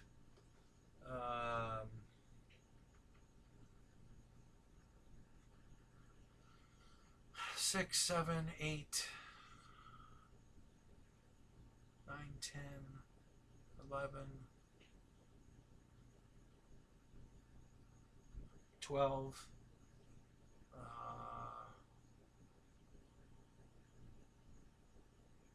13,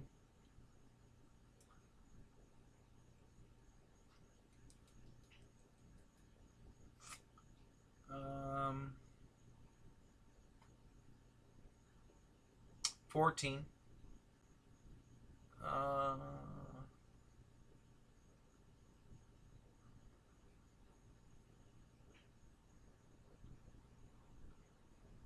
15,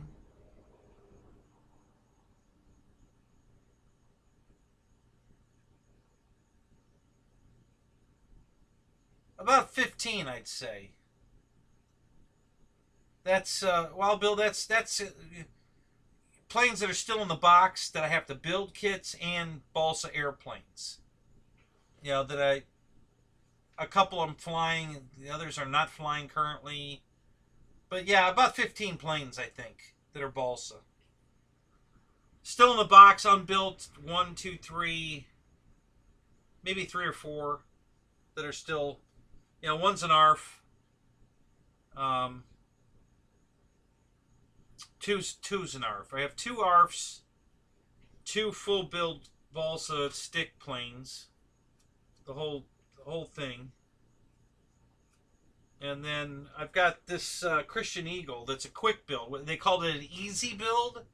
It's a balsa airplane that's covered with this. It's not an iron-on type of plastic material. It's a plastic.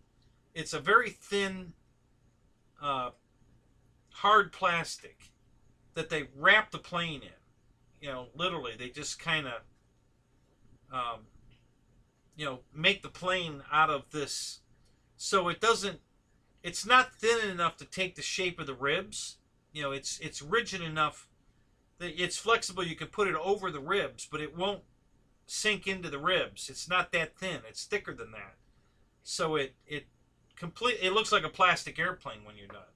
Even though the whole structure inside's balsa. You know, this plastic that they put over it. It's an easy build, so most of that stuff's already done. All you're doing is gluing the wings on, gluing the stab on. You got to build the motor box and then put a motor on it, whether you're going electric or gas. You know, that kind of stuff. You know, then and rig it. You know, all the push rods and the control horns and all that stuff. So yeah, I think I have 5 kits that are still in the box. In different, you know, some are easy builds, some are ARF, and a couple of them are full blown stick build planes.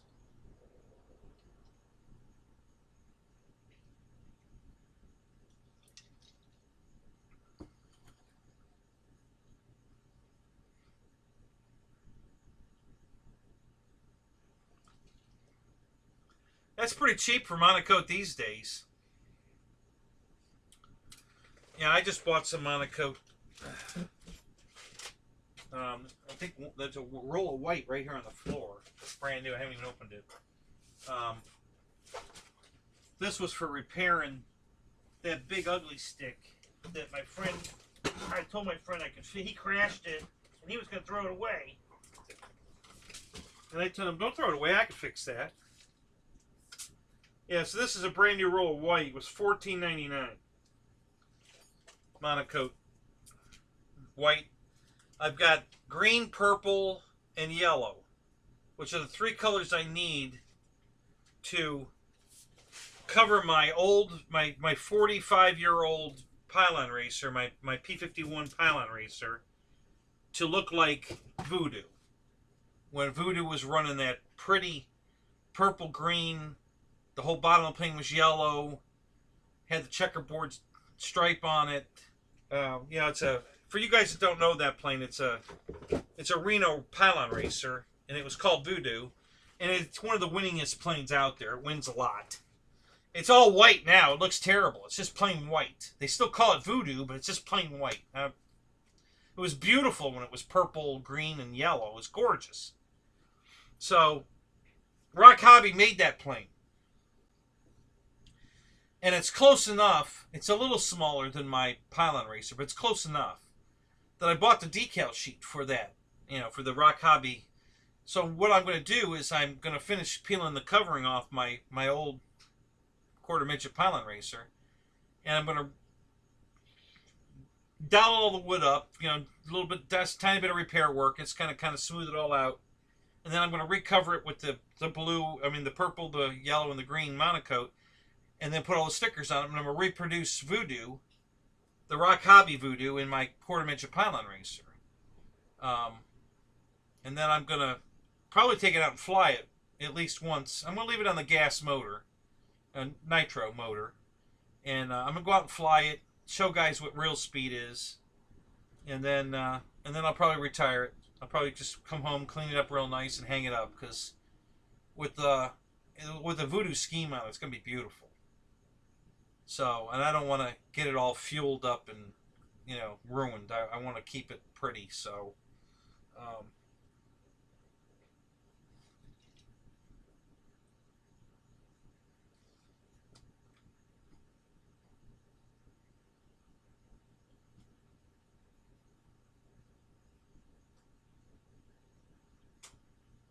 yeah, the DV11, I saw that too. Man, that's expensive. Good God. You know, see, I don't want to spend that kind of money on any airplane. Balsa, foam, it's just too much. You know, I don't want to spend that kind of money. You know, that's where the hobby gets a little out of hand for me. Oh, Jeff's right there. I stole his camera tonight. See, what I did was I changed things around. When I bought the new camera for the main shot, I took that camera that I was using for the main... Well, that camera was built into the laptop. So I put the laptop up here, and I made that rafter cam, because the camera's on right now, pointed right at me, but I can't get it to activate anymore. I don't know what's going on with my current setup, but I can't get it to activate. Let me try one more time. Oh,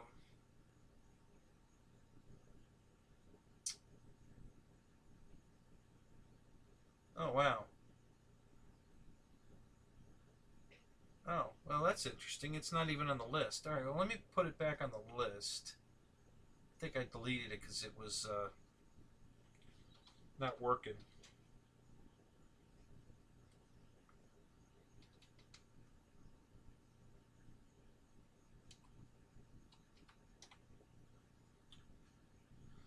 So let me see if I can get this damn thing to activate again.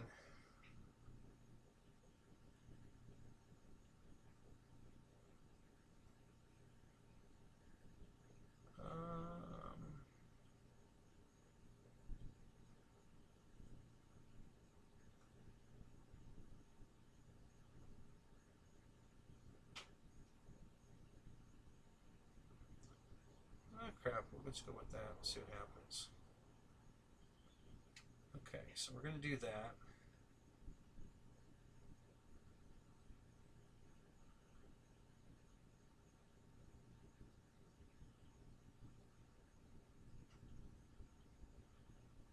I had it working when I first put it up there, and then it stopped.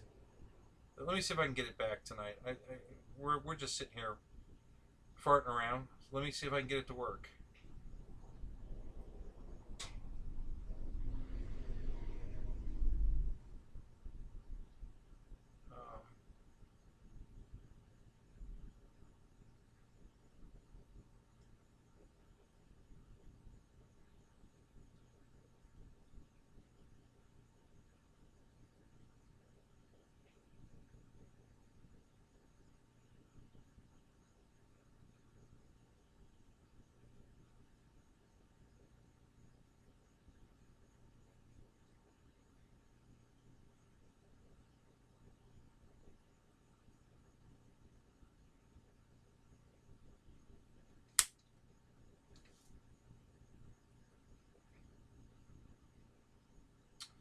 The mosquitoes are out tonight.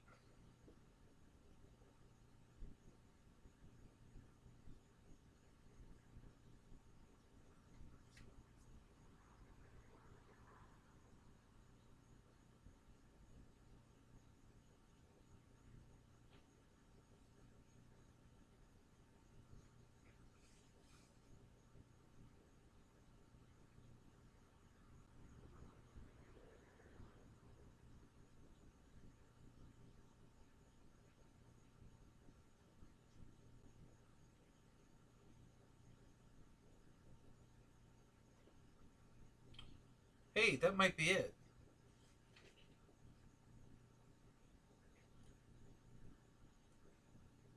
Let's check that. I think that is it. Okay, so this is...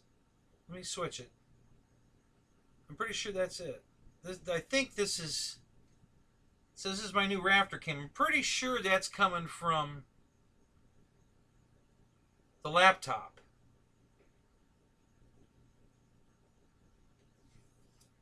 So over here,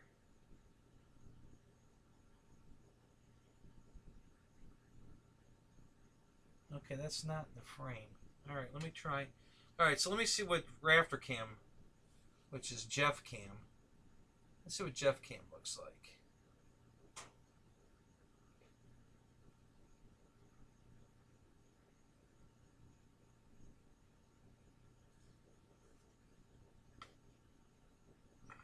Oh no, that's got to be the same camera.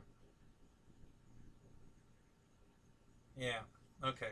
So no, that's old rafter cam, and that's what I have on Jeff now. But I moved it up here tonight just to look on the table to look at this mess.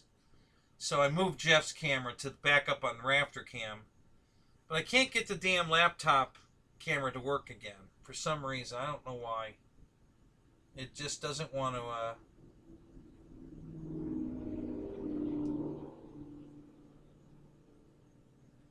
it just doesn't want to come online for some reason. I don't know what's going on with it.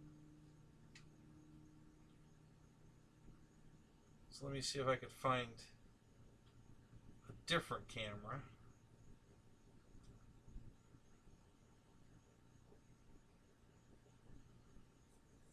Yeah, I wish I could get the laptop camera to work again, because it would be nice to have the 3 cameras to use in the show instead of just the 2. But, you know, and they were originally when I did it, it was working, but it's not working anymore. I don't know what's going on.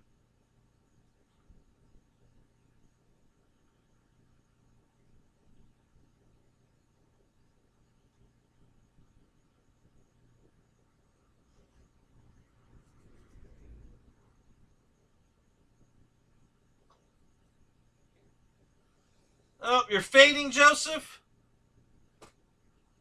All right, man. Have a good night. We'll talk to you later.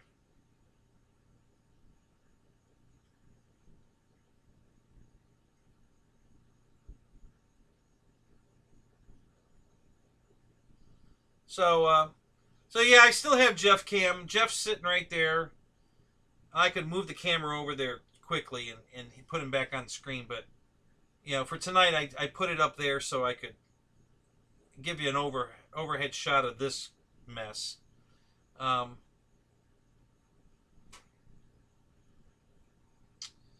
But yeah, for some reason, I have no idea why, I can't get the camera. The camera's on. The laptop, the little light's on. The camera's on, but I can't get it to activate. I can't get it to... and I just turned that camera off.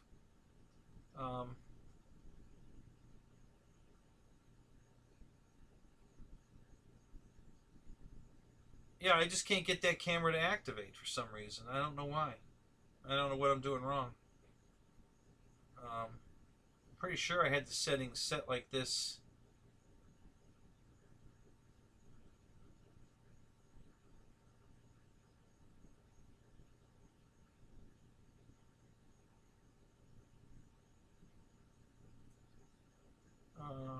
What's the resolution? Oh, okay, let's try this. Let's try that. And let's try it now. Let's see what we get.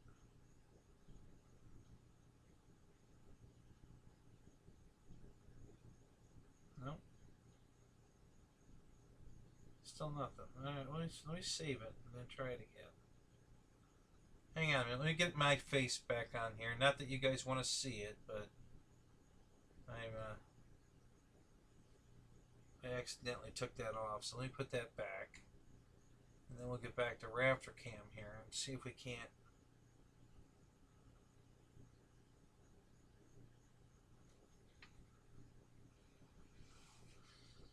No, it's still not working. Yeah.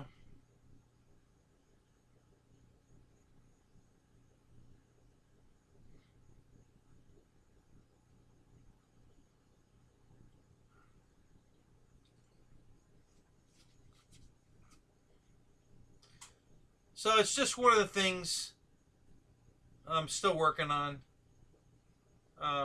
Again, like I said, when YouTube screwed everything up, I lost a lot of settings and stuff.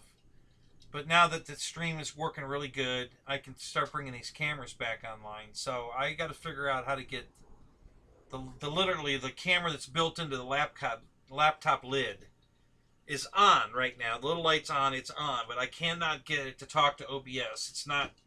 It's not detecting the camera. And I know it is detecting the camera because I boot up OBS first to make sure that that camera gets picked up first before anything else.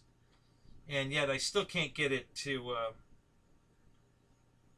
come back online. So I don't know what's going on with it. It's aggravating, I can tell you that.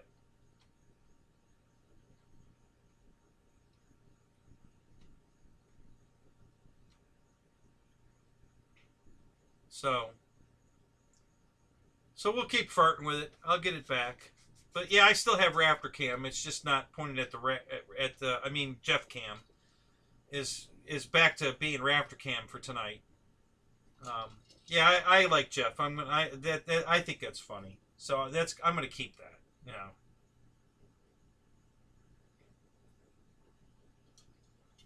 Yeah, they're dropping like Avantis.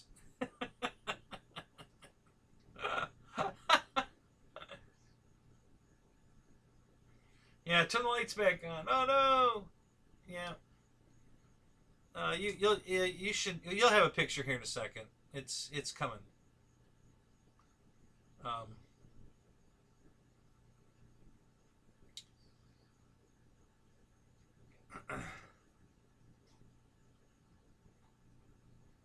You out of here, Wild Bill? All right, buddy. We'll see you later, man. So how many do I still got left in the chat here? Let me go take a look here. Yeah, you guys should see me now, right? I'm back, right? Yeah, there's 11 still in here. So, yeah.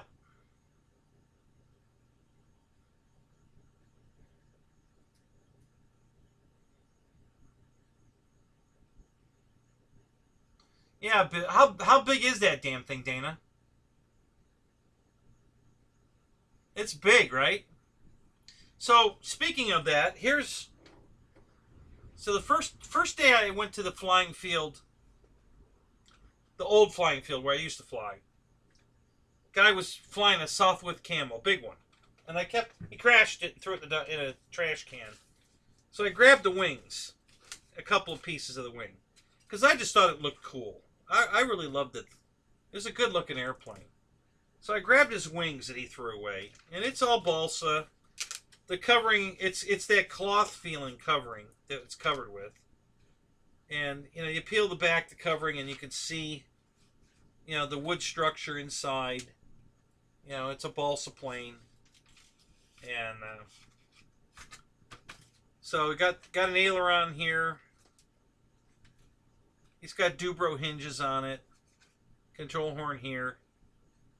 I don't know what that was connected to. It must go up to the other wing. Or this was probably the upper wing. Yeah, this is the upper wing. And the servo would have been in the lower wing. So that's why there's just a control rod there going down to hook to the lower wing so that all four ailerons would work together. I think this is a lower wing. I think. Yeah. So this is the lower wing. There's the servo hole, control horn, and then there's I guess there was a control horn on the top here somewhere. It was a nice kit though. It you know, it's got all the sewn lines on it here. The you know, the little fabrics with the you know the edge. The I forget what they call that edge. It's got all the tapes on it and everything. It was a really nice looking model. And, you know, you just can't fix stupid. You know, I'm sorry, but you just, you know. The thing was I'm assuming one of two things. Either the prop was so out of balance. Hey, Nate, what's up? Or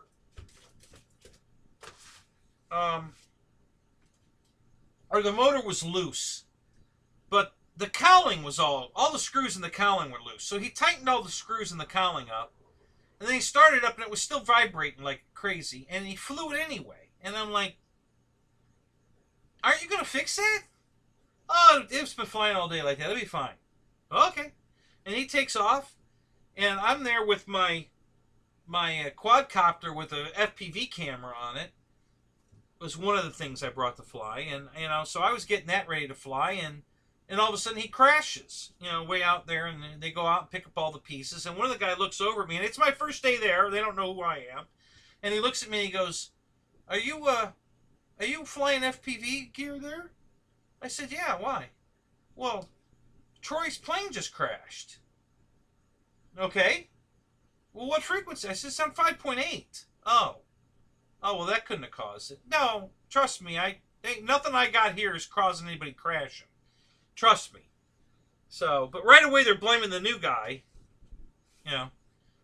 So, but that went out the window quick. I mean, it came in the window and right back out instantly. So that we were cool. Everything was cool. And but yeah, I felt really bad because I mean I didn't want to tell him. It's my first day there. You don't want to be coming in and Mr. Know-It-All. But yeah, I'm like, why don't you fix that vibration? You know, I think the motor came off of it. Honestly, it was a big gasser. You know, like a not a weed eater motor, not that big, but one of the gas engines. You know, it had a magneto and all that crap, and you know, probably one of those twin engine or. I don't think it had a radial engine in it. I don't think it was that scale. But yeah, just I don't know. I just can't figure out why people fly planes with unbalanced props and you know obvious problems. Okay, the plane has an obvious problem, and you're going to fly it anyway. You know, all I can think of is. If that was a real airplane and you were going to put your butt in the seat, would you still go fly it? Really?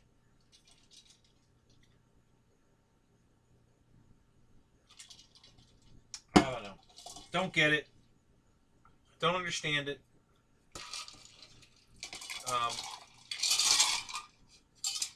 But whatever. You know.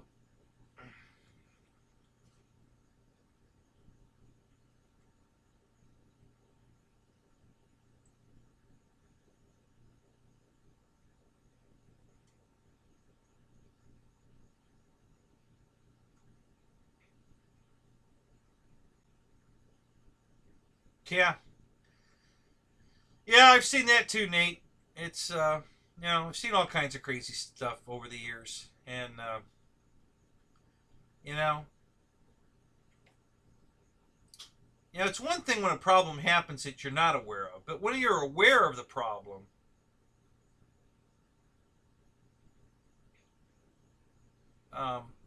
and you're going to fly it anyway, oh, it'll be okay. No, it won't. What are you thinking? I mean, it's just, I don't get it.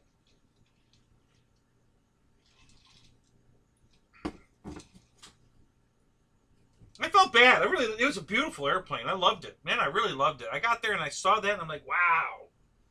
Because it looked so authentic. It looked old. The material, it's that cloth material with all the seam tapes were on it. And, it's just really nice airplane. It was just a beautiful airplane. And he didn't even think about fixing it. He brought it, it wasn't broke that bad. It was easily fixable. And he just took all of his radio gear out of it and threw it in the trash can. I thought about bringing the whole plane home. I really did. I looked at it hard for a while. Like, man, I know I could fix that, but I was just thinking, I've got enough projects. I think I'll pass. But I brought these two wings home just because. And,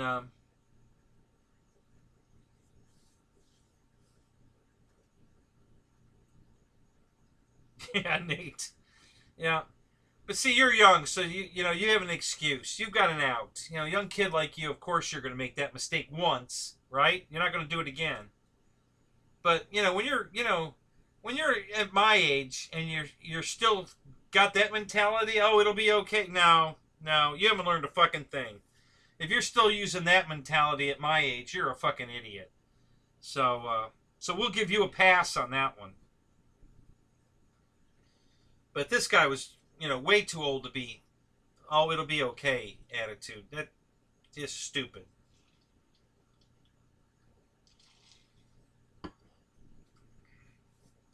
He bought a brand new Ryan kit. And there was something wrong with that, and he knew it, and he flew it anyway, and that didn't went well either. I don't remember what he said was wrong with it, but before he took off, he knew that he had a problem. And instead of fixing the problem, he said, oh, it'll be okay, and he flew it. And it didn't end well. So I just don't... You just can't fix stupid. You can't. I mean, if people are going to be stupid, they're just going to be stupid. You can't fix it. You can talk all you want, and you just can't, you just can't fix it.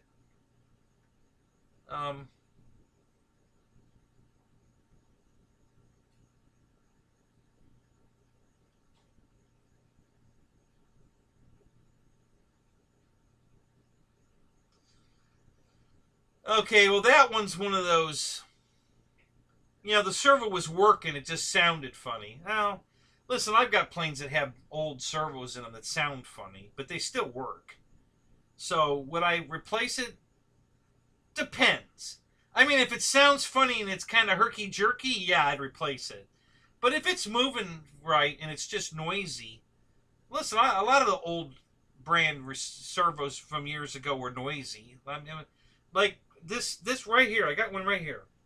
This is a Aerocraft, or what do they call this damn thing? This is a noisy ass servo. Aristocraft. This was a high-tech radio way back in the 80s. Okay? Aristocraft by High-Tech. Okay? And this was a noisy ass servo. I mean, it's noisy right here. You guys probably, you can probably hear that. So some servos are just noisy. The ball bearing, coreless digital servos are usually not. Well, they hum. Digital servos hum a lot, but as far as their movement, they're quiet. But yeah.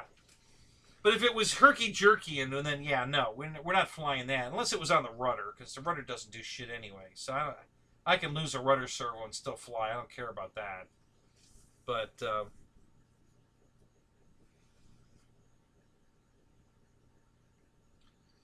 I love LX planes. What plane?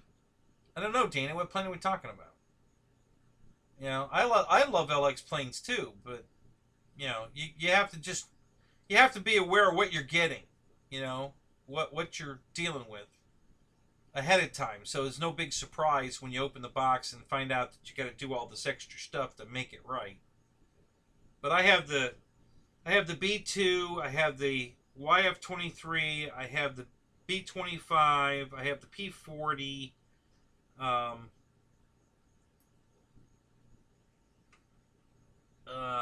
the A10,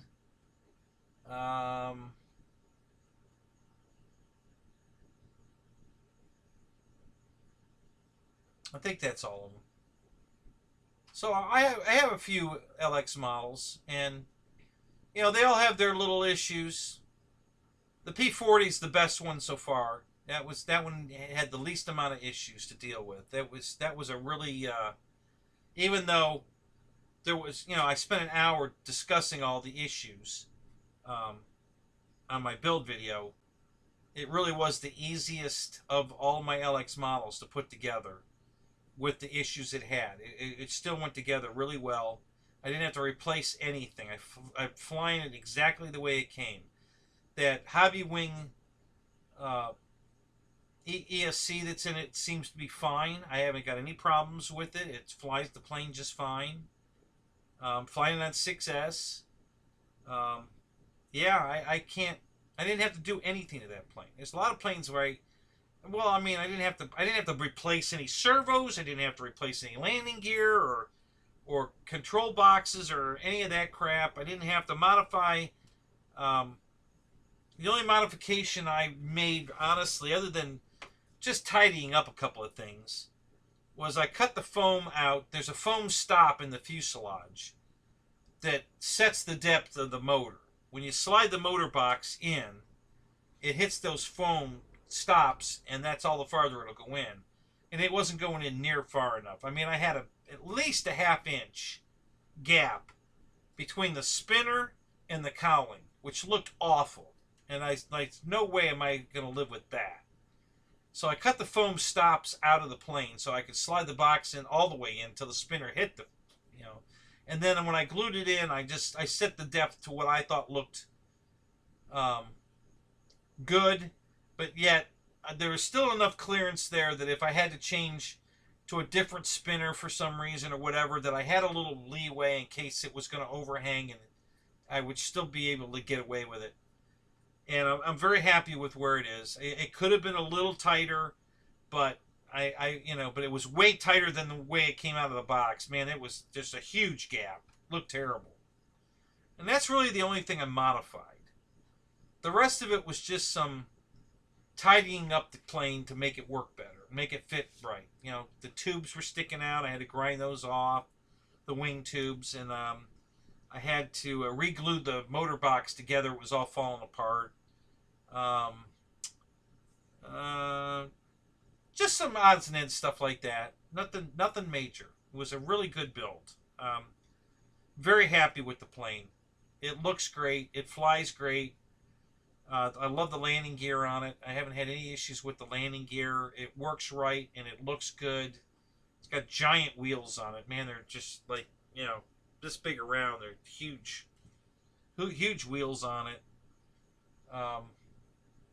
Since then, the only issue I've had, you know, it's got these stupid, and I've got the guns right here. These are the stupid, this is supposed to be a 50 cal gun barrel, okay, on this model. You know, that's a bowling ball gun barrel, okay? If this, in relationship to the size of the plane, if this was the gun barrel on that plane, it would be firing bowling balls, okay? It's huge. Way, way, way too big. Way out of scale. Not even close. It's ridiculous. So I didn't put these on.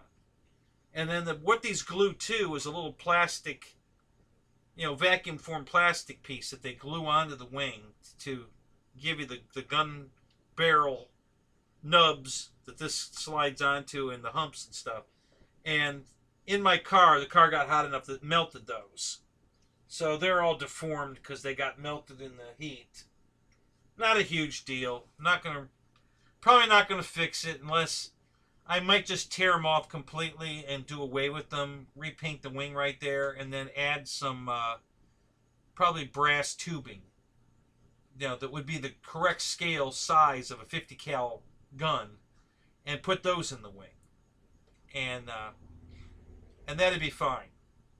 But that's really the only problem. I haven't had any other issues. The plane looks great, flies great. It could be faster.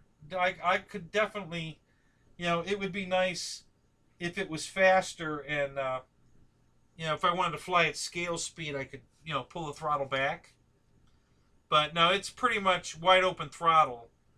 60% throttle to wide open throttle just to get it to fly to scale speed, and you don't have anything else. It's no speed demon. Now it's got plenty of power to go vertical. I did a beautiful loop with it, and it on the upward climb. I didn't have to dive to get up speed from level flight into a perfect loop, and it climbed beautifully all the way through to the top. Cut the throttle, coasted down, so it wasn't struggling to get up there. So it's got plenty of pull. It just isn't fast. And everybody thinks it's way underpowered.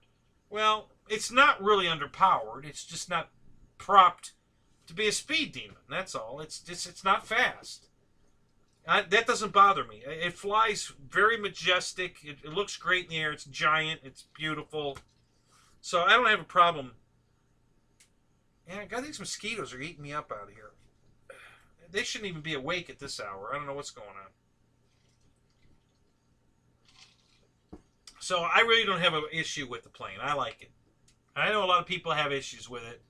Oh, the prop's too small, doesn't look scale, and you know it's way underpowered. And okay, whatever. You know, I'm very happy with it. It's very light, so it has no problem getting off the ground. It gets off the ground just like my Mustang. The 1700 Mustang with the prop mod. And that thing is in the air in, 15 feet. It's not full throttle. I mean, that's just rolling it up to like half throttle, and it's in the air before I get it to half throttle. It's already off the ground and climbing out, And yeah, I can keep throttling it up and turn it into a rocket ship, or I can just hit the gear switch and suck up the gear, clean it up, and it's going to pick up speed once the gear's up right from that throttle position. So I usually just leave it there. And it's flying scale. It looks great. It's a nice steady climb out at scale speed. You suck the gear up and it picks up more speed. And, and then if I want to rocket ship it, I can throttle it up and, it'll go. I've clocked it at, I think it was 80, wide open. Wide open, flat and level flyby. I think I got it to 80. Pretty sure that's what I remember the GPS said. Which is, a nice speed. That's definitely faster than scale.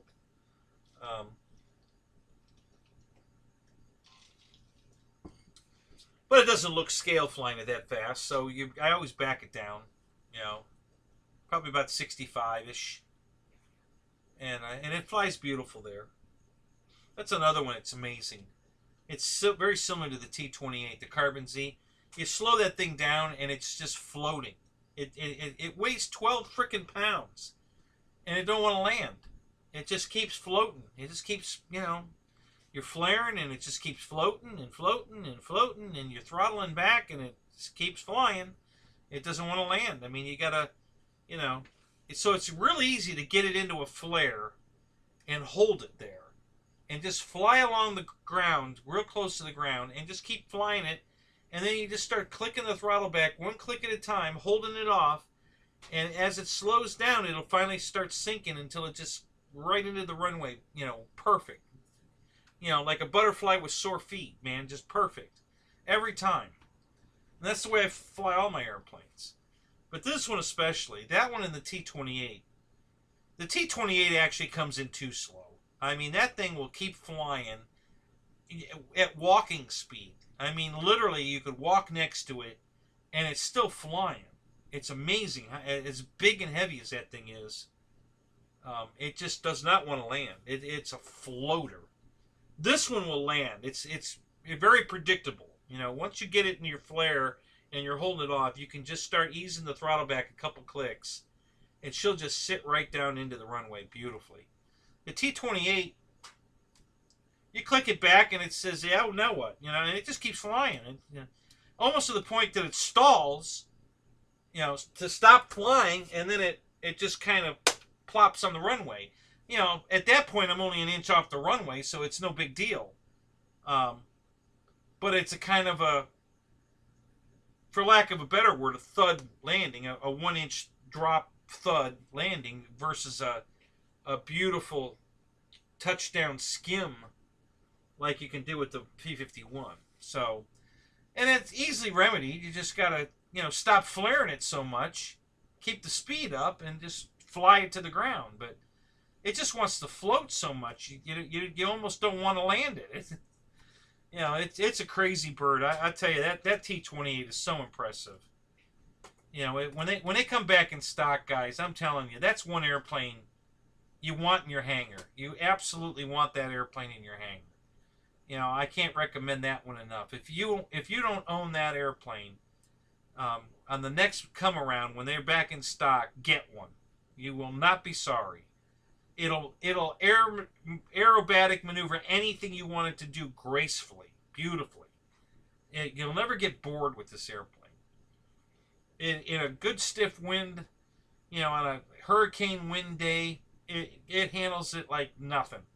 You could fly it backwards. It flies so good in that kind of wind, you can fly it backwards. You get it up there, you kind of you put the flaps at half, and you get it kind of hanging on the prop, and you just kind of nose it up a little bit, and it'll just start easing backwards in that wind. And it'll stay super stable. It won't, you know, it won't try to roll out of it. I mean, it does a little bit sometimes. You got to give it a little rudder correction, but just such a beautiful airplane to fly. Tons of fun, easy to fly. It's just a baby doll. And it looks so good in the air. As big as it is, man, it's just awesome looking in the air. It's huge. And it looks huge. Now, my P-40 is the same size. Same wingspan and everything, but it doesn't look as big as the T-28. I don't know if it's because the wing tapers more than the T-28, or if the fuselage is just not quite as girthy, or if it's just the fact that it's camouflage and not white. It could just be the color. But it just doesn't have that same presence in the sky as the T-28 does. That thing just looks massive when it's flying by. Because, well, I mean, it's big. I mean, but I mean, it just really, really looks big in the air. It's just massive looking. So, and it's the easiest plane to fly. Literally, it's easier to fly than an Apprentice, because the wind does nothing to it. And if you're out trying to fly your Apprentice on a windy day, it's a fight. Not this thing. It doesn't give a crap. It can be as windy as ever. It doesn't matter. It don't care. It just doesn't care. So yeah, it's a super beautiful plane to fly. I can't recommend it enough. If you don't have one, get one. If you get the chance to get one, get it. Absolutely get it. So, Keith, you're out of here, huh? All right, buddy. Have a good night.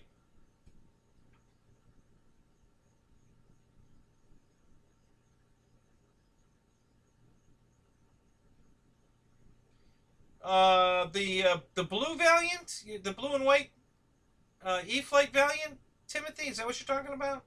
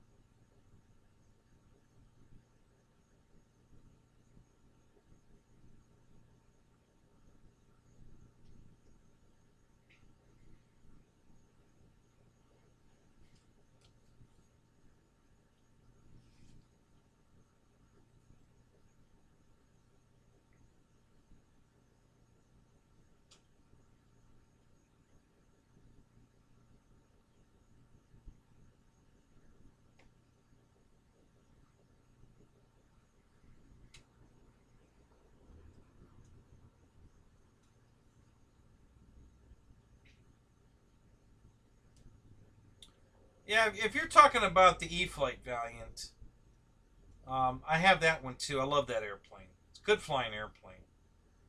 You know, it's a good windy day plane. It handles the wind great.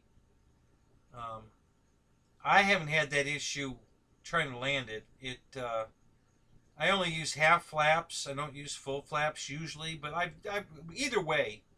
Um, but yeah, that's a really good flyer. I really like that plane. It's beautiful. I think it's a really attractive. I love the landing gear, both the actual aluminum struts and the wheel pants. I think it's just a great looking airplane. Um, it's one of my favorites. I really like that plane. I'm really glad I bought that plane. Um, it's a if I'm looking for one more plane to put in the car, if that one fits, it's going in the car. If I can get that one in the car, it does have a 1500 millimeter wingspan, so it's a little harder to get in the car than say like my Bearcat with the 1100-inch wingspan. The Bearcat's a lot easier to get in the car in that last minute get one more plane in the car kind of situation. But both those planes are wonderful flyers. I really love those planes.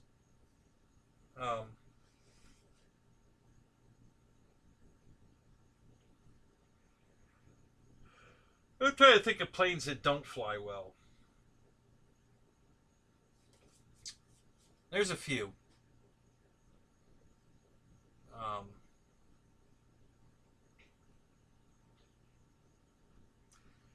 I could tell you one that I used to really love that I don't think, by today's standards, I don't think it flies that good anymore. Ronnie, look at you.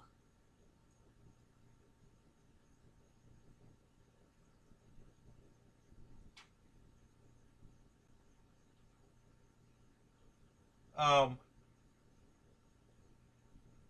the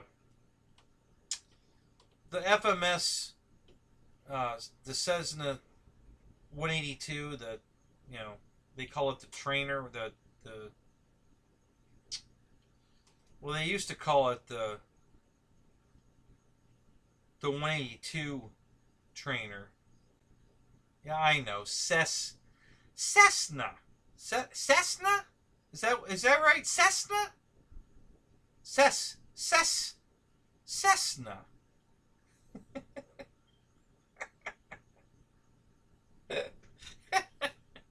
Chibi doesn't like it when I call it Cessna because it's got putting Z's in there.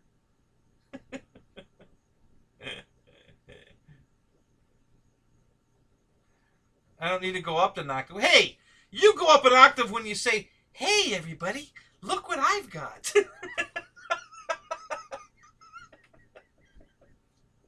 Right? Tell me I'm wrong.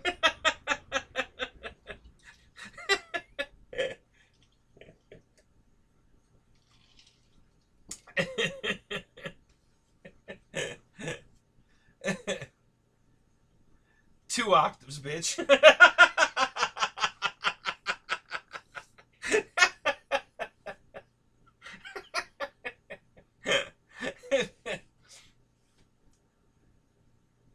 Yeah, so anyway, that plane, as much as I loved it when I first got it, I took it out not too long ago and flew it again. And, I'm just thinking, compared to what is available now, it really doesn't fly that good anymore. It's okay. I mean, it flies and everything, but there's definitely better planes today um, than that one for beginners. There's a lot of better airplanes that I would recommend over that now. That when I got that plane back in the day, they weren't available. So yeah, it's I think its day's come and gone. It's still a beautiful airplane. It's very scale looking. I mean, it looks like a 182 for sure. It's good. It's got lights on it and flaps and it's a pretty airplane. Um, but yeah, it's not. There's definitely better flyers today. That with the AS3X in them and stuff, like the Valiant, that's one of them. The SR22 You know, the E-Flite, that's a great flying airplane. That's a beautiful flying airplane. So, yeah, there's just a few planes now I think are, um, you know, better choices for first airplane, beginner airplane. Um, but when I bought it 7 years ago, yeah, it was you know, we didn't have all these other airplanes, so it was a really good plane then.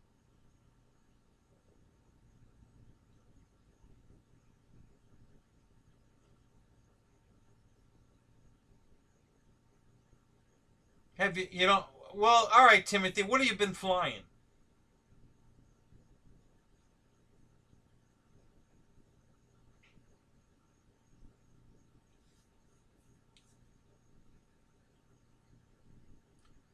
Because if that's you're going to be your first jet, no, you don't want that one for a first jet. Yeah, no, that's not your first jet. There's a lot better choices out there than that one. Um, so yeah, get your mind off that for your first EDF. You need something that's way more forgiving, stable. Um, so there's a couple. If you're a Spectrum AS3X guy, the Viper, I would suggest is a really good one. Um,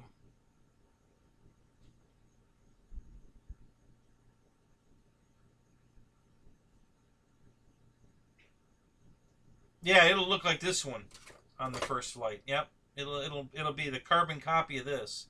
Yeah, bookends. Yeah. After I finish my video tomorrow, I'll send you this one. You can put it on the other end of the books with yours.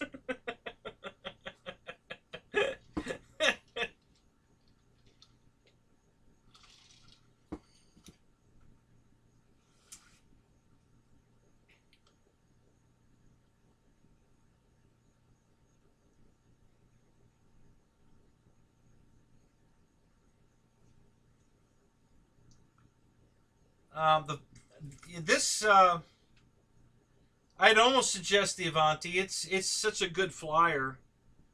I mean, it depends on what level you're at with your prop planes. What are you flying on a normal day, Timothy? What's your normal plane now? What are you flying?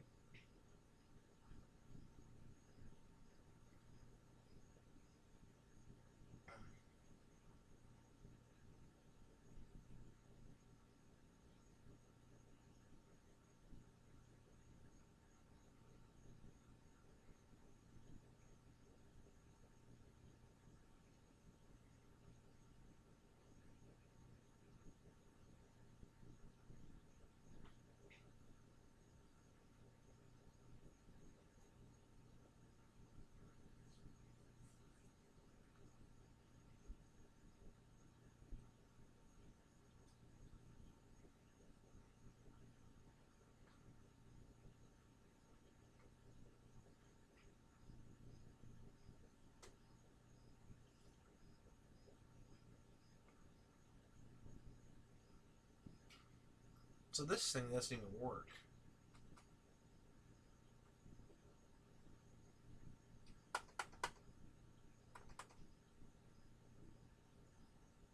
Hmm. Yeah, that's pretty worthless.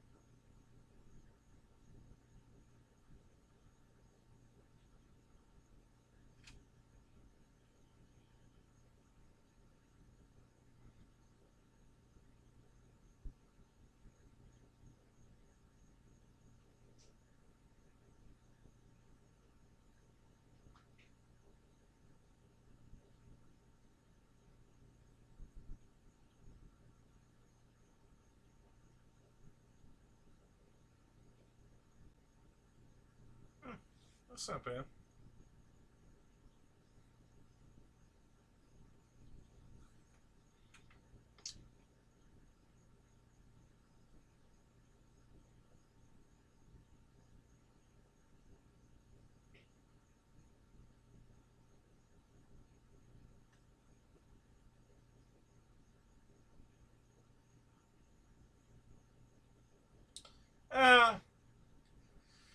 I'm not an F-18 guy, GB. I really, they're just, that plane doesn't do a whole lot for me anyway, in general. And the E-Flite one, I don't like the landing gear on it. I think they really screwed that up. I mean, it looks scale, but it rests on its knuckles. I mean, they're completely compressed. It doesn't have any compression. It just rests on them bottomed out. I don't like it. So, adding a blue angel color scheme was okay. I mean, that's cool. I like the blue angels and everything, but it's not a plane I would buy. Even in the old color scheme, I didn't like it. So,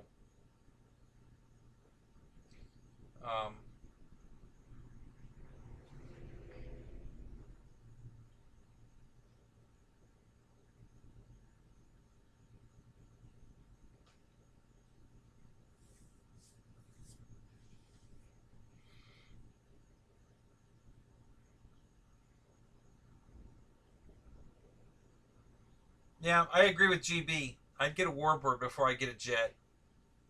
You need something low wing, tail dragger would be, nice training. If if you have to have a nose gear one, a T-28 or the P-39, I would recommend either one of those. Good stable jet, good stable warbirds. They fly really good. A little faster than what you're used to, but not jet speed yet. So yeah, I would say the T-28, the 1200 T-28, or the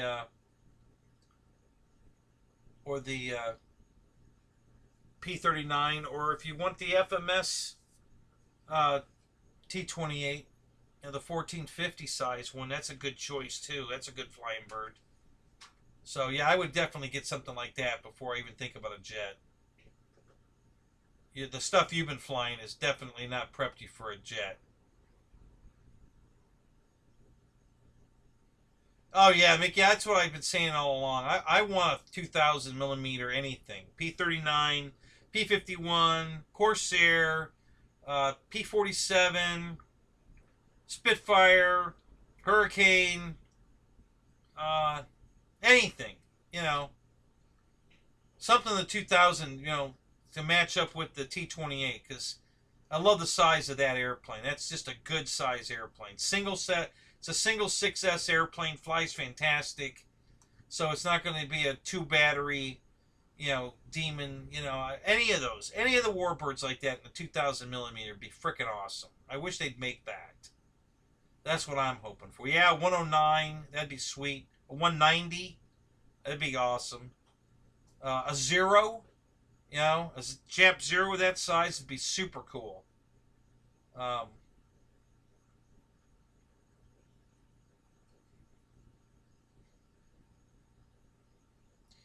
So I've got total batteries, 3-cell, 4-cell, and 6-cell. I have one 5-cell. I'm gonna have two in a minute. I got a battery. I had a battery pack that one of the cells crapped out, and now I have another one. So they're both 6-cell packs. The one I turned into a 5-cell. I'm gonna turn this other one into a 5-cell. I probably have somewhere in the neighborhood of 100 batteries, 110, somewhere roughly. But that's a wide range of batteries, all the way down to, say, a 450 2-cell, up to a 6500 6-cell, and everything in between. I have 3 chargers, well, 3 main chargers that I can charge 5 batteries. Well, actually, I could charge more than 5 batteries. I got a balance board in 2 of them. So I would say at least 7 batteries at a time on a pretty fast charge. And I have a generator that I take to the flying field, so I can charge right there. And when I get to the field, I always have a plane to put together, at least one. You know, pop the wings on something, or you know, there's always something I have to assemble. I have a bunch of planes in the car that are ready to go, but I always bring something that has to be assembled. At least one. Maybe a glider, maybe the T-28, maybe the Cessna, maybe the Cessna, maybe, you know, just usually something I have to put together. So I can have a 2200 3-cell, which I always have something that flies on that in the car. So I can have one of those charged in 10 minutes. So, so if I put all my batteries on charge, including one 3-cell, and then get the one plane out of the car that needs to be assembled and build it, that battery, whether it be the 3-cell battery plane I need, or I just get that one assembled and then go fly the 3-cell plane, I can be in the air in 10 minutes. And then the rest of my planes are charging while I'm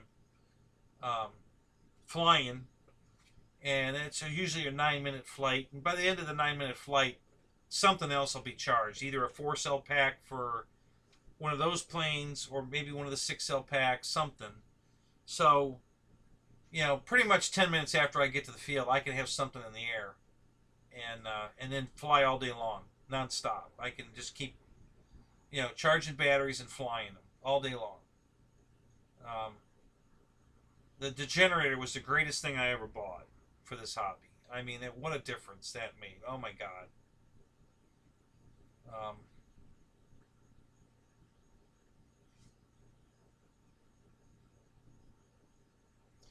So big, and he wants to cover that green light. What's that mean?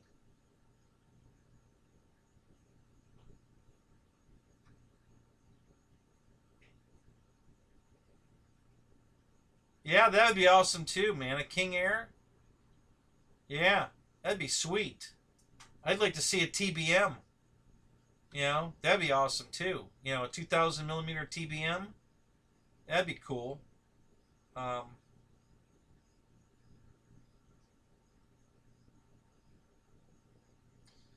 Yeah. Yeah, Ronnie, I'll try that.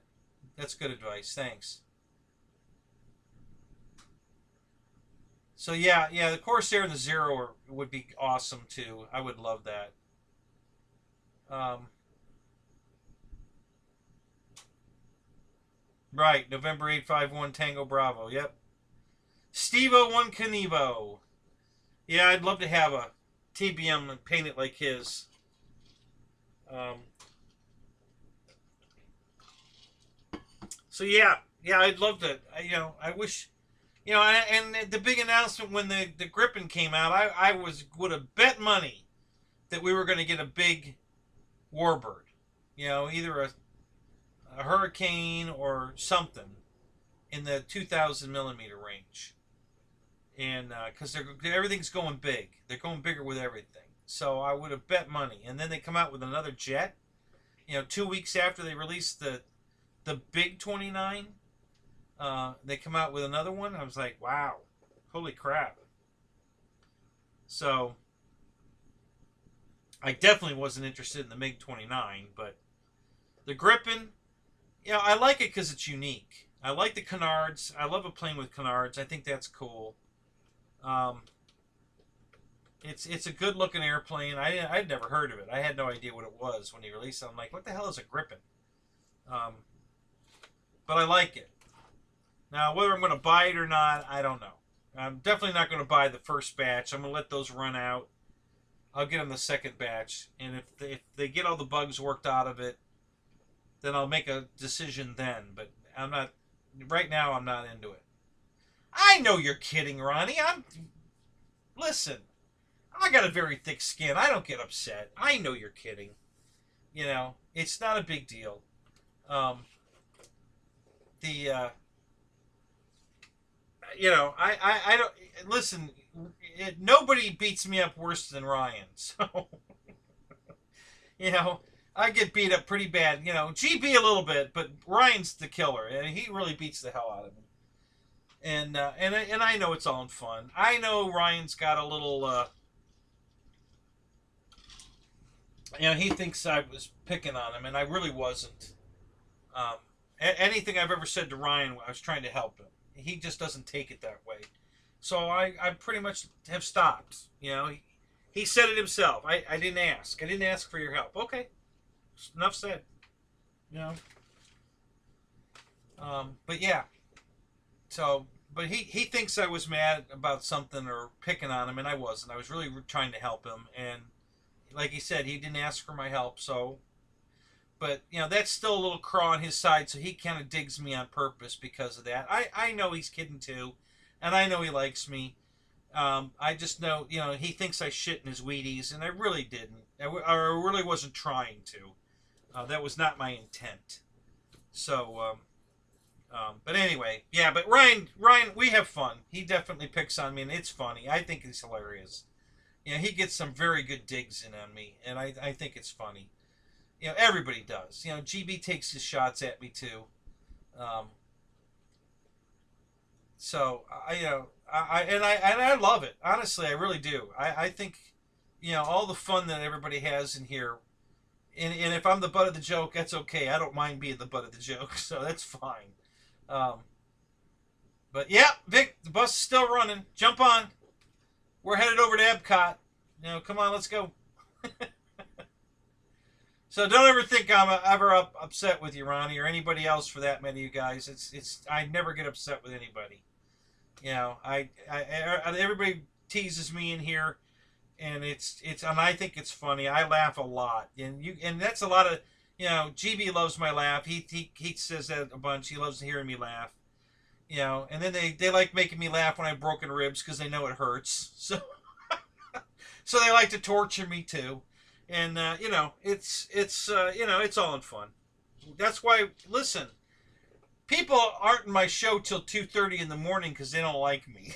So, you know, there's obviously a reason that we're working almost on 6 hours here. You know, and you know, and there's still 15 people in here. So yeah, it's all in good fun. So we're cool, Ronnie. Don't ever think I'm mad at you. I've been teased about this jet a bunch, you know, that I need to learn to fly and everything else, and that's fine, you know. Listen, we've all crashed airplanes, whether they be piloted or not. You know, it's part of the hobby. So, you know, this particular one, I'm in a little battle with Motion RC right now, so we're gonna see how this turns out. I'm not very happy with Motion. So if Motion doesn't do something about these 2 airplanes I lost, then yeah, there won't be a Gripen in my garage or anything else from Free Wing or anything else that Motion RC sells. I'll be done with them. There's too many other planes to buy from other vendors, other companies. I don't need to waste my money with Motion. So that'll be the end of Motion for me. You know, I had to look it up today because I was curious, and I spent $6,300 in the last 5 years at Motion RC. Over $6,300, and they're going to give me grief about a $200 airplane or $300 airplane because on the Maiden it crashed and they think it was pilot error. Okay. You know, is that really your best call for a guy that spent this kind of money at your place? All right, if that's how you want to play it. So, and the only reason they're giving me a hard time is because I didn't buy the airplane. That's what this is all about. I didn't buy the airplane, so they don't want to do anything for me. Because Dave, I won it on Dave's show. So the guy that's handling this, his name is Andrew, and he's a jackass. And he keeps putting it in my face. Well, you didn't even buy the plane. It was a gift, or it was a raffle, or something. So Dave's gotten involved now, and he's calling the place up and saying, "Listen, I bought the airplane, and you need to fix it for this guy. Okay, it's my money. I bought it. I gave it to him in a raffle or lottery or whatever you want to call it. That doesn't change anything. You need to fix it for him." And so that's what we're in right now. You know, Dave's getting really mad at him too, because they're just treating us like shit. Andrew is treating us like shit, and I'm not at all happy about it. I don't know if Andrew's working off his own agenda, or if this is the new way Motion does business. I don't know. James got involved. He already told. He's the one that told Dave, "Listen, you need to call them and tell them, tell them I told you to call." So we did that, and Andrew's not backing down. He's standing by his, we're not gonna take care of this. So we'll see. I'm just not. This is never the way Motion's been. In the 7 years I've been buying from them, they have never asked for anything back to test it. They've never asked for photos. You call them up and say, "Hey, I've got a dead landing gear." No problem, we'll send you another one. "Hey, my prop exploded on the maiden flight." No problem, we'll send you another one. It's in the mail. I mean, their service has been impeccable over the years. Listen, right at the beginning, one of the very first things, I got a call at 8 o'clock at night. I was at work, so I couldn't answer my phone. So at 8 o'clock at night, I got a call from Motion telling me that he was just letting me know I bought a they used to sell Dynam, and I bought the Dynam, the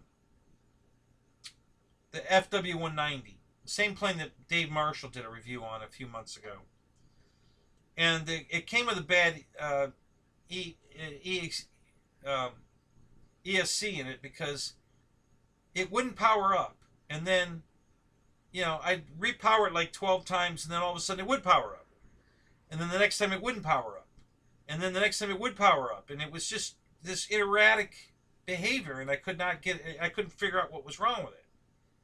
So I sent them an email explaining all the procedures I went through, all the testing I did. This is what I tried. I've done everything. I've tried a different ESC, and it works fine. I put this one back in, and it won't power up. It won't, So the only thing I can come to the conclusion is that it's got a bad EBEC in it, and I think that's what the problem is. So I sent them that email at like 2 in the afternoon, and at 8 o'clock that same day, at that night, I got a phone call and an email from them telling me that, yeah, it sounds like you did all the tests, and it sounds like we need to replace it. Right now we're out of stock of that 40 amp ESC, but we've got a 50 amp one that will work even better. So I've already got it in the mail. It's in the mail to you already. I'm sure that'll take care of your problem. So sorry you had that problem. So this is the kind of service I'm used to. They've just been awesome over the years. And now all of a sudden, things are changing. And now they're asking all these questions, and they want you to qualify everything, or they want you to send it back, and, they're starting to sound like the old Hobby King that I won't buy from anymore. And, so I'm just not very happy with Motion right now. If this is the way they're going, it's going to be a bad day for them. They're going to put themselves out of business, because what built that company, besides Ryan, is their awesome customer service. And they've already gotten rid of Ryan, and now they're about ready to lose all their customer service. Yeah, well, it might come to that, I mean, when James told us to call, I would have figured that whoever was on the other end would have said, he would have called James and verified, "Did you tell this guy to call us?" and blah blah. And that should have been enough. He should be fixing this just because James said to. James, their spokesperson. He's their head of sales, and anybody knows in any company that the sales department is in charge of everybody. You know, our job is to drive sales. So if we need you to fix a silly damn airplane for a customer that spent $6,300 here, fix it. Don't argue with them. Just fix it. And Andrew doesn't have that attitude. And we would have thought when James got involved that would have been over, but apparently not. So, he told me, put the whole thing, did you power it up after the crash? I said, no, actually, I had to think for a minute. I couldn't remember if I did or not. I said, no, I didn't actually. We just picked up all the pieces and put them in a bag. And I brought it home, and I didn't power it up. No. We'll power it up and see what you got. So I dug it all out, and I put it all together on the table here, and I tried to plug everything in, and the little blue box was obliviated. So it took several hours to put that thing all back together and get all the pins straightened out so I could plug shit back into it. And I tried to put it back exactly the way it was in the plane. Got everything plugged in on the bench here, plugged it in, turned it on, nothing. It's dead. There's no power to it. So something's wrong in the ESC. It's not burnt. It smells burnt, but it doesn't look burnt. There's no impact damage to it. There's no physical damage to it, but it smells burnt and it's not powering up. So I call him back and I tell him what I found, and it sounds like we're not going to take care of it. All right, so all right, whatever.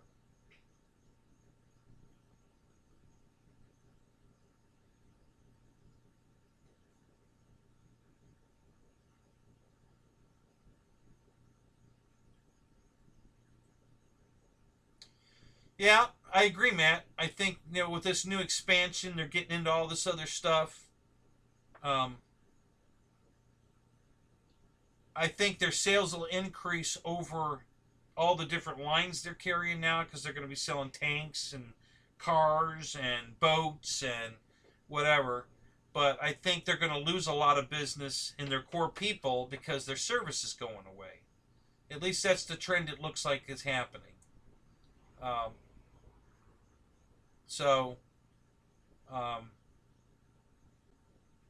We'll just have to wait and see how they're going to play it. I know the reason that... Listen, when I had my hobby shop open, Horizon Hobby was one of my distributors, all right? So I know how their customer service used to be back when I had my hobby shop open, and it was crap. It wasn't until Motion came on board that Horizon had to step up their game because Motion was killing them. So now Horizon Hobby's almost to the point where we don't want it back, we'll just replace it. They're not quite there yet. They do that sometimes, but sometimes they want it back. Hey, don't let them kid you either. If Horizon Hobby tells you that you need to send it back so we can... You ask them for a call tag. They will give you one. Don't send it back on your nickel. They want it back, it's on their nickel. You just tell them, listen, send a call tag for it and I'll send it back. And they will. They'll send the call tag. I've had two instances with Horizon. They wanted me to send something back. And I made them send me a call tag both times. They didn't argue. All I did was ask for it. I didn't have to argue for it. I just asked for it and they gave me one. So, all I had to do was put it back in a box. The call tag came in the mail. Slapped it on the box and, put it in the mail. So... Don't ever send anything back to Horizon on your nickel. Make sure they send you a call tag for it. They're not going to offer it up front. They're going to want you to pay for it. But if you ask for a call tag, you'll get one. So we'll see. I'm just very disappointed. I loved Motion so much over the years. And now I'm just starting to really... They're really starting to piss me off. I don't know if I'm completely gone yet, but I'm headed that way. So let's just say I got one foot out the door. I just don't want to... this is cheap Chinese crap. Let's face it. It's beautiful crap, but at the end of the day, it's still cheap Chinese crap. These servos are, 8-cent servos. And a $3 speed control to them, and they're going to have a certain percentage of failure stuff that doesn't work. And when it doesn't work and you crash a plane, you know, you shouldn't get a fight over it. They should just replace it. You know, they shouldn't just, you know, you're going to build a much bigger customer base by even if it was the pilot's fault. You know what? Just give him another airplane. You know, keep him happy. He'll come back and buy more and more and more. If you keep him happy, he's going to keep coming back and buying more. All right? It's not like I have a history of all this crap I've sent back to Motion. I haven't had 3 dealings with them on a warranty kind of thing in the last 7 years. I mean, it's been ridiculous how little I've called them over stuff. So it's not like I had this big, long history of, you know, this guy crashes every other airplane he's ever had. No, it's never been that. You know, I've only ever crashed 3. So, you know, I shouldn't be getting treated like this. They can go on my channel and see me fly all kinds of stuff to find out if it looks like I did pilot error and like I can't fly. You know, go watch some of my videos, you know.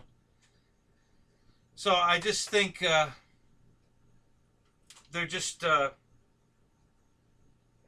they're picking the wrong battle to fight, I think. You know, this is not, I'm not the guy to pick a fight with on this. Not because of anything other than my history with them. How much money I've spent with them and how many actual problems I've had over the years with them.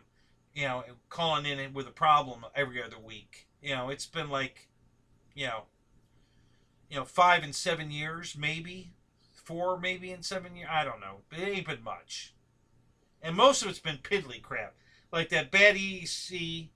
And I had a brand new FMS prop that exploded on the maiden flight. I put it on. I bought a spare prop to have for my 1450 Dallas Starling. So it's a blue spinner prop, you know, and you have to bolt the blades to it. So I bought a spinner. I had the blades. I had a second set of spare blades. So I got it. I put it all together. I balanced it. I had it all there. And I was just going to keep it in my car for a backup in case I ever broke the prop. I could put the other one on. So I was at the field one day and it was sitting in the car. And I thought, you know, let me throw that on there just to test it. Make sure it's okay. I'd already balanced it and everything. So I popped it on there and I took off. And I'm flying around. And, you know, cruising. And it's whisper quiet. It's obviously balanced. There's no vibrations. It just sounds beautiful.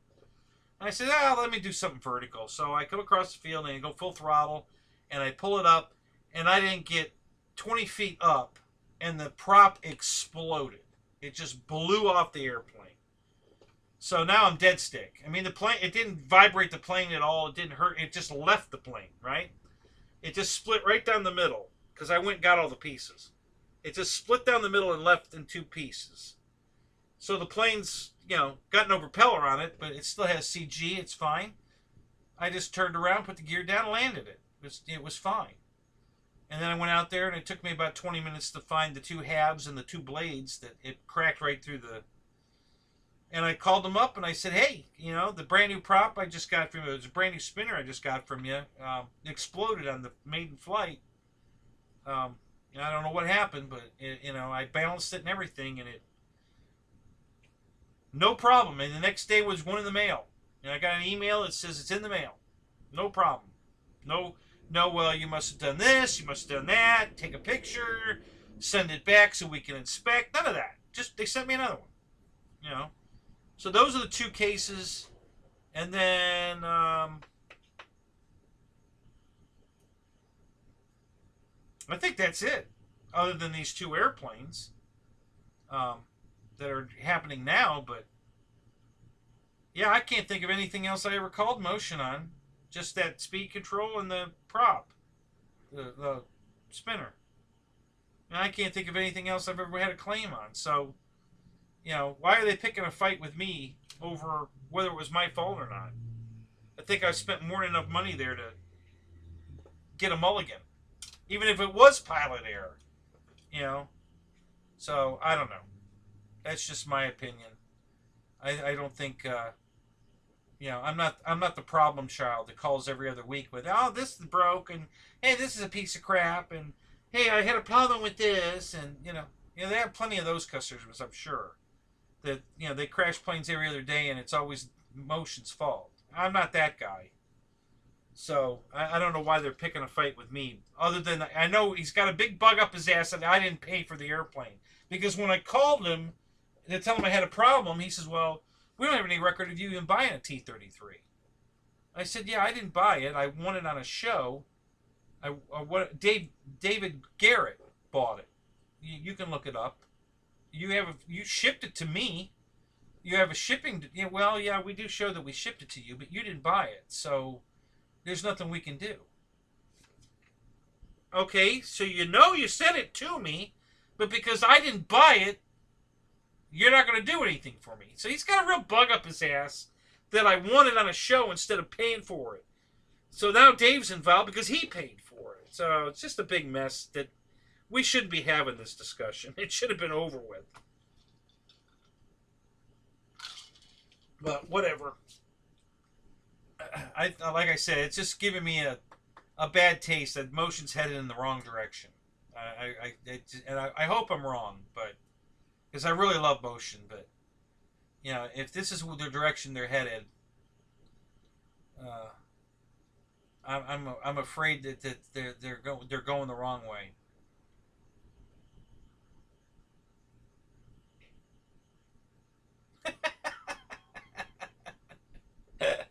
It would be okay if you start your cry now. Okay. How's that? Was that all right?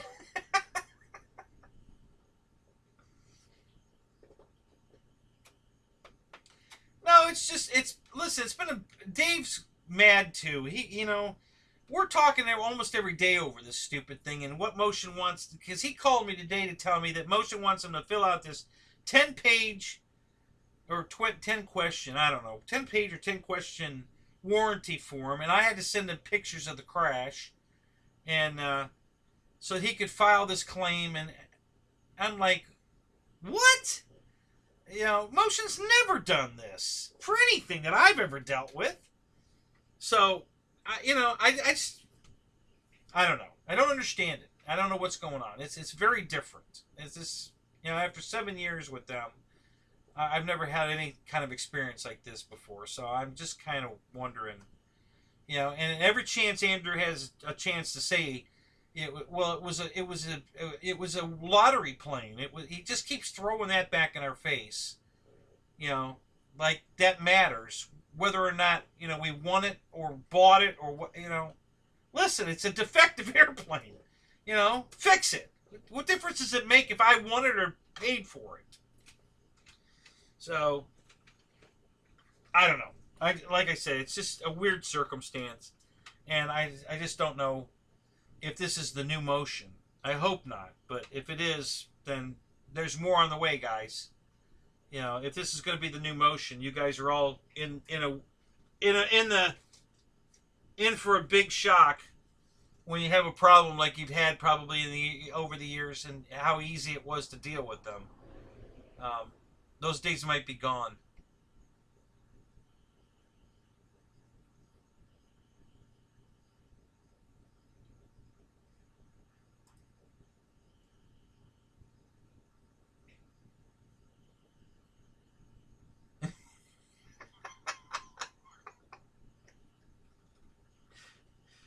Wait. So, Dana, you're telling me you have a pussy?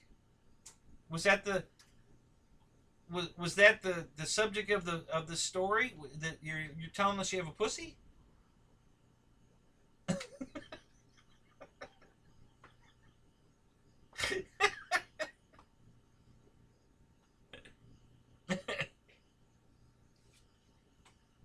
I'll come over and massage it for you.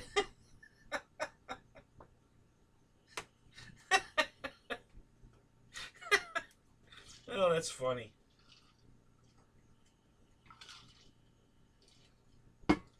Man, these mosquitoes are just ridiculous. Holy crap, that guy actually got blood, too. He was digging for gold.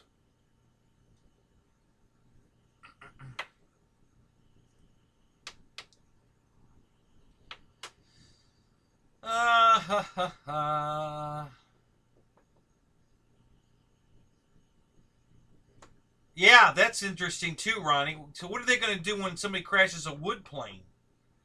You know, how are they going to handle that? That's a totally different arena than foam planes. So yeah, now what are they going to do? You know, it's not like they're going to ding a wing and, oh, we'll just send them a wing and they'll be fine. No, balsa planes pretty much it's over. You know, generally when one of those goes in, it's the whole airplane, not just, you know, a part of it. So yeah, they'll be replacing entire balsa planes. They're 3 times the money. So yeah, how are they going to handle that? And when their $1,200 Missouri battleship sinks, how are they going to handle that? Yeah. Or their Titanic on the maiden voyage goes down in, you know, Lake Superior. You know, now what? So yeah, it'll be interesting to see how they're gonna handle that kind of stuff. You know, maybe expanding into all these other avenues wasn't such a good idea after all. I don't know. Not a big deal. We'll see.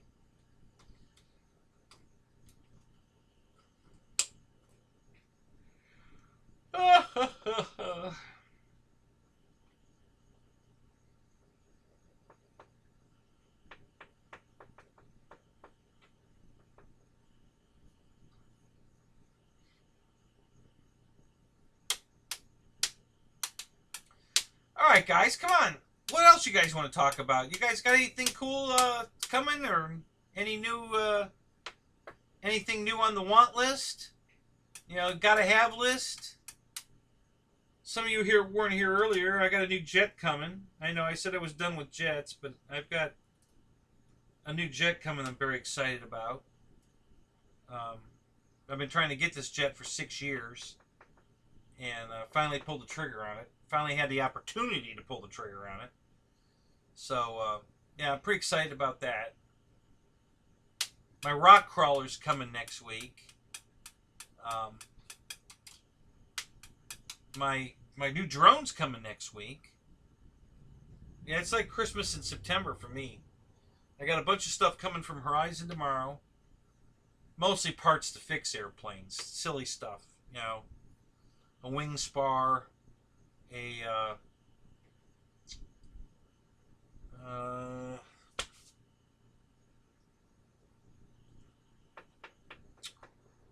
to remember what, a canopy. You know, they got all their parts on sale, 50% off. You know, so I bought a bunch of crap. You know, some of it I need, some of it I just want to have for spares. Why not? At this price, why not? I got another set of landing gear coming from my my Futura, which is the same landing gear that's in the Havoc. They're normally like I think $71.99 or something for a pair of gear, and they were on sale for $35. And I'm like, what the hell? Why not? You know, at that price. You know, because if I have a problem with the Havoc or the Futura, the landing gear work in either one, and the only difference is the color of the outer gear door. Well, I'll just put the gear door from the other one on it. Who cares? I mean, so yeah, it's a no-brainer to buy those. And you know, I brought some other stuff. And just piddly. I bought pieces to put a Nemesis together. That was a Rock Hobby plane, same size as the Critical Mass. And so I bought enough pieces to make one of those for peanuts. Everything was half off, so I think the fuselage was $18 or something. And I already have a wing that I think will work. The wing's for the Voodoo, but I think it'll fit on the Nemesis. I think the only difference between the Voodoo wing and the Nemesis wing, where the wing tips were rounded on the Nemesis. You know, there wasn't a, you know, square tip like the Mustang. It was the leading edge rounded back. You know, kind of like this, kind of like the Avanti. You know, you see how the wing rounds like this. I think that's the way the Nemesis wing is. And that's the only difference between that and the Mustang wing. I think it'll bolt on and everything, so we'll see. So the drone I ordered was, so a long time ago, a couple of years ago, I stumbled onto it was a Banggood,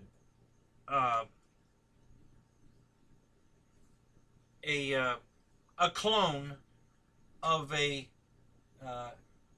DJI Phantom 3. It's a clone of it. And they had several versions of it, but the version I bought didn't come with the camera or the gimbal, but it was a four brushless motor. You know, it was the same exact looking. It looks exactly like the DJI Phantom.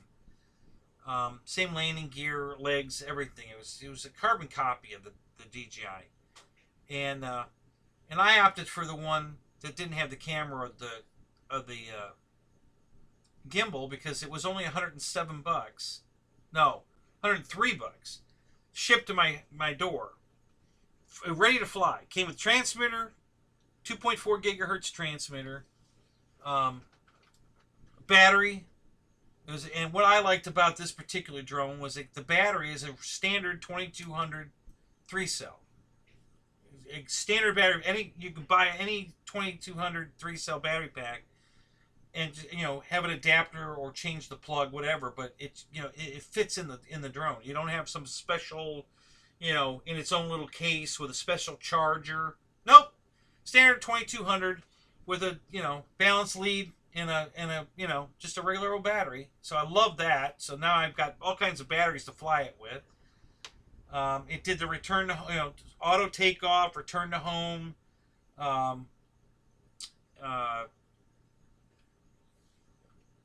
It had it didn't have the follow me mode or the circle me mode, but it had all the rest of them.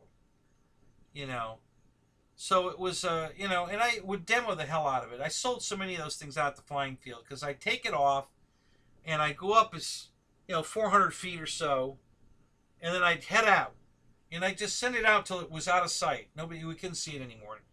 And everybody's like, "Oh my God, what are you going to do now? How are you going to get it back?" I said, "It's going to come back on its own." "What?"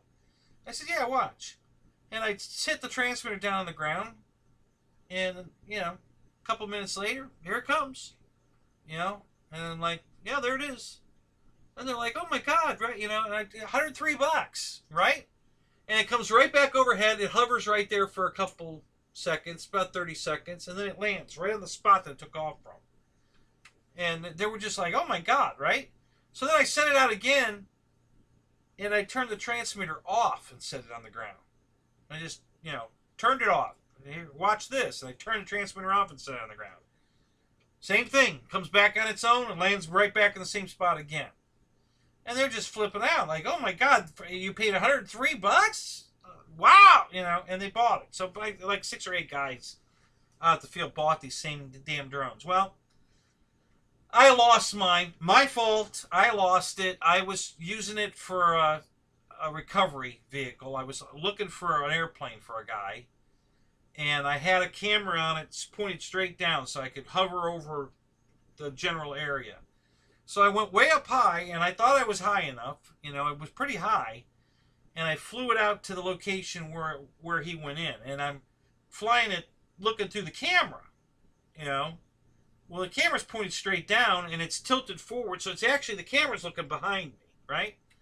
I hit the top of a tree, and it tripped it, and it tumbled, and it fell into the trees and down, and I think it's stuck in the top of a tree, but I can't find it. And I looked for days, and I can't find any hint of it. And I know exactly where I went into the tree at, but I can't find it. So I'm thinking it's in the top of the tree somewhere. And it's been gone for over a year, So I still gonna go look just for shits and giggles to see if I can find it, but that's not really my my main objective. Is one of the guys just lost his F-86, and I want to use it to go look for his F-86 because we can't find it. So I'm hoping, so the new one I bought, it's the exact same drone, but it comes with a gimbal and a camera this time for 136 bucks. Shipped to my door. Same battery pack. And it was a good battery too. It was a really good battery. Flies 20 minutes. You know, it hovers for 20 minutes on that 2200 3-cell. So it's coming with the same exact battery pack that the other one had. It's the exact same drone, but this one not only has the camera and the gimbal, but it does do the follow me, circle me, all that crazy stuff. You know, the auto, you know, hover and, you know, return to home and all the same thing the other one did plus for another 30 bucks. So I'm like, oh yeah, I'm in. So I bought it. So that's the drone that's coming. It I don't think it has a name. Actually, it does have a name. What the hell was the name of it? Some stupid name. God, what was the name of that damn thing?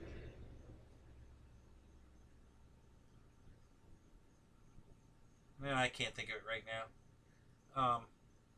But it worked great, and I was so happy with that drone. So I was really bummed that I lost it. And I lost it with a good battery pack in it too. I had an Ace Gen's battery in it when I lost it. So, you know, I sure wish I'd have gotten that battery pack back at least, if nothing else. But anyway. So yeah, I'm just kind of curious. Where the hell has it been all this time? Is it still on the top of the tree? I'd love to go over there, and that's what I'm going to do. I'm going to take the new one, and I'm going to drive my car all the way down to that end of the field, and I'm going to launch it right there next to the big tall tree that it hit. And I'm going to go up, and I'm going to stay high over the tree, and I'm going to hover around up there and look down into the trees and see if I can see it. I'm just kind of curious, you know, where the hell it disappeared to, because we never found it. Yeah, maybe somebody else already found it. There's always that possibility. But the first thing I'm going to do is go look for his F-86. That's the first thing I want to do.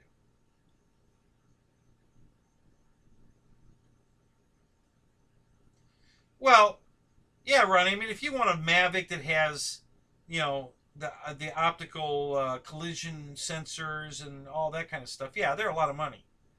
But as far as this one operating very similar to those very high dollar ones, yeah, it does all the same shit. I mean, it works fantastic.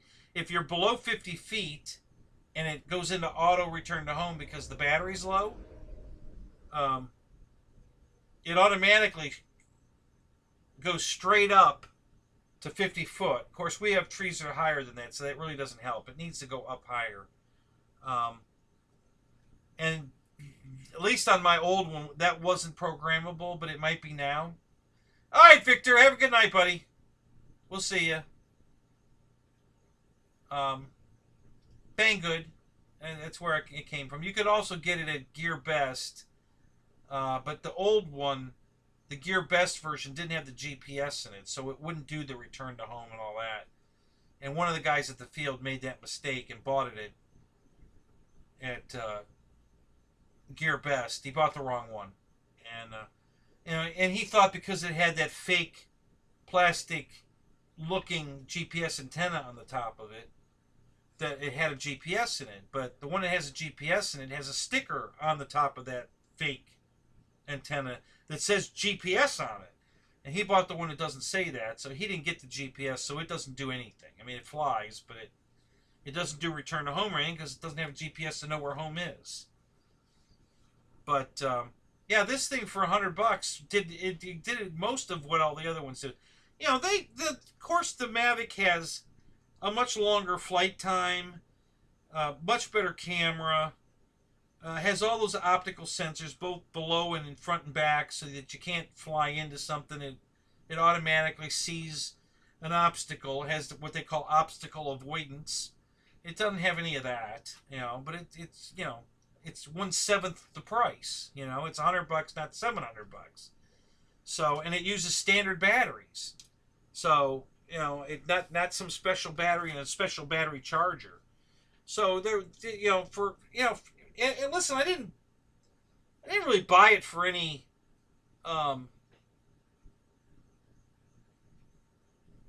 wasn't going to go out trying to do commercial work with it or anything, you know. It wasn't that kind of thing. It was just something to play around with, and maybe I'll get lucky and we'll be able to use it as a retrieval, you know, to go nail down an airplane we can't find. Well, maybe we can see it from the air. Maybe I can hover over the area and find it. Who knows? You know. But you know, for 136 bucks with the camera, and the camera's going to be Wi-Fi to my phone. Yeah, you know, you can't go wrong. I mean, what the hell? You know, for that kind of money, why not? You know.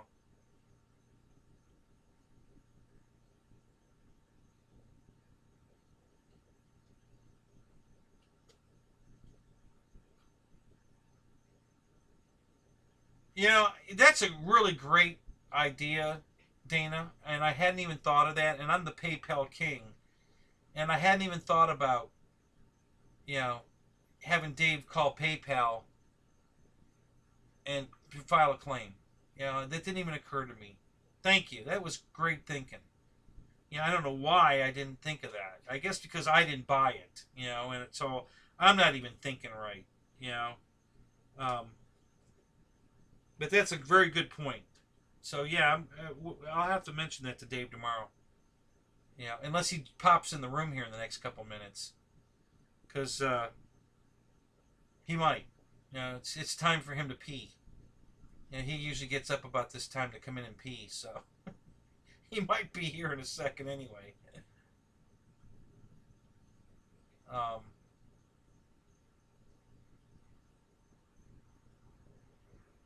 so anyway, it was you know, I only know from my past experience with its sister that it was a really great drone. It worked really good. Everybody was impressed. I mean, everybody that bought one out of the field played with them all the time. They loved them, you know.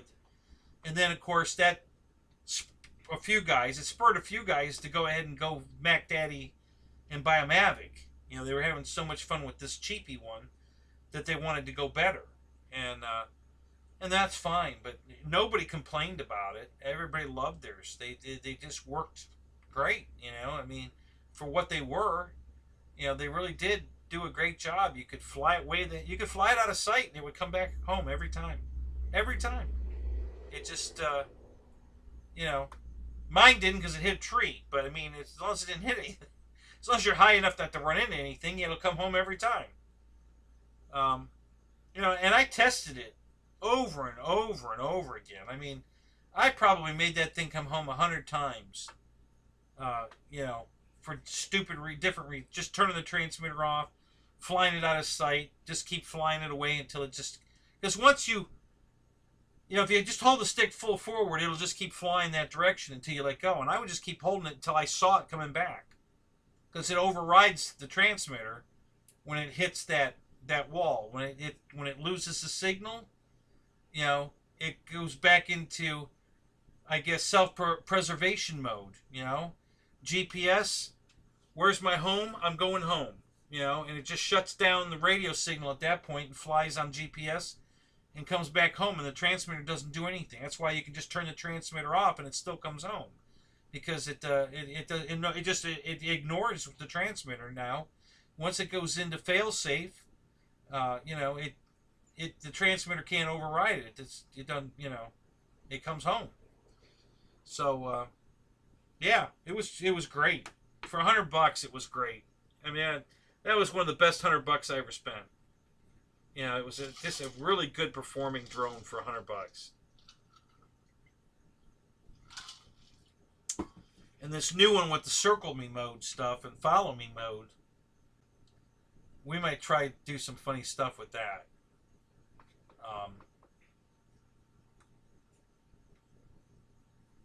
Oh yeah, see that? Yeah, yeah. On this particular one, I don't think you can shut the GPS off. This one doesn't have that option. It's just on. Um,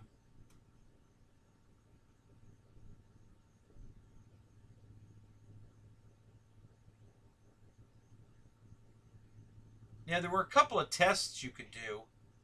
You could put in a couple of different.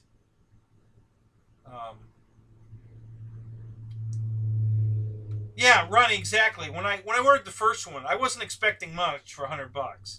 When it got here, I was way happier than I ever thought I would be. It was super good. I mean, the quality of it was nice. The motors were really nice motors.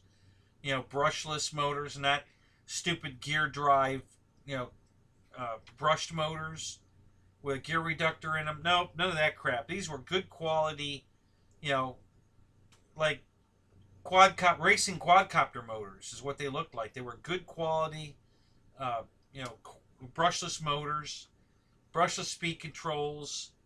Um, had no issues with. Now, one of the guys had a quality issue with his. Um, one of the motors wouldn't spool up. So he took it apart because he's an electronics guy. And he had cold solder joints all through it. There were just a lot of bad solder joints. And that particular one had just come off. So while it was in there, he resoldered the whole thing. Every cold solder joint in there, he resoldered. And it worked perfect every day from then on. He had no issues with it after that. But, you know, he was one that got a quality issue, that had a problem. And instead of sending it back, he just fixed it. Because, like I said, he was an electronics guy, so he didn't mind. It was kind of a challenge for him kind of thing. So, and that was the only one of the bunch that we had a problem with. And so, yeah, I was way happy. Because I did not expect much. And it was a way better quad, or, drone than I expected. Way above what I expected for $100. So I already know what this one's going to be because it's the exact same one I had with the camera and the gimbal. Now I'm just curious what the gimbal, how good a quality gimbal is going to be on it. I know the camera probably won't be much. It'll probably be a 2K drone like Raptor Cam here. It'll be a clone of a GoPro. And, and that's fine. I don't really care. Like I said, I'm not expecting much. And I already know what the quad's going to be, the drone. So, unless they've changed it. But in the picture, it looked exactly the same. So, if I get the same drone that I had, and it's got a camera and a gimbal on it, I'm already way ahead of the game. Because I really didn't expect much. When it showed up, it was way nicer than I had thought. Way, way nicer. I was not expecting, the quality of these motors. They were all anodized orange. They looked really good, and they ran perfect. They were whisper quiet. They were all ball bearinged, brushless motors. It was nice. I mean, it was really nice.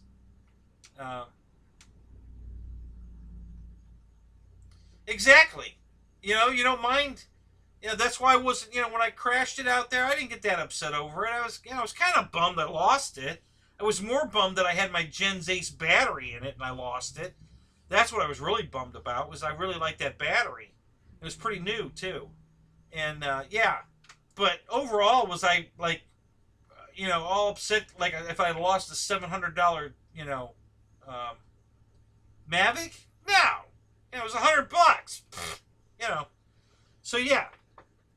So this is exactly the kind of piece of crap you buy if you need to do a rescue or a mission over swamp water area or whatever, a dangerous, because you don't mind losing that. You're not going to take your $1,100 DJI drone and go over a very tragic, dangerous terrain and hope it doesn't crash land and you lose it. You take the $100 one, you don't give a crap about and do it. Go on a mission with that. So yeah, it's perfect for that. So yeah, I'm more than thrilled with the quality of the first one I got. I fully expect this one to be the same. If it's not, then I'll be disappointed.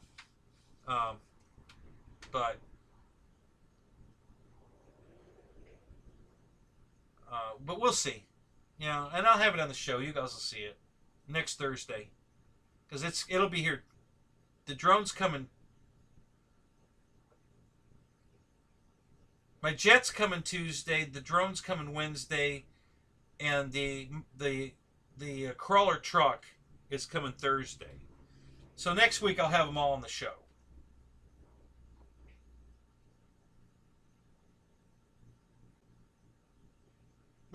It's got a GPS on it. Yep. Yeah, you're right, John. Yeah. It has, yeah, for $100 and it has a GPS. It does follow me, circle me, return to home under any condition. You know, you can just turn the radio off and it comes home. You know, you can fly it out of range, it comes home. I mean, you know, no matter what, it comes home. It came home every time. You know, for $100, it was amazing. It's like, how can you go wrong at that price? It was, you know, and the quality of it was pretty good. It really was. I was amazed. I was not expecting what I got. It was way better than I expected.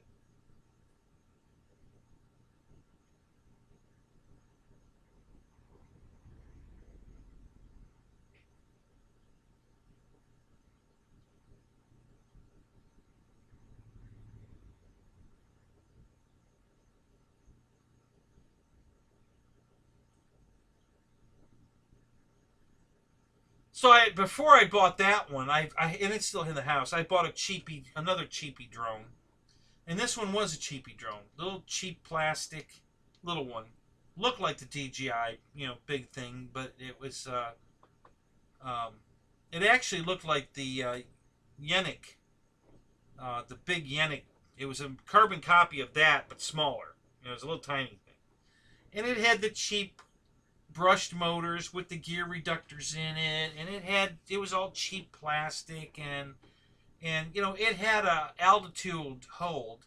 It had a barometer in it, so it could maintain an altitude roughly. It wasn't precise, but it would, no GPS on board, but it would, you know, you could get it to eye level, and it would roughly stay at eye level. It would float around a little bit, but it pretty much stayed there.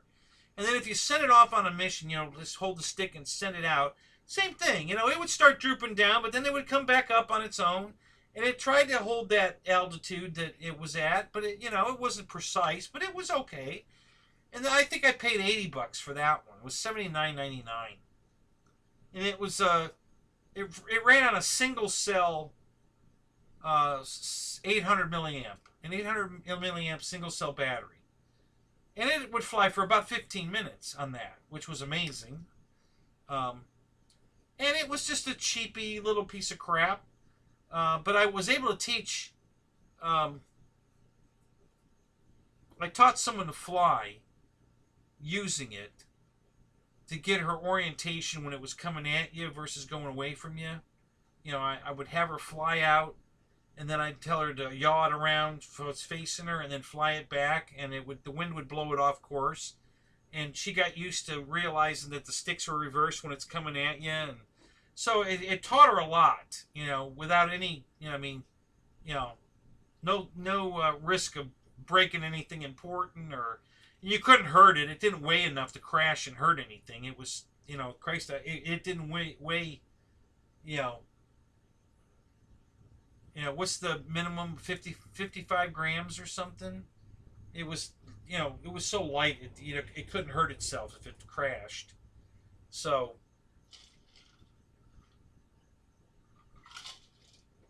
yeah, we did, you know, and I still have that one, and I got a boatload of batteries for it. I haven't flown it in years, but it's sitting on the arm of my couch in there, and all the batteries are in my toolbox. Which, by the way, where is my toolbox? I was looking for it last night, couldn't find it. I thought I had it out here, but it's not out here, unless it's over there. No.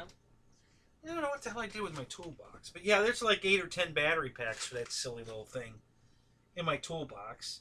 You know, the batteries were, I think you could get 8 for $11. Something like that. And it had a multi-port charger that would charge 6 at a time. So you could plug 6 batteries into this hub, and then you just plug the hub in, and it would charge all 6 of them at the same time. Took like... I think 30 minutes roughly to charge them. And, you know, if you were charging one at a time, that kind of sucked. But 6, you know, yeah, you can fly. And each time you kill a battery, you just go back and put it right. They're all independent of each other. So they peak when they peak. You know, they're not all peaking together. They all, peak when they're peaked. You know, so there's a little red light on each one, and when the light goes out, it's done. So you just go over there and stick it on, and the red light comes on, and when the red light goes out, you can use it again. So, yeah, it was a really cool little toy. You know, it was definitely toy grade, toy plastic. It was a cheap piece of crap. But we had a lot of fun with them. You know, a couple of the guys bought them, and we were flying around having fun. They were just little crappy. They had a camera on them. Came with a, you know, for the $80. Okay, it came with a camera. Came with a little tiny screen that mounted to the antenna of the radio, so you could fly at FPV. You know, $80. It came with everything: battery and the charger and the camera and the little screen. And you know, I thought for $80, you know, that this is a deal. Didn't have any real range. I think it was. If it went 300 feet, you know, it would be lucky. I'd say closer to 200 feet maybe. So it wouldn't go real far away or anything, you know. But, you know, the camera worked, and, you know, it was pretty slick for as cheap as it was. And I mean that since both what I paid for it and how cheap a piece of crap it was. You know, it worked okay. You know, it was kind of neat. So I was surprised that, you know, it came with the camera and the little screen and then everything. Nice little color screen. And yeah, you could fly at FPV. I mean, you literally could fly it around, you know, and it would, you know. So yeah, another, like I said, little better quality than I anticipated. Little. I wasn't expecting much. I didn't get much, but it was a little better than I thought. The other one was way better than I thought. I mean, this looked like a quality. This wasn't toy grade. This was a quality, you know, material-wise. You know, the motors, the speed controls, the airframe, all of that was, you know, DJI-type quality. I mean, it was a quality piece. It didn't feel like a piece of crap. It didn't look like a piece of crap. It was really nice. And, so yeah, I was very happy with that purchase. When I got that box open and saw it, I was like, damn. So, so yeah, I'm looking forward to the new one. I expect to see the same quality. And, you know, it should be really cool. My old one was white. The new one's coming in black. I probably won't leave it black. I think if I crash it, black's too hard to find. So I'll probably paint it like orange, like fluorescent orange or fluorescent green. Some bright ass, maybe yellow. Some bright ass color that's easy to spot, you know. Maybe white, you know, I don't know. We'll see. But I probably won't leave it black. You know, black's just a bad color for that kind of stuff. Trap shoot.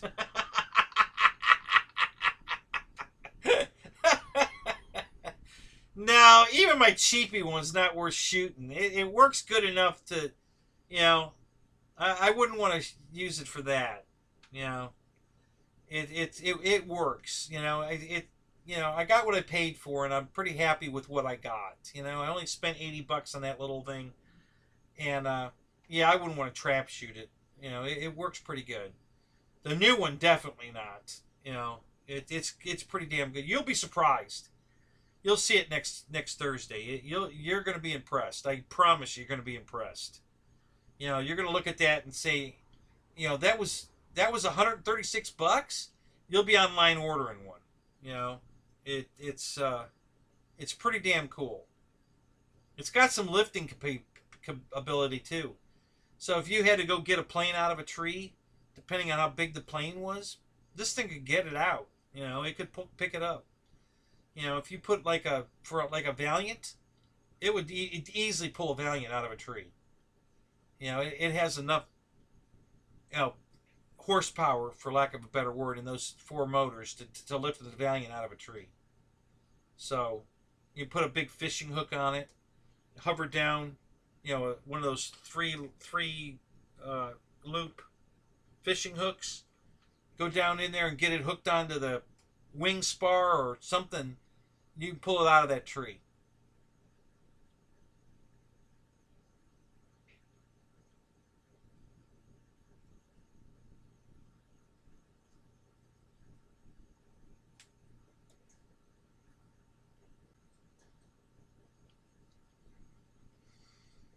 Oh my God, that's hilarious. Did you really?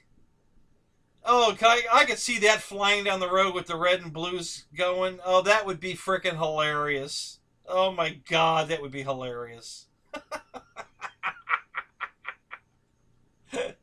Oh my, because the light bar would be so little, but I'm sure it was plenty visible. So you see that coming at you with the red and blues, and you're like, what the hell is it? So first thing you're going to think is it's a police car, but it's way far away. And then all of a sudden it's going to be right on top of you, and you're going to be like, what the hell? You know, yeah, that's hilarious. I never thought of doing something like that. That would be funny. Oh my God, that would be funny. Um, yeah, so that, that's the kind of fun, for this kind of money, this is exactly the kind of fun you can do with this. Way more fun than trap shooting it. You only get one shot and then it's over. So that's not much fun. But now you could hang a target on the bottom of it and fly it around and shoot at the target. And you could have some fun with that. That would be cool. But yeah, it's... I'm not sorry with either one of the purchases. I really like my little crappy one in there. It's for what it is, it works pretty well. And the other, the good quality one that's coming, if it's like the old one, I'm going to be very happy with that because I love the old one. That thing worked great. It really did. It was, at times I had wished I'd... See, the problem was back then was the camera version. It was $291, so it went from 103 shipped to my door to $291 to have a crappy ass quality camera and a gimbal on it.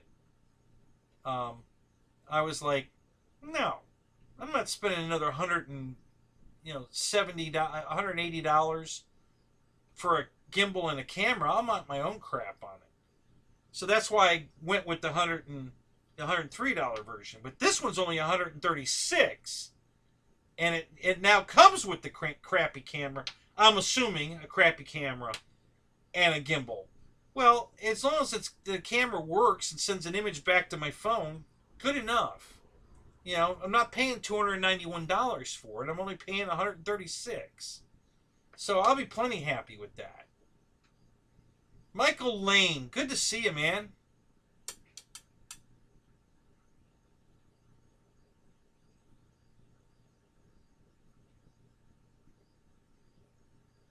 No, I haven't even built it yet, Michael.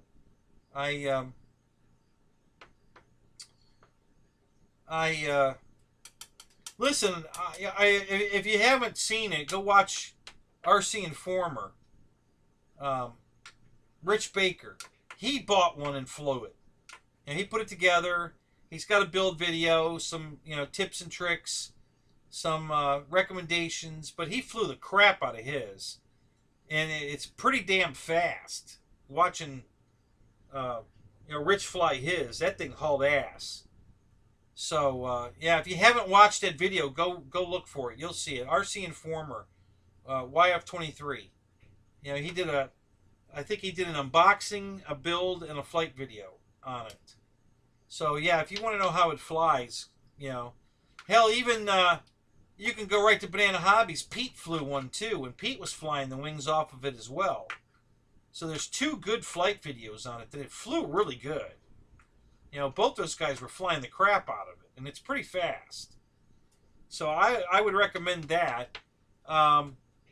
I've got it out of the box. I looked at it. The quality's really good. I mean, it's really pretty. It looks nice. LX doesn't use the greatest foam, so it'll damage easy. It'll be easy to get hanger rash on it. But the way it comes out of the box is beautiful. It's nice and smooth. The paint's nice and even. You can't see the foam cells. It doesn't look like a foam airplane because they bury the cells in paint. So yeah, in all that aspects, it looks great. So I haven't honestly decided if I'm going to fly it or not. I was going to buy the kit version, and not fly it. I was just going to put it together and hang it up. But they've sold out of the kit version, so the plug and play version was still damn cheap. So I bought it anyway. So I have one that's flyable. I haven't made up my mind if I'm going to fly it or not. There's some mods I want to do to it for sure. I want to change the landing gear. The landing gear is definitely a mess. So if I get the landing gear the way I want it and any other little issues that I have to fix, and I'm pretty satisfied, I might fly it. You know, we'll see. At this point, I'm not anticipating flying it. But, you know, I didn't buy it to fly it, honestly. But it may happen. I usually fly everything, even at least once. So.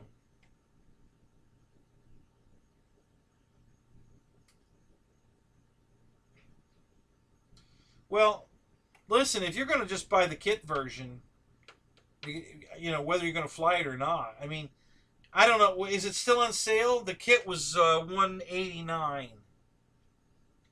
It was on sale for the bind and fly, or the plug and play one, was $279. So are they still at that price, or did they go back up?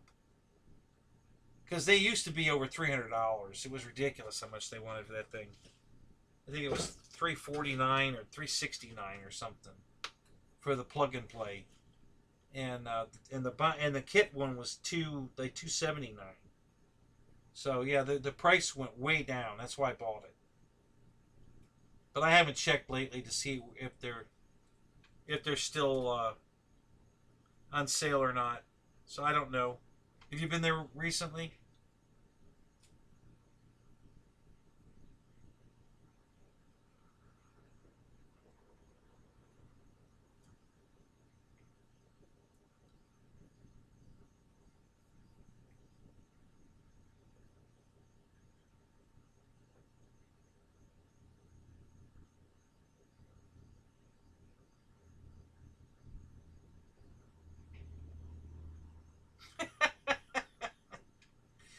Sorry, T3, I just caught that. You taped a Roman candle to it. Yeah, that's hilarious. You could just hit the yaw and just have it spin. You know, not fly it off. Just have it sit, you know, stationary and spin. And, you know, they'll be coming out and you would never know which direction it's going to come flying out of there. That would be freaking hilarious. Yeah, that would be a lot of fun. Yeah, next 4th of July. You know, if I have this thing, we might just do that. Because our flying field, the owner always spends a couple grand in fireworks. I mean, he fills the back of a pickup truck up. I mean, fills it with all of these big boxes. You know, the grand finale things. He buys 100 of those. So we have finales going off all night long because they just keep firing the shit off. And he usually buys a whole crate load of Roman candles. He gives them to the kids to hold and shoot, and then he flies an airplane around and tells them to try to hit it. And last year, one kid hit one, and it was funny. He was flying his Pawnee Brave, the E-Flight one, the one, you know, the night flyer that glows in the dark. He was flying it around, and he flew right over their heads. I mean, right over their heads. And his kid hit it right on the bottom of the wing, and it hit it and bounced right off. It like just ricocheted right back off of it, and it didn't do any damage to the plane at all. We couldn't find where he hit it. There was no dent, no burn mark, nothing. It was undetectable that he had hit it, but it made a loud snap when it hit the plane and came shooting right back. So there was no question he hit it. So yeah, the kids had a great time. They loved that. So yeah, so if I take the drone up there and just start spinning it around and let the Roman candle just fire out in whatever direction, that'd be hilarious.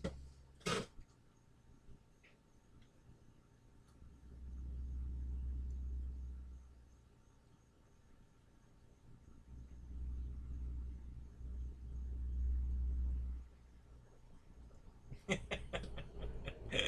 that's funny too. Oh, 148 now for the kit? Oh, shit. All right, well, let me ask you this. Are you going to fly it? Or do you just want to hang it up? Because if you're going to fly it, buy it. I mean, if you're not going to fly it, if you're just going to hang it up, buy it. At 148 bucks, man, that is a screaming good deal.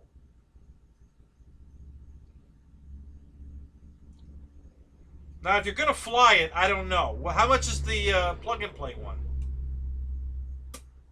It might be cheaper just to buy the plug-and-play.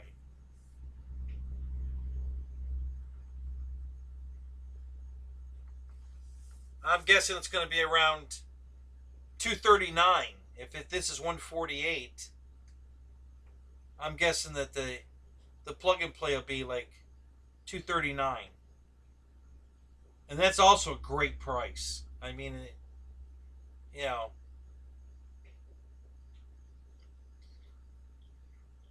And if you're just worried about the crap that they put in it, and you want to put your own good stuff in it, it's still 148 bucks. Yeah, I would definitely jump on that. Now I wish I'd have waited. Shit, I thought I got a screaming good deal at the price I got it at. And I did. But that's even better. Holy crap. That's a really good price. Yeah, right now everybody's got everything on sale dirt cheap. I mean, oh my God. Anybody looking for a C-47? Because they have the good one, the one I got at Banana for $199, plug and play. It's 1800 millimeter, it's got lights, and it has retracts, which is, the Dynam one doesn't have retracts. So, and it's smaller, it's a lot smaller. It's only like 14, I think, or 13 something, or 14. This one's 1800 millimeter. It's big, and it's got retracts, and it's got lights, and the quality is beautiful. It's a nice airplane. So if you're looking for a C-47, it's on sale, or it was, for 199 bucks. That was a steal. I'm still on the fence whether I should buy another one or not. You know, this one's silver. It's not this is the DC-3 version. The molds are identical. They just paint them a different color. They're identical airplanes. And when I bought this one, it was the last one they had. I got it from Hobby King. It was the only one they had left. I wanted the plane. It was a really good deal. It was super cheap. Not $199 cheap, though. It wasn't that cheap. But it was pretty cheap. You know, I take that back. Actually, it might have been cheaper. It was the last one. I think I paid like 163 bucks for it. But it's not the C-47, which I would have rather it had. It's a civilian silver one. So I'm painting a special paint job on it, and I'm still working on that. But yeah, that was a screaming good deal too. Well, how much was the plug and play version? Are you still on their website?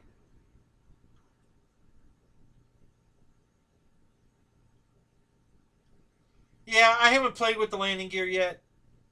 I'm sure I'm going to be very disappointed in the landing gear. I can already tell you that because it's an LX model. So I already know the landing gear is probably going to be crap, and it's probably mounted like crap. It definitely doesn't have any spring tension in the mains. You know, it collapses all the way down. The knuckles collapse all the way down to the hit stops, and that's the way it takes off. So the mains are completely collapsed, and then the nose wheel is fully extended. So it's sitting at an angle like this. It looks ridiculous. So I want to get it level. I want to put some spring tension in the mains so that it's sprung. You know, it's sitting on springs, and it has some rebound to it. So it actually has a working suspension, because right now it doesn't. It did come with brakes, and it looked like it had aluminum landing gear on it when I looked at it. But I'm not sure how they mounted it, because if they mounted it like the A10, it was ridiculous. So I've got the nose gear right here for the A10. Okay, so this is you know, the 1500 millimeter twin 70 millimeter A10 they put this crappy ass plastic landing gear in it, right? It's all plastic. There's nothing metal here, but the only thing that's metal is the axle that the wheel spins on. Everything else is plastic. Cheap, crappy plastic. And there's no screws or anything. They glued it to the painted foam. Okay? So they took contact cement, they painted the plane silver, and then I think they painted the bottom of it. Let me think a second. Yeah, the bottom of the plane's gray. Well, actually, the whole plane's gray. Yeah. Yeah, so they painted it gray, and then they took some contact cement and smeared it on this plastic surface and just stuck it in there to the painted foam. So naturally, the paint came off the foam, and this was glued to the paint. So it fell right out of the airplane, first flight. So, you know, talk about disappointed. This was ridiculous. So I'm not expecting a lot. And these are some of the issues which will determine whether I fly it or not.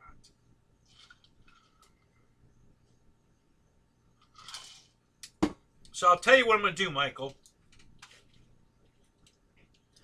I will take a good hard look at it this week. And next week's show, I'll bring it out here, and we'll talk about the landing gear, you know, and I'll tell you all about it. We'll look at it close. We'll see if it's plastic or aluminum, you know, and maybe I'll have had time to see if I can make a spring with the right amount of tension to hold it up. You know, they actually spring it so it's on springs instead of sitting on its knuckles. The new F-18 from Horizon, it has the same problem. You know, they didn't spring it to sit on springs. It's the landing gear collapses to the knuckle, and it's bottomed out, which I hate. That's stupid. So we'll look at it next week for sure. I will definitely take a good hard look at it. I'll put a receiver in it and put the gear down and take a good hard look at it and see what I think. And we'll talk about it next week.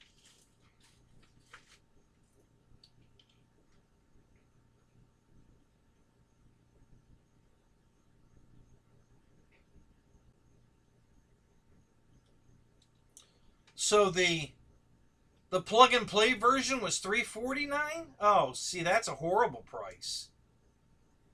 Yeah. What a difference. Wow. So it went from, what did you say, that it was a $148 for the kit and $349 for the plug and play. Wow. Holy crap. Yeah, that's a huge difference. Yeah, in that situation, I'd buy the 148 and put my own shit in it, for sure. Because the crap they're going to put ain't worth $200. There's no way it's worth $200. So, you know, you could go buy FMS fans and motors and stuff, good quality stuff for that kind of money. So yeah, I'd just go buy it somewhere else. I'd buy the kit version for sure. And see, mine was way cheaper. Mine was only $179 or $279. So, you know, we're talking, you know, $75 cheaper than this version. I couldn't replace it with other brand stuff for that kind of money. You know, there was only a $90 difference, not $200. So for $90, I couldn't put anything other than, you know, what was in it. So I didn't mind that price for the plug and play version. But yeah, I would never pay $349 for it. That's why I hadn't bought it. Because it's been $349 or higher for years. You know, so I wasn't going to pay that for it. And the And the kit version was always like, you know, $229, I think it was. Yeah, so it was just too much. I didn't want to pay that much money for it. But at the prices it was at when I bought mine, which was only a few weeks ago, you know, the kit version was more expensive than this one, but the plug and play version was way cheaper than that. So yeah, I would definitely, you know, yeah.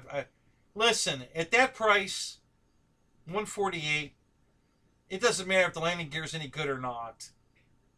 You know, you're not going to hurt yourself by buying that for $148 and then just putting your own landing gear in it. Whatever you got to do to modify or make a landing gear or whatever.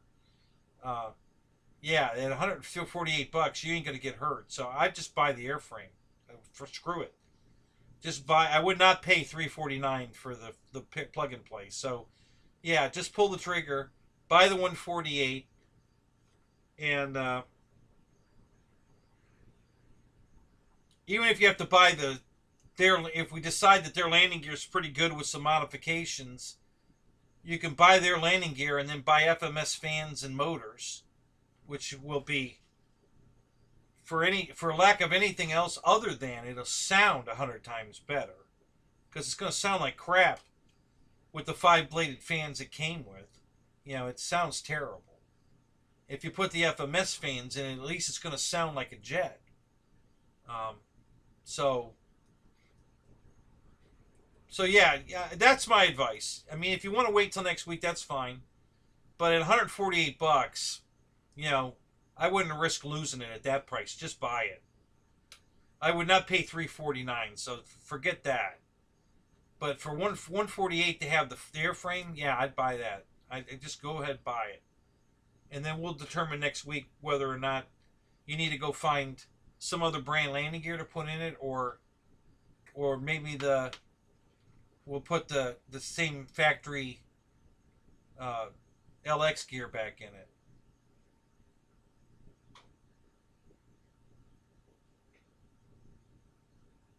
I know. Yeah, they were higher than that last year. 190 was pretty high. But that was, you know, compared to the 148. But, you know, last year it wasn't under $200. I think it was $229 for the kit, and $349, $359, something like that. Maybe even $369 for the plug and play. And both those prices were not appealing to me, so I just didn't want it. You know, as much as I want it, I didn't want it. But yeah, at $148, I'd have pulled the trigger a long time ago, just to have the airframe. Like I said, I wasn't sure I was going to fly it anyway. I just wanted to have the airframe for a static display and hang it up. So at $148, you can't go wrong. So yeah, I would definitely pull the trigger and get the 148 kit, and then we'll figure out what we're going to do for landing gear.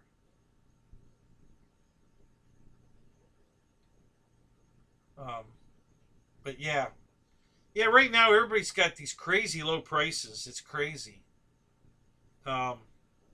Especially Banana. You know, Banana's prices have been ridiculously low on everything. That's why I bought all these airplanes. You know, the B-25, that plane's never been below $500 since they came out with it, you know, 7 years ago. It was never below $500. You know, so when it was $499, I think that's what I paid for it, or $489. What the hell did I pay for that damn thing? I think it was $489 for the plug and play B-25. I mean, I was thrilled to get it under $500. So yeah, and I got it this week, or the very end of last week. I can't remember if it came Friday or Monday. So I've had it out of the box. I opened the box. I took everything out and looked at it, just inspecting to see if I saw any damage. Everything was perfect. So the next thing now is just to test the motors and speed controls and make sure, and the servos, make sure everything works. Landing gear, you know, and then I don't have any room to build it right now, so it's going to have to go back in the box. I just don't have any way of putting it together right now. It's way too big, and I just have no place to put it. So I'm not going to build it right now. It's going to be a couple months. I got to finish this new garage I'm building, and then I'll build it.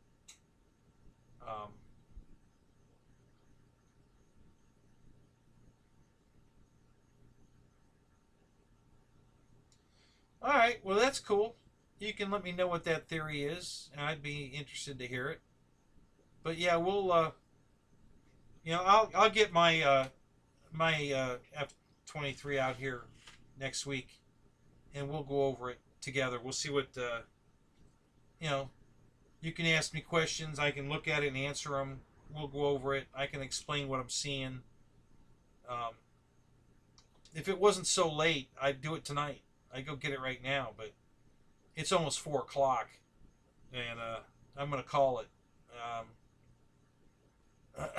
It seems like everybody else is either falling asleep or they're busy doing something else. Because, you know, T3's not saying much, and you know, there's only 7 in here, and I know that 6 of them are sleeping.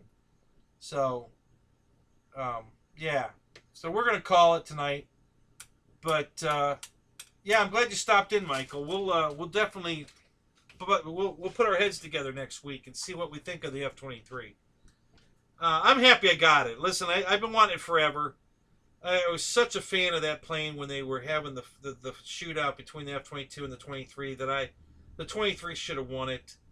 Hell, they're talking about now a 6th gen or a 7th gen fighter, and it's going to be the 23. You know, the 23 was so far ahead of the 22 that they're going to retire the 22 and bring in the 23 anyway. You know, a new version of the 23, but it's going to be that same look because it was stealthier, it was faster, it was, you know, so whatever. It was the plane. It's the plane that should have won. You know, plain and simple. And so I really want it, and that's why I got it. Yeah, it's about that time. Yeah, 6 hours and 41 minutes we've been on. It's almost 4 o'clock. So yeah, we're gonna call it. Thanks for coming, guys. Glad you were here. I always have a good time in here. Ronnie, are you still in here? Are you still awake?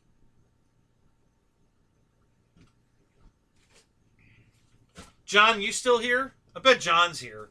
John just got up. So I bet John's still here. I don't know what he's working on other than is drinking his coffee and reading the paper.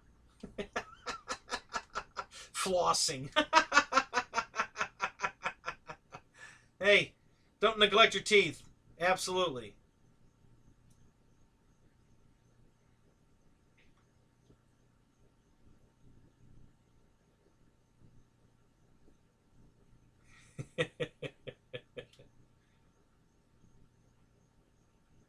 All right, doesn't look like John's. He's got his hands full of something right now. So, but anyway, guys. All right, so we'll see you guys next week. And yeah, Mike, we'll definitely take a good look at the 23. We'll see what we got. All right, guys. All right, we'll talk to you later. Thanks a lot, guys. I love doing this. I really love my show. I'm so glad you guys were here. So we'll see y'all next week. All right, talk to you later.